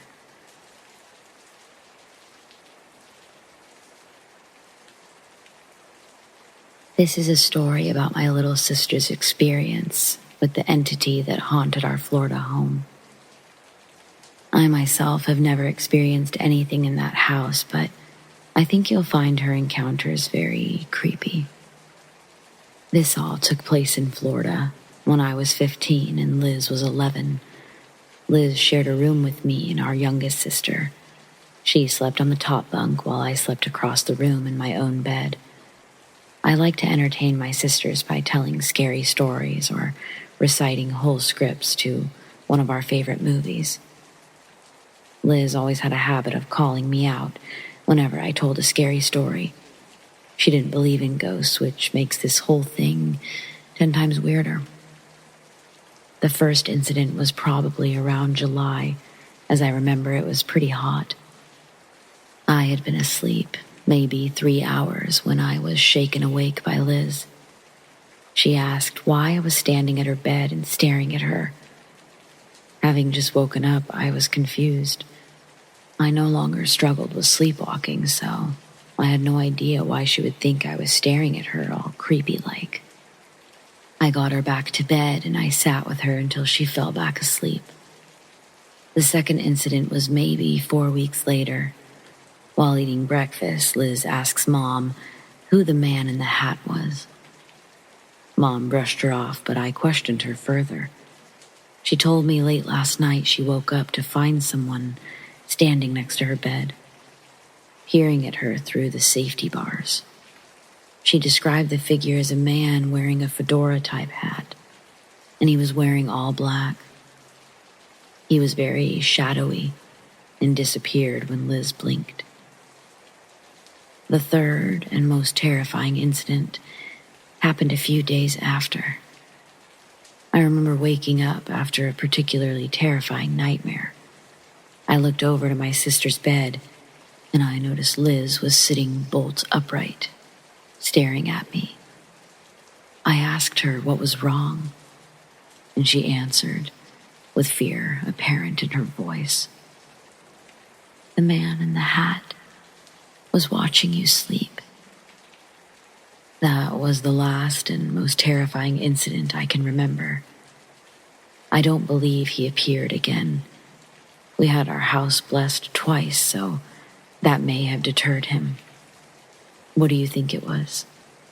I know that we don't have any dead relatives that wear hats, so I'm confused as to what the entity was.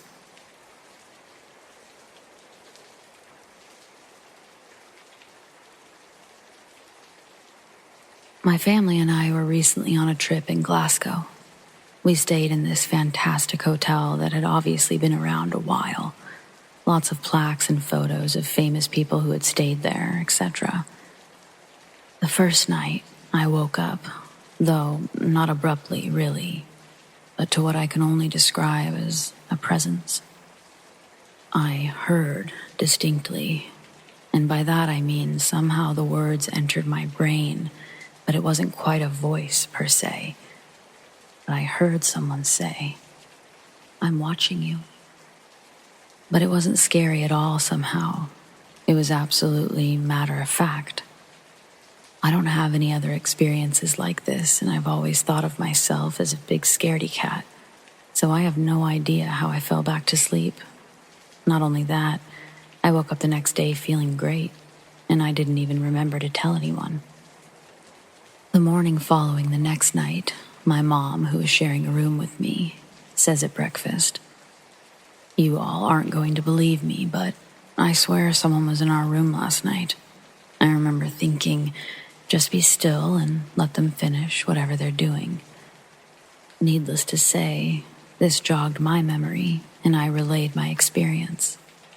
The fact that we had two independent experiences in the same room, it kind of confirms for me that something is in that hotel.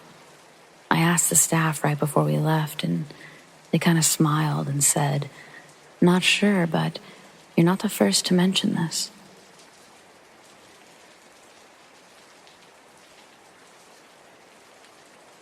I think we let something in my house. So my friends and I were all hanging out. There were 5 of us, and later only 4.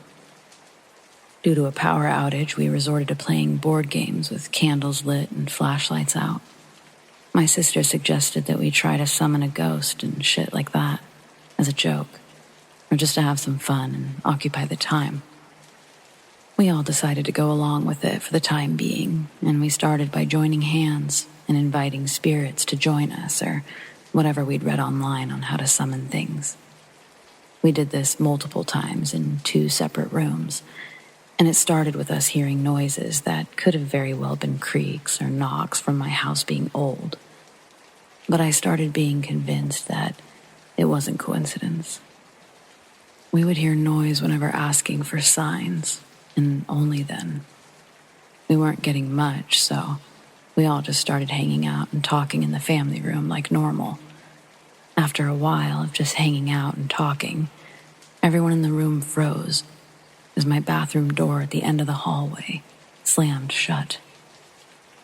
Everyone was quiet, and I started getting excited as we actually had proof of something. So now, everyone in the room was on board that something was with us, and it was pretty undeniable by this point. Our fifth friend ended up leaving after this, so it was only the four of us left. We came to the conclusion a majority of the activity was coming from around the hallway, so we decided to move into the hallway and try to communicate with whatever was there. We sat down and asked for signs. Our friend said that he heard noises coming from the kitchen, but the rest of us didn't hear anything, so I asked for more signs. Then, clear as day, all of us heard a noise like a sigh, and everyone freaked out as they heard it. My sister actually managed to get an audio recording of the noise, but I'm not sure how to go about sharing that. Everyone had to calm down, and as we calmed down, we decided to leave the house. As I'm writing this, I haven't gone back yet.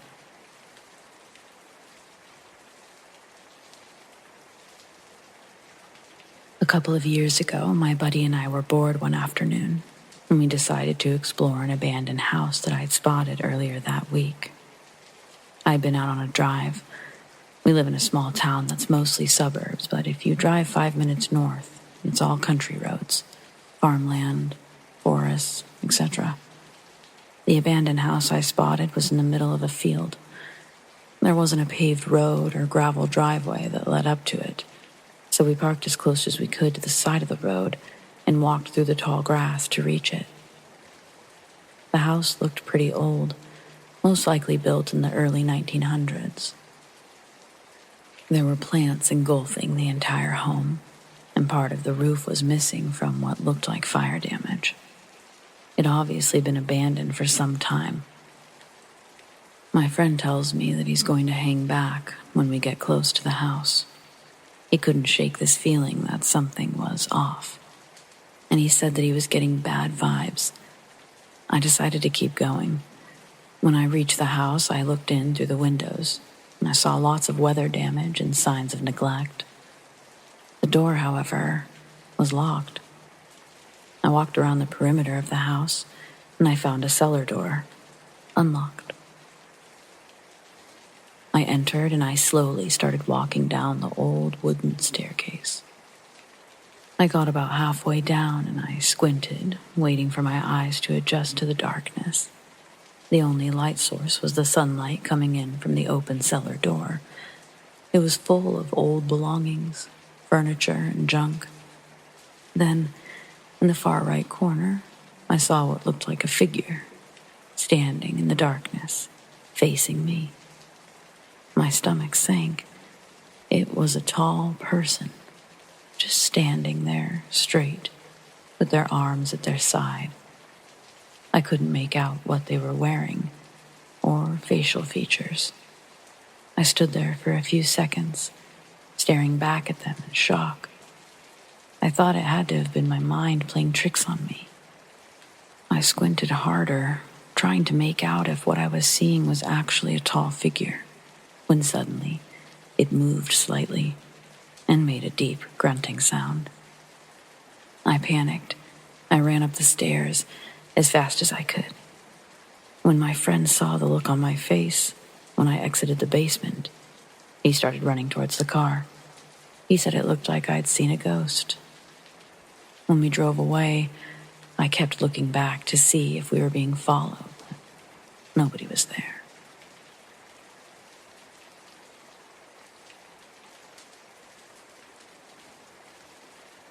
I wanted to share my experience from quite a few years ago. When my older brother and I lived with our parents, I walked into my bedroom and saw something really strange on my bed. I picked it up, and it looked like it was made out of clay or something. It was an old-looking sculpted head that kind of resembled my brother. I'd never seen it before, and the way it was just sitting on my bed made it look like it had fallen from the ceiling. There were little pieces around it, as if it had fallen from a higher height. I brought it to my family members and asked if they put it there and why. My mom, dad, and brother said that they had not, but they did recognize it as a piece of an art project my brother had to do for school some years prior. We didn't have any pets, so that couldn't really explain how it got there.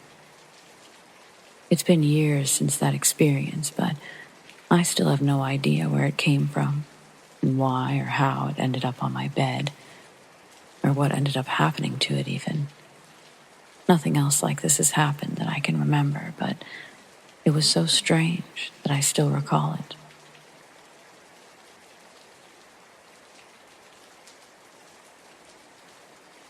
I've been a custodial supervisor at a college for the last 7 years.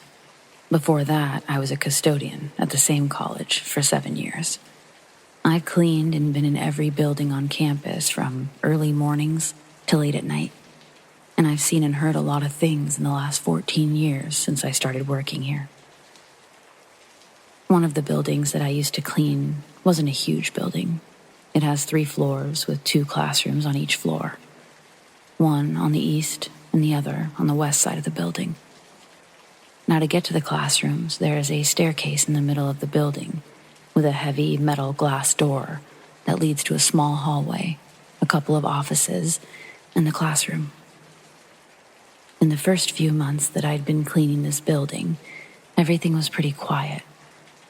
Till one morning, when I was on the 3rd floor, cleaning one of my last classrooms for the day. I'd been wiping down a table when out of the corner of my eye, I see a man standing to the left of me. He had on a greenish-yellow striped sweater, and I remember thinking in that split moment that it looked like something from the 70s or something. Thinking a student got there early for class, I tell him, "Sorry, I'll be finished in a minute." And as I'm saying this, I turn my head all the way to face him, and no one is there. There was nowhere for anyone to go. I even checked the building. I was still the only person there. To top it off, the front door was still locked. I told my husband, who works as a custodian at the college with me. Of course, he didn't believe me completely, thought I was seeing things. That is, until the following year, it became his building to clean in the mornings.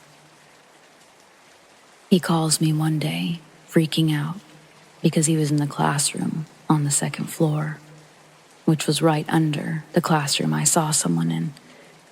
He heard what sounded like someone right above him, walking around, moving things like chairs, and just making a ruckus. This happened to him at least twice. Right away, he'd go up the stairs, thinking the same thing as I did. A student came in early. He would go up there to grab the trash and do a quick clean, and he'd find the classroom still locked and completely empty.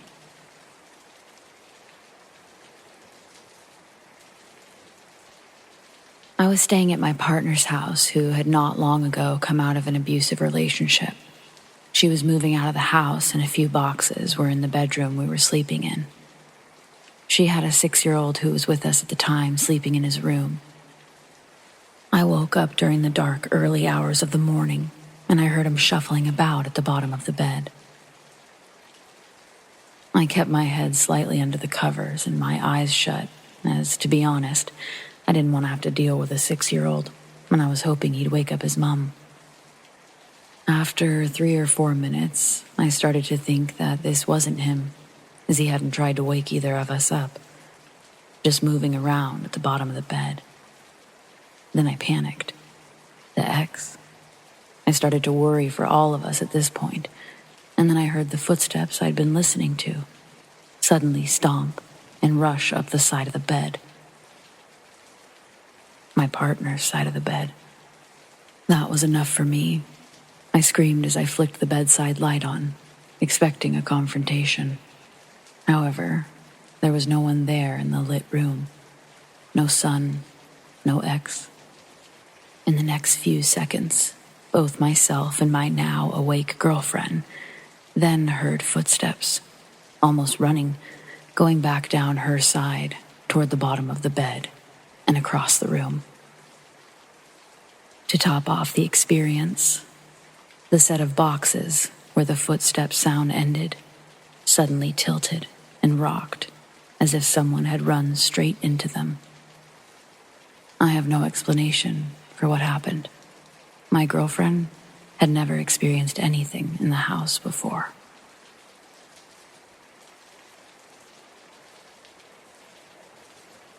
I work at a daycare, and I've never once thought something weird was going on. Today was different. I came back from my break, and the other teacher in my room told me that one of the kids was sleepwalking, which they've never done before. I thought it was weird, but laughed it off. Throughout the rest of nap time, an hour, 5 different kids screamed in their sleep, randomly, which never happens. And then one of the kids that sleeps the longest and sleeps like a rock sits up in their bed and was staring at the ceiling, wall, wide-eyed and smiling. The kid then puts their hands up like they want to be picked up and says something. Unfortunately, we weren't close enough to hear what they said. My coworker laid the kid back down, and for 5 minutes, the kid stared at the same spot, still wide-eyed and smiling, and then went back to sleep. I keep thinking about the kid putting their hands up, and it's freaking me out. Does anyone know what could have caused all of this?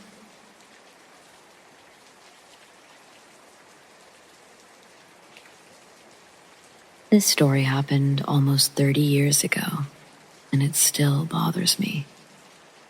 For background's sake, I will say that I grew up in a military family. My parents did not tolerate being late to any event. You know the saying, if you're on time, you're late. Well, that was my family. I've always been a stickler for time. To this day, I still set the clocks in my house and car a little fast. Anyway, back when this story takes place, I was a young, single mom. We lived about 30 minutes from Washington, D.C. On a good day, my commute to work was 75 to 90 minutes. My daughter's daycare was a little over a mile from my house, so it took no more than 2 minutes to drive there. Because I'd been at work at 7:30 a.m. and the daycare opened at 6:30 a.m., I almost always left my house no later than 5:55 so that I could drop her off at 6 and be on the road. This one particular day was a normal day, a little cloudy. I got my daughter, who was 2 at the time, and sat her in her car seat. I started the car and looked at the clock as I always did and still do. As I said earlier, I set my clocks fast. This one was 10 minutes fast.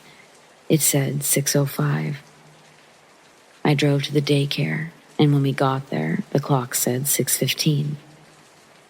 I remember being shocked because, as I said earlier, we lived slightly over a mile from the daycare. The neighborhood we lived in was basically a horseshoe.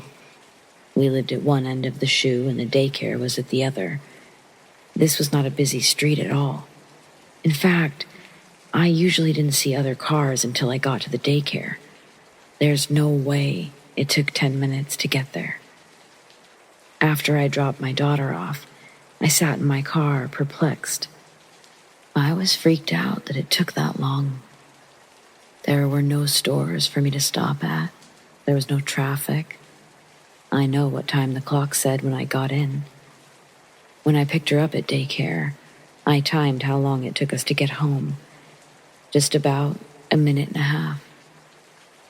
We moved from that neighborhood a couple of years later, but a couple of times I went back to test how long it would take me to get from my old house to the daycare, and it's always been no more than 2 minutes. I think about it a lot. Maybe I zoned out. Maybe I looked at the time wrong, but I don't think so.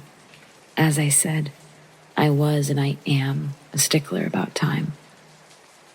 My daughter was too young to remember this, and I've never mentioned it to her. The people I do mention it to blow me off or downplay it. I know that we lost 10 minutes. I don't remember anything about the car ride except for putting her in her car seat, starting the car, looking at the time, and then looking at the time when we got to daycare. It's bothered me all these years, and I have no answers.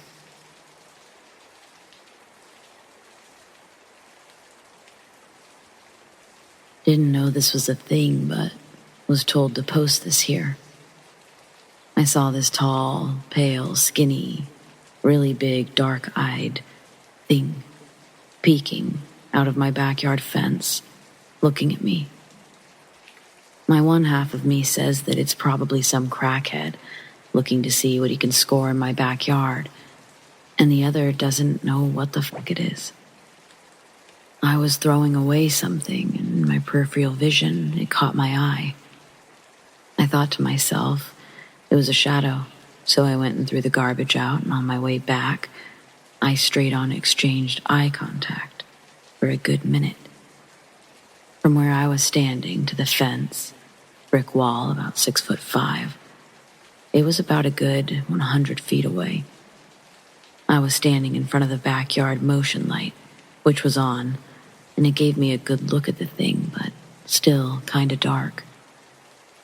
I was sorta scared but angry because who would be looking over my yard at 9:40 p.m.?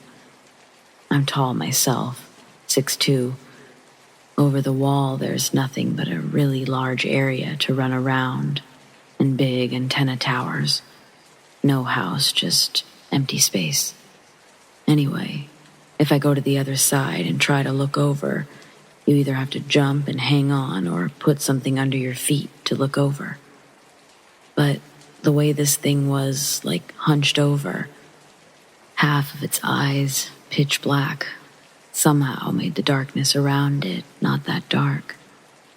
It's just looking over, and its damn pale, skinny hands just grappling onto the wall.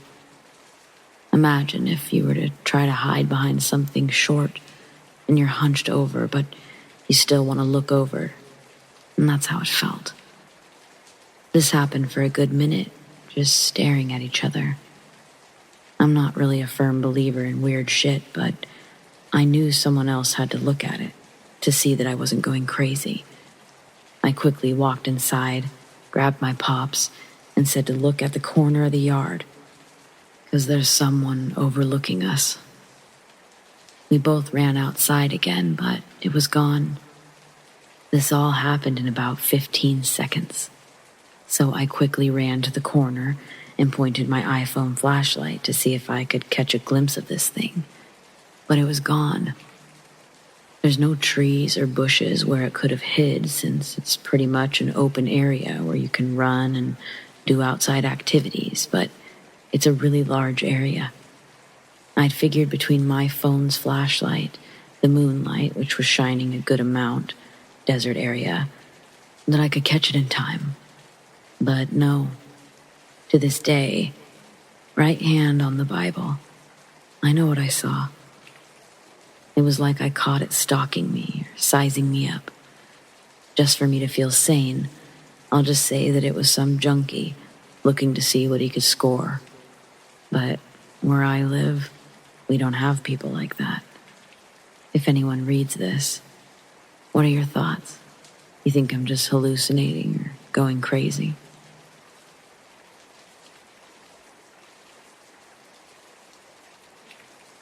So I grew up in the woods, and I've got many stories about strange goings-on. But this one happened a few weeks ago. I just found this sub, and it seemed like a good place to share this. I had just left my mother's house and was driving back to mine, down a back road I've driven down many times before. I knew this road like the back of my hand. I could drive it with my eyes closed in reverse. No, I hadn't actually done that, but as I was getting to the halfway point down this road, there was a thick fog, which is nothing new, as there's fog on this road all the time. However, I was driving slowly, and I started to take turns that I don't remember. There was a 90-degree right that should have been a left, followed by a wide left turn that felt like a full circle. Then I drove straight for about 5 minutes with no hills or drops, and that road has never had a flat section that long. There was then a left turn up a hill. As I was going up, all the hair stood up on my body. I almost turned around, but I decided to keep going because I don't know why.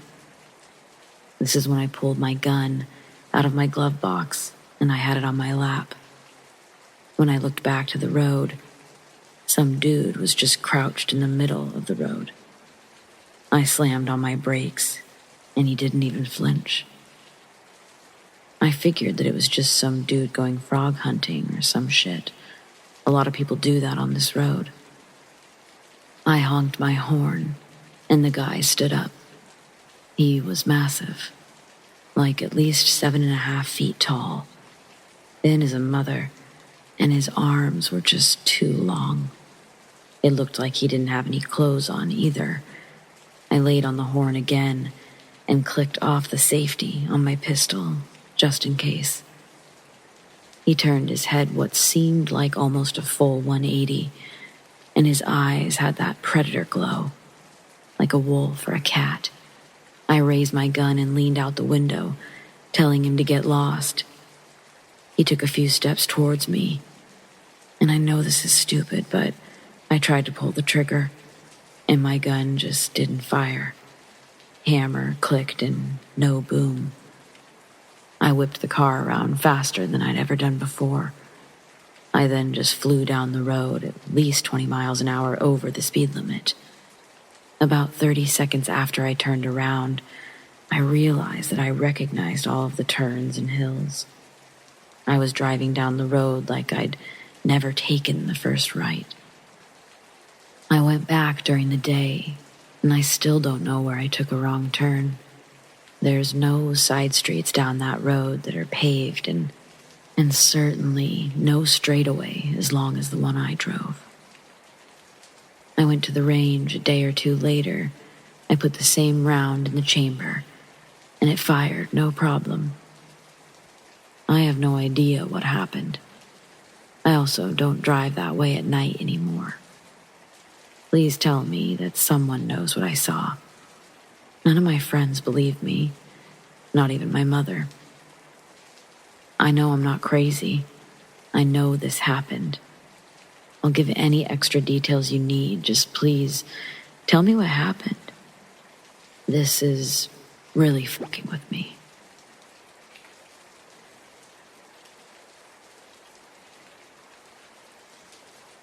So I believe I saw a crawler on November 19th, 2021 in Utah.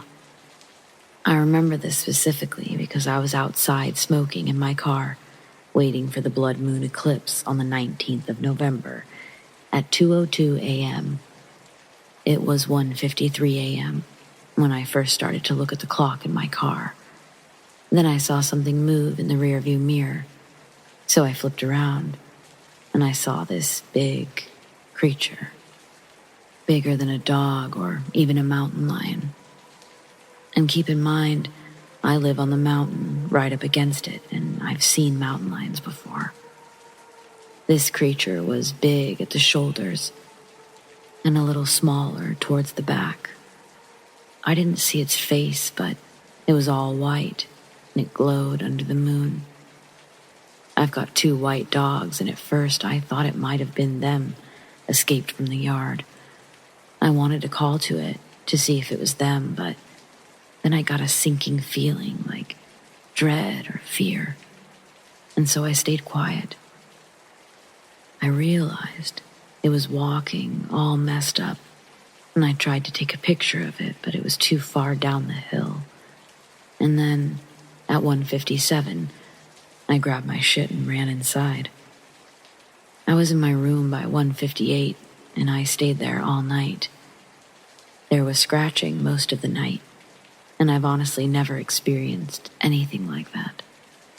It scared me to death. I haven't been able to shake it out of my head since.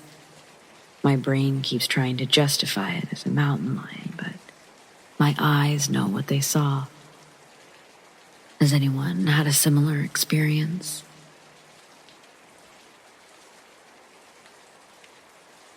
I have these experiences of seeing strange things in the sky and losing time. My first sighting was when I was 10, and I saw a massive floating ship that was shaped like a huge manta ray. When I saw it, I felt like I had been looking at it for a long time, but I shook that feeling and ran home. The memory of this surfaces periodically, and sometimes I think I can remember what the inside of the ship looks like I'd been there. And I remember not being alone in the ship, but I have no idea who I was with. Much later, I saw a craft landing in the cow pastures at my parents' house in the rural country. I felt compelled to go inside the house, and when I did, it was like I'd forgotten what I'd seen. I lost a few hours of time that day, and for a while I assumed that I must have watched TV, but later I'd realized that I literally had no memory of the last few hours.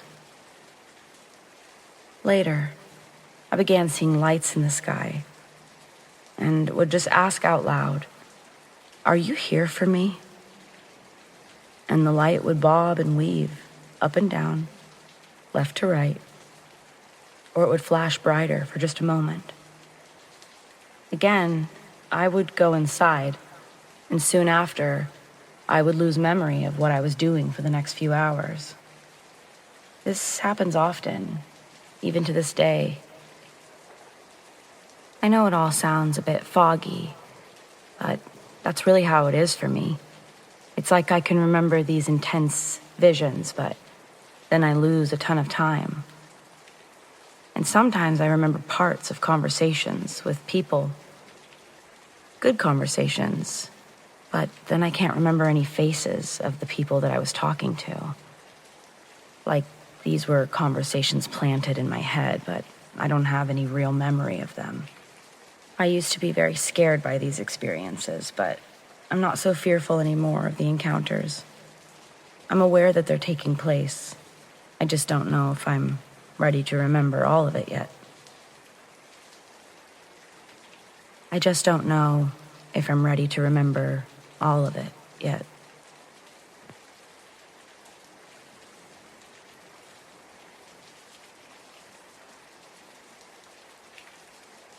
I come from a large family. My mother raised Catholic and my father an atheist, with all of us kids being agnostic at best. The house we grew up in was pretty old, built just before 1920. Over time, I became familiar with the spirits that lived in or around the home. I wouldn't be so fearful. But the beginning was a different story.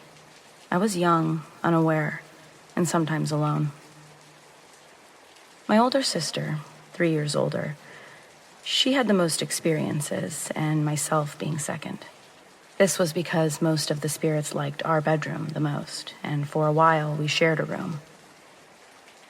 The room had a high vaulted ceiling, tall, skinny windows, and a creaky wooden floor. It also had a piano in it. When I was about 6 and my sister 8 or 9, we had just moved into this room.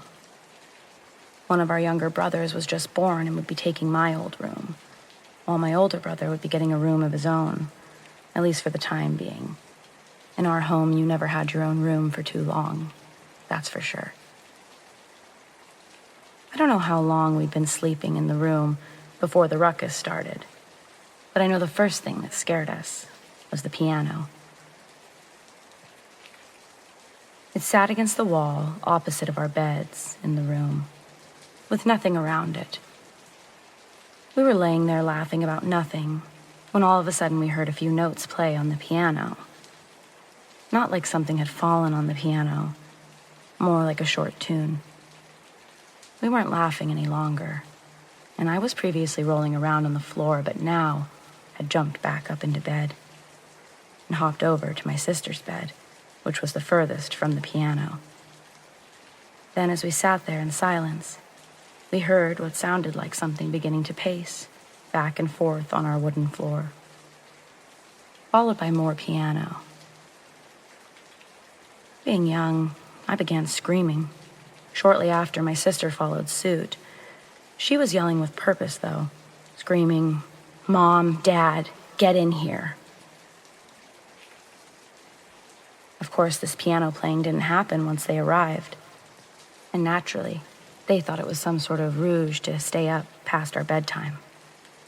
We found ourselves being scolded about acting this way in our new room. Our parents telling us we'd end up sharing a room with the baby or our little sisters. My sister and I ended up pushing our beds closest together and putting several nightlights in our room. We also started to close the top of the piano, hoping that this would stop whatever it was from playing it. We learned quickly this wouldn't make a difference, though. We continued to experience this type of trickery throughout our time as children in the home. It wasn't every night, but many nights were filled with creaking floors and a few high keys on the piano. Sometimes this would happen during the day, too, and one time was absolutely undeniable, even though our parents refused to properly acknowledge it. We had all been in the living room getting ready to take Christmas photos. As our photographer was repositioning us, you could hear a small tune being played from the piano upstairs in our room. We were all accounted for, though. We even have the Christmas photos to prove it. My sister had named this ghost or spirit Lester. I don't know where the name came from, and she can't recall either, but it always stuck with us. We ended up liking Lester. He was good. But once we accepted that something was there, we understood it to be friendly. Even though I could tell this wasn't a malevolent spirit, it still creeped me out at a young age, and as a result, I developed insomnia. I would stay up super late in the TV room, watching old reruns of TV shows until I was ready to drop. Then I'd either pass out in there, or eventually go to bed. One evening, when we were a bit older, I was in the TV room and my sister was in the bedroom, practicing on the piano. She was playing the same song again and again, but was having a hard time with one part. She'd mess up the note and start again. I heard her give up, eventually surrendering to the couch downstairs where I was. As we sat there skipping through TV channels, we started to hear the tune that she'd been playing, except the tune finished, hitting the notes that she'd been missing for the last hour. We slowly walked over to the stairs, and then up the stairs. The tune no longer playing, but the two of us genuinely curious if our parents or a sibling was messing with my sister. We made it all the way to our room and could clearly see that no one was upstairs. We walked over to the window and could see that our family was still outside in the garden. I decided to leave the room, as I knew this was just another incident that we wouldn't be able to explain. I continued watching TV while my sister played piano. This time she hit the notes. The next experience ties directly to this one, but also, in my opinion, involves a different spirit entirely. My sister would agree. The song my sister had been practicing was Blackbird by the Beatles. It would be a few days later that we heard a woman's voice singing that song. We didn't feel like this was Lester. We always agreed that he felt more like a young man, and he didn't speak. At the time, our mom was not home, so we knew it was not her voice. We were in our room, tasked with getting rid of some things that we no longer used or wore, so that when our mom got home, she could take them to the Salvation Army. I almost missed it at first, thinking maybe the TV was on downstairs, until my sister grabbed my arm and said, "Listen." So I stopped moving things around and listened. The voice seemed anxious. Even in singing, the more you listened, the more you could tell this wasn't a natural, human voice. It was missing all the reverb. Instead, it sounded like air, like the air itself was singing. And it was absolutely that song being sung.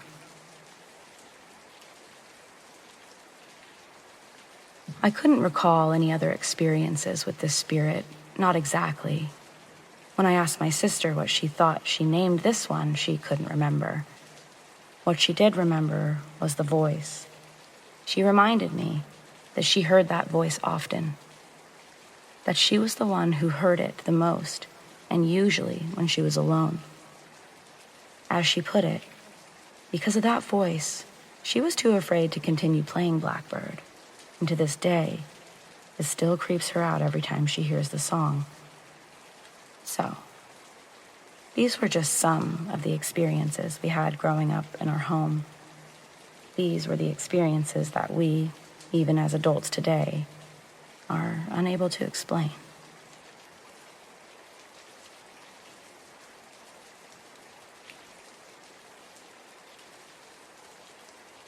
I think I saw a legitimate shapeshifter.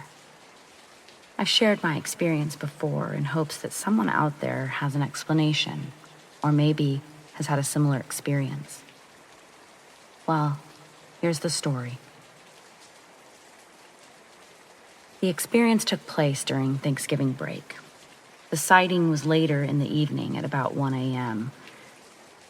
We'd rented a vacation home in Newport, Oregon, to accommodate not just mine, but also my sister's family. They would be flying in later that day from Montana for Thanksgiving. And there would be quite a few of us. Too many for my smaller home, which is in the southwest region of Washington state, closest to the Oregon border. We had all arrived at the property around 4 p.m., and at about 7:30, I hear my daughter start to yell for me from the back bedroom. I rushed over, and she said that my 2-year-old grandson had gotten into a case with my blood pressure medication. She was worried that he took some. I counted, and sure enough, one of my pills was missing. Naturally, panic ensued, but not enough to distract us from calling poison control. My heart just about stopped when they told us to hang up and call 911 right away. When we did, they sent an ambulance and took my grandson to a small but close hospital in the area. My daughter and son-in-law rode in the ambulance while I followed it to the hospital in my car. When I got there, we were informed that the hospital was not equipped for my grandson's situation and that they'd be transporting him to Children's Hospital near Portland. So, on the eve of Thanksgiving, a pediatric ambulance transported my grandson from Newport to Portland. It's about a 2.5-hour drive in a regular car. The ambulance arrived around midnight to pick up my grandson. My daughter rode in the ambulance with him to Portland. Me and my son-in-law went back to the beach house to get a couple of things. Change of clothes, my grandson's blanket, and then we started the drive to Portland around 12:30 a.m. So here's where we encountered something that my son-in-law and I will never forget, yet we'll never really be able to explain either. We'd been on the road for a little over an hour and had just passed a casino on Highway 18. The area, which was just before McMinnville, was filled with hay farms and farmland. The road isn't incredibly well lit and has just 2 lanes. It's definitely a long, deserted road, especially at that hour. The ride had been very emotional. I had felt extreme guilt for having packed my meds in a tote bag where my grandson was able to easily access it. I was terrified for him and crying. My son-in-law was also upset, and although he was trying to hide it, I knew he blamed me. Anyway, here's the crazy part. I noticed my son-in-law slightly drifting in the road. He was falling asleep. More than once I asked him if he was okay to drive and to be cautious. He said he was fine, and he declined my offers to drive. However, I kept my eyes on him the whole time, only checking back to the road sometimes. We were driving down this road, going almost or just about 60 miles an hour, when in the distance, we both saw what at first we thought was a deer, running in our lane of the road. It was coming straight at us. But within a couple of seconds, we both realized that it wasn't a deer at all, but a large, golden-colored canine of sorts, maybe even a wolf. About 250, 300 feet away at this point, it got closer fast. It had to have been moving at least the speed that we were. As it got to about 150 feet away, it leaped upwards, and right before our eyes, it morphed instantly into a giant white owl. The wingspan stretched past our lane of the road. When recounting the story to our family much later, we both estimated its wingspan was between 12 and 15 feet. It was enormous. As soon as we see that happening, my son-in-law yelled out, "What the hell is that?" and swerved the car to the left, trying to avoid hitting it. But as he did this, the owl immediately landed about 100 feet ahead of us, just on the shoulder of the road. As it landed, we saw it tuck its head and wings into its chest, like it was afraid or trying to hide. As we drove past it, I got a good look at it out the window. I could see that even with its head and wings tucked in, the creature still came up to about the bottom of the window on the Impala. It had the width of an oversized beach ball and was about 3 or 4 feet tall. If this was supposed to be just an owl, then it was a mind-blowingly big owl. Something to note is that right when this event happened, or right after, we both felt like we were in some sort of trance, the same sort of trance-like state. We didn't speak a word the entire rest of the drive, not until we got to the hospital. We had both lost all the feelings of tiredness and angst. They were replaced with a calm alertness and awareness. I found I wasn't even worried about my son-in-law's driving any longer. The memory of the experience was crystal clear, but the feeling of sheer awe did not hit us until driving back through the same area the next afternoon. It was like we suddenly both said, "Oh, and what the heck was that thing that we saw last night?" And then it all started pouring out of the two of us. My daughter was asking us questions about it, and we were exclaiming the exact same answers at the same time. It was amazing. We both agree that this seemed to be some sort of mythical creature or shapeshifter. We both also agree that whatever it was good, and it meant us no harm, and it may have been a guardian. Or maybe even more likely, it was something that we witnessed by accident, a fluke that maybe we weren't meant to see. Either way, just the fact that we both saw it, I feel extremely lucky to have seen proof with my own eyes that animal spirits or shapeshifters alike do in fact exist, and sometimes even on the same planes that we do.